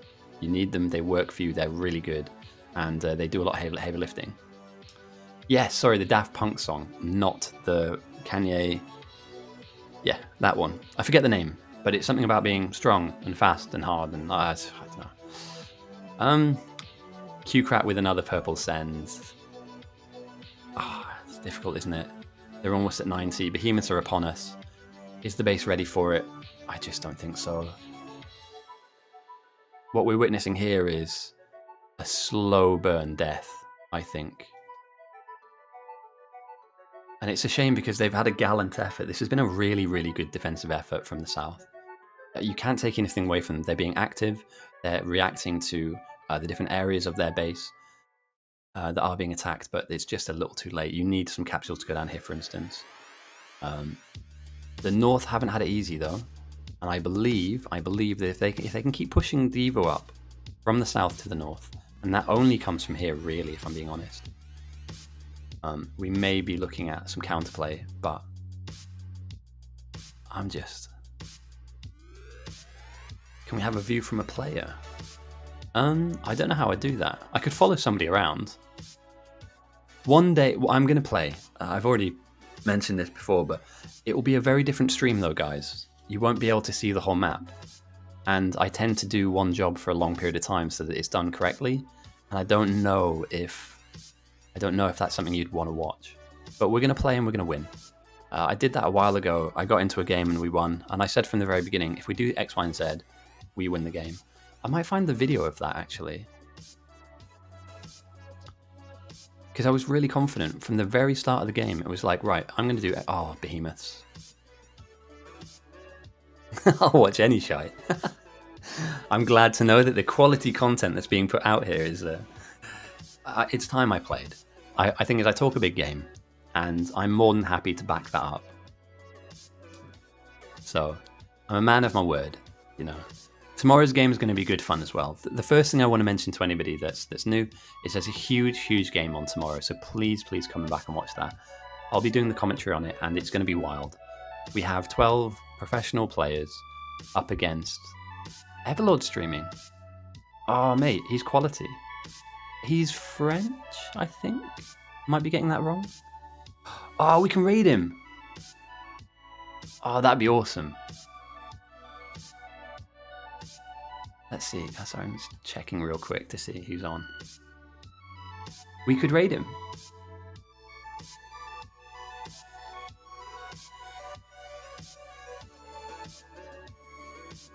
He is excellent. If there's anybody... Enkling, mate. It must be like 5 in the morning. Okay, behemoths. Here we go. These green shell bugs are behemoth bugs. They, down the line, have a chance to revive. Now, luckily, there are a lot of flamers here. You'd also want, hopefully, down the line, some laser towers too. But, yeah, they take a while to kill, as you can see. And this is just the first wave. There'll be many waves that come and slam into this base. One thing I'm hoping to see... It's so compact. Yeah, sorry, just to finish off that thought I just had. If any of you guys have friends that stream, or you think that we should raid a particular person, let me know. I always like to raid at the end of a stream, because then we can kind of bump into the next person, we can watch a bit of what they do, and it doesn't have to be Factorio. But if there's somebody that you know, that you like, that you think we can raid, then let's do that. Let's do that. And I'm not saying that's GG now, but I'm saying when it is GG, we can pass ourselves on to another person and just make their day. The first time I did it, we raided a guy with 1 viewer, and I came back about an hour later and everybody was still there talking to him, and I really like that. That's such a cool thing.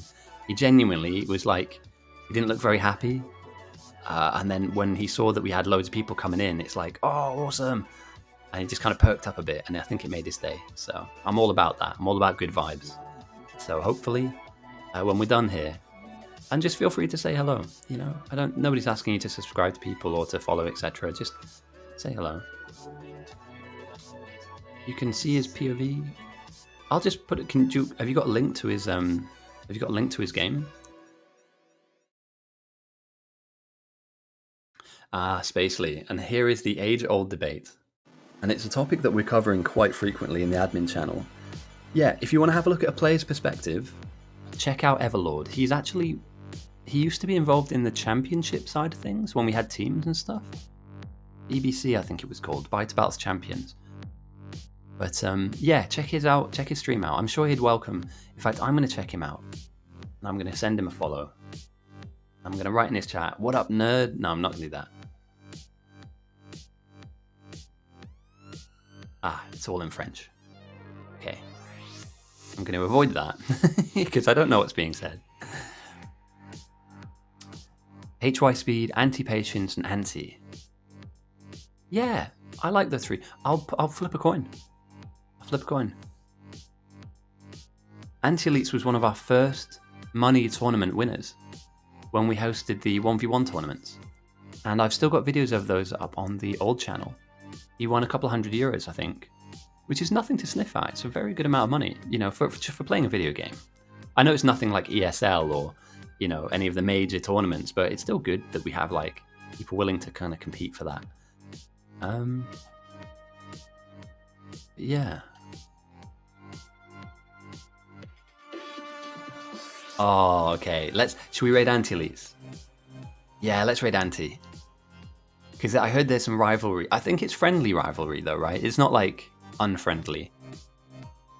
To try and be beaten and beat the first place kind of timings. Ooh, this is dangerous. Yeah, as far as I'm aware, it's all friendly. Like it's like friendly competition. It's not like fuck you, I'm better than you kind of thing. Yeah, that's what I've experienced as well. Everyone's just very, very... And the thing is, you got to respect it. to play as fast as the guys do and to be as good as the guys are, you just got to take your hat off to them. You know what I mean? Like, I know when somebody's better at me than something, and that is it. You know what I mean? Like, watching, like, as we saw earlier on, who is it? The guy doing that incredibly fast. Yeah, okay, right, so they're all trying to hammer down that nail and get it kind of... Okay, I like that. I won't be able to provide any assistance. But yeah, let's raid anti-elites at the end of this. And we can all say hello and how badly South played. It wasn't terrible, but it wasn't the best. But yeah, now with these guys coming in at 96%, 69, nice. Evolution up north, I just can't see a way out. This is, as you can see now, shotguns are doing very little. If anything, they're taking massive amounts of damage and not doing huge. Oh, brilliant. Yeah, mate, how good is that? We can rejoin the doe who dropped off a load of viewers to me. Yeah, mate, I really like that. That's a great shout. And I don't think we're, without being real, I don't think we're far away. I mean, I've called GG a few times here, but at this level and at this strength, your resources are dwindling. You don't have, 100 extra flamer towers to stick back down once this is done. Once they're in, and they are absolutely in. It's just a case of when now.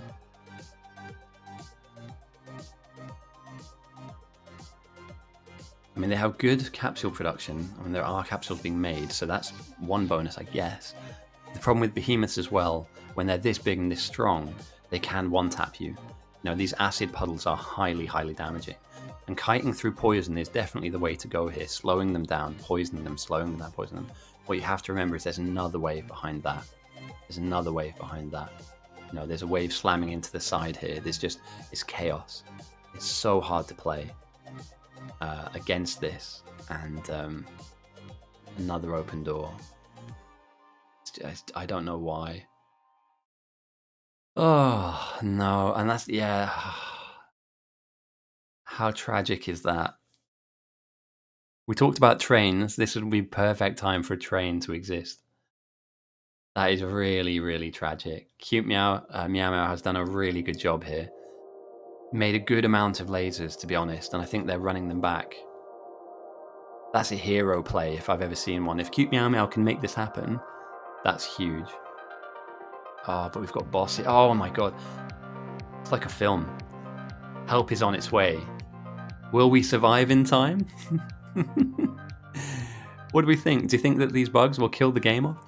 Everything you need right now to actually defend this is here in this car. And this car is frantically trying to find a way through this forest, through the worms, through the chaos, and the base is in bits. Another wave slams into the east. In the middle of the base itself are biters themselves, bosses as well as normal spitters. And that's a fantastic question to ask. Yeah, I don't know. Frantically, with a very low health car, Cute Meow Meow is trying desperately to make it back to their base. Avoiding spitters at all costs. I pray, I'm fingers crossed you make it through, mate. I'm fucking backing you here, buddy. Let's go, Cute Meow. No! No, don't. Send the automobile with Aragon. And at the moment, it's a case of frantically trying to make it to the base on time, whilst driving through all this chaos and not crashing into the rocks. And I should be looking at main, but this is actually quite fascinating. The bugs are so close to the silo. They are within spitting distance, and lasers are right here. Lasers are on the way. And the only way in is to come through this peninsula, surely. And the bugs are going for power now, which you're going to need for the lasers, but the lasers can kill these things off. At 97%, will the lasers be strong enough? You've got an enormous forest and a wave. Oh. Don't bring the wave, don't bring the wave, don't bring the wave. Run! Run! Oh no, and there's another one. I hope you make it, mate. You really deserve to make it. This is like the hero play. The main base has been absolutely smashed up. The only hope the South have right now of having any chance of continuing on in this game is for somehow Cute Meow Meow to run past this behemoth wave into their own base, throw down a load of lasers, like literally throw them onto the ground like a javelin, hitting the deck. Oh, they've got capsules. Straight through the hole that the bug's made. No, straight through the hole. Nice. Alright, okay. Step 1, achieved. Leave this alone. You don't need anything here. You need to head right down into your base, deep into where things are being produced, or where you can create a front line. Get those laser towers down, because they're in. All you can do now is turtle up. This is just gone. You know.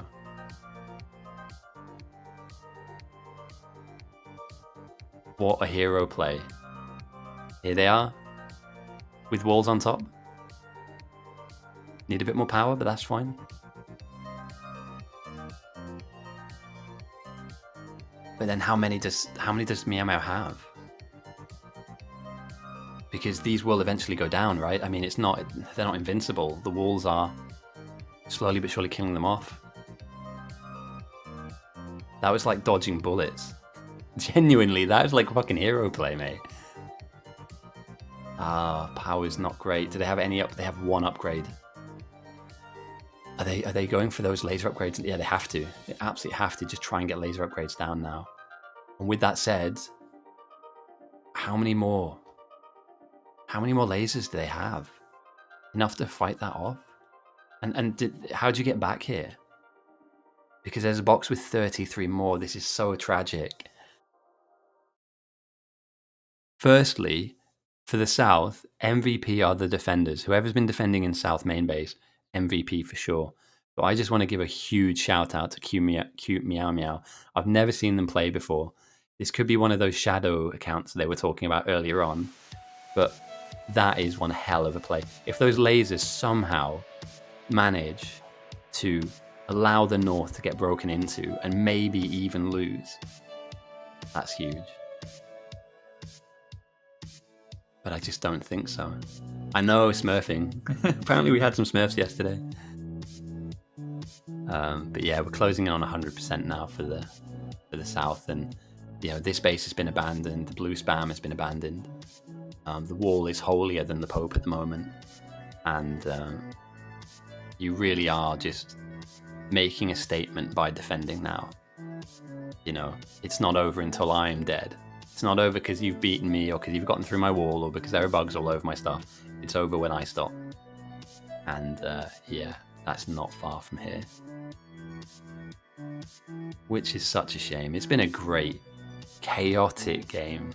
Really chaotic game. Look at that. What a great little micro play from Cute Meow Meow. Cute Meow Meow is about to become my new favorite player of all time. Did you guys just see that? That was like StarCraft level micro. The moment something's about to be hit and take damage, he's pulling it back, getting rid of it. It won't be enough. It won't be enough, but it's one hell of a statement. I don't know who this player is. Whoever Cute Meow Meow is, I don't know who this player is. I will pick them. If I see them on a team and I have a chance to pick them, I'm picking them.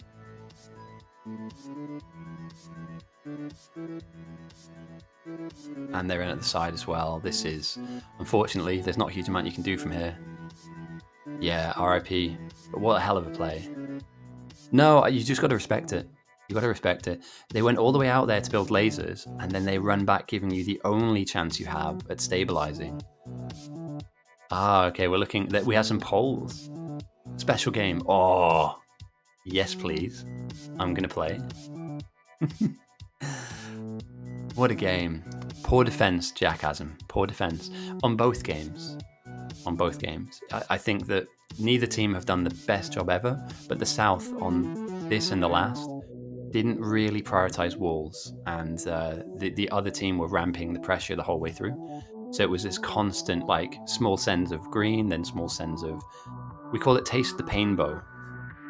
The South are cursed. Absolutely cursed. But thanks for joining me, though, guys. It's been a really good set of games. I'm probably going to play in the next one, I think. In fact, I am. I'm going to play in the next one. I'll finish this. We'll raid anti-elites as well. We'll finish the prediction. And remember, there's another game tomorrow that's like a special event. I hope you can make it. It's going to be good fun. It won't be as chaotic as the 2 games that you've seen today. And we have some professional, high-quality gamers up against every single player in our server. Do you want me to? Should I stream me playing? I don't know. I've never actually thought about that. Would you guys even watch it? I'll remember the prediction. I'll remember the prediction. Okay, I'll take. Do you know what? I'll take a break of about 15-20 minutes. I'll grab myself a cup of tea, and then I might fire the stream back up. I might fire it back up. We'll raid anti-elites just to say hello. You know, it's nice. I like the fact that you guys were saying the Doe passed off his viewers to me, and then I'll pass off my viewers to them. But yeah, let's do it. Let's do it. And what we'll do is we'll come up with a game plan. You know, we'll get into the game and we'll say, right, what is the biggest thing that needs to happen? And I'll try and walk us through her views. Sorry, I do apologise. Yeah, sorry. I didn't mean to misgender. Yeah, we'll kind of come up with a game plan and then see if we can execute it correctly. And what I'll do is I'll get into Discord, but I'll mute it and then I'll kind of unmute every now and again. You can repair the main silo, but at this point, there's just so much coming through. It's just untenable, and eventually they do aggress. Silo goes up in smoke. And these guys just stick around like, hey, that was cool. No more humans. GG's. All right, let's just get in with the GG's first. We'll finish the prediction, because I always forget, and I do apologise. The North have won that one. Repair pack is a forbidden item. And just fish everywhere, absolutely everywhere.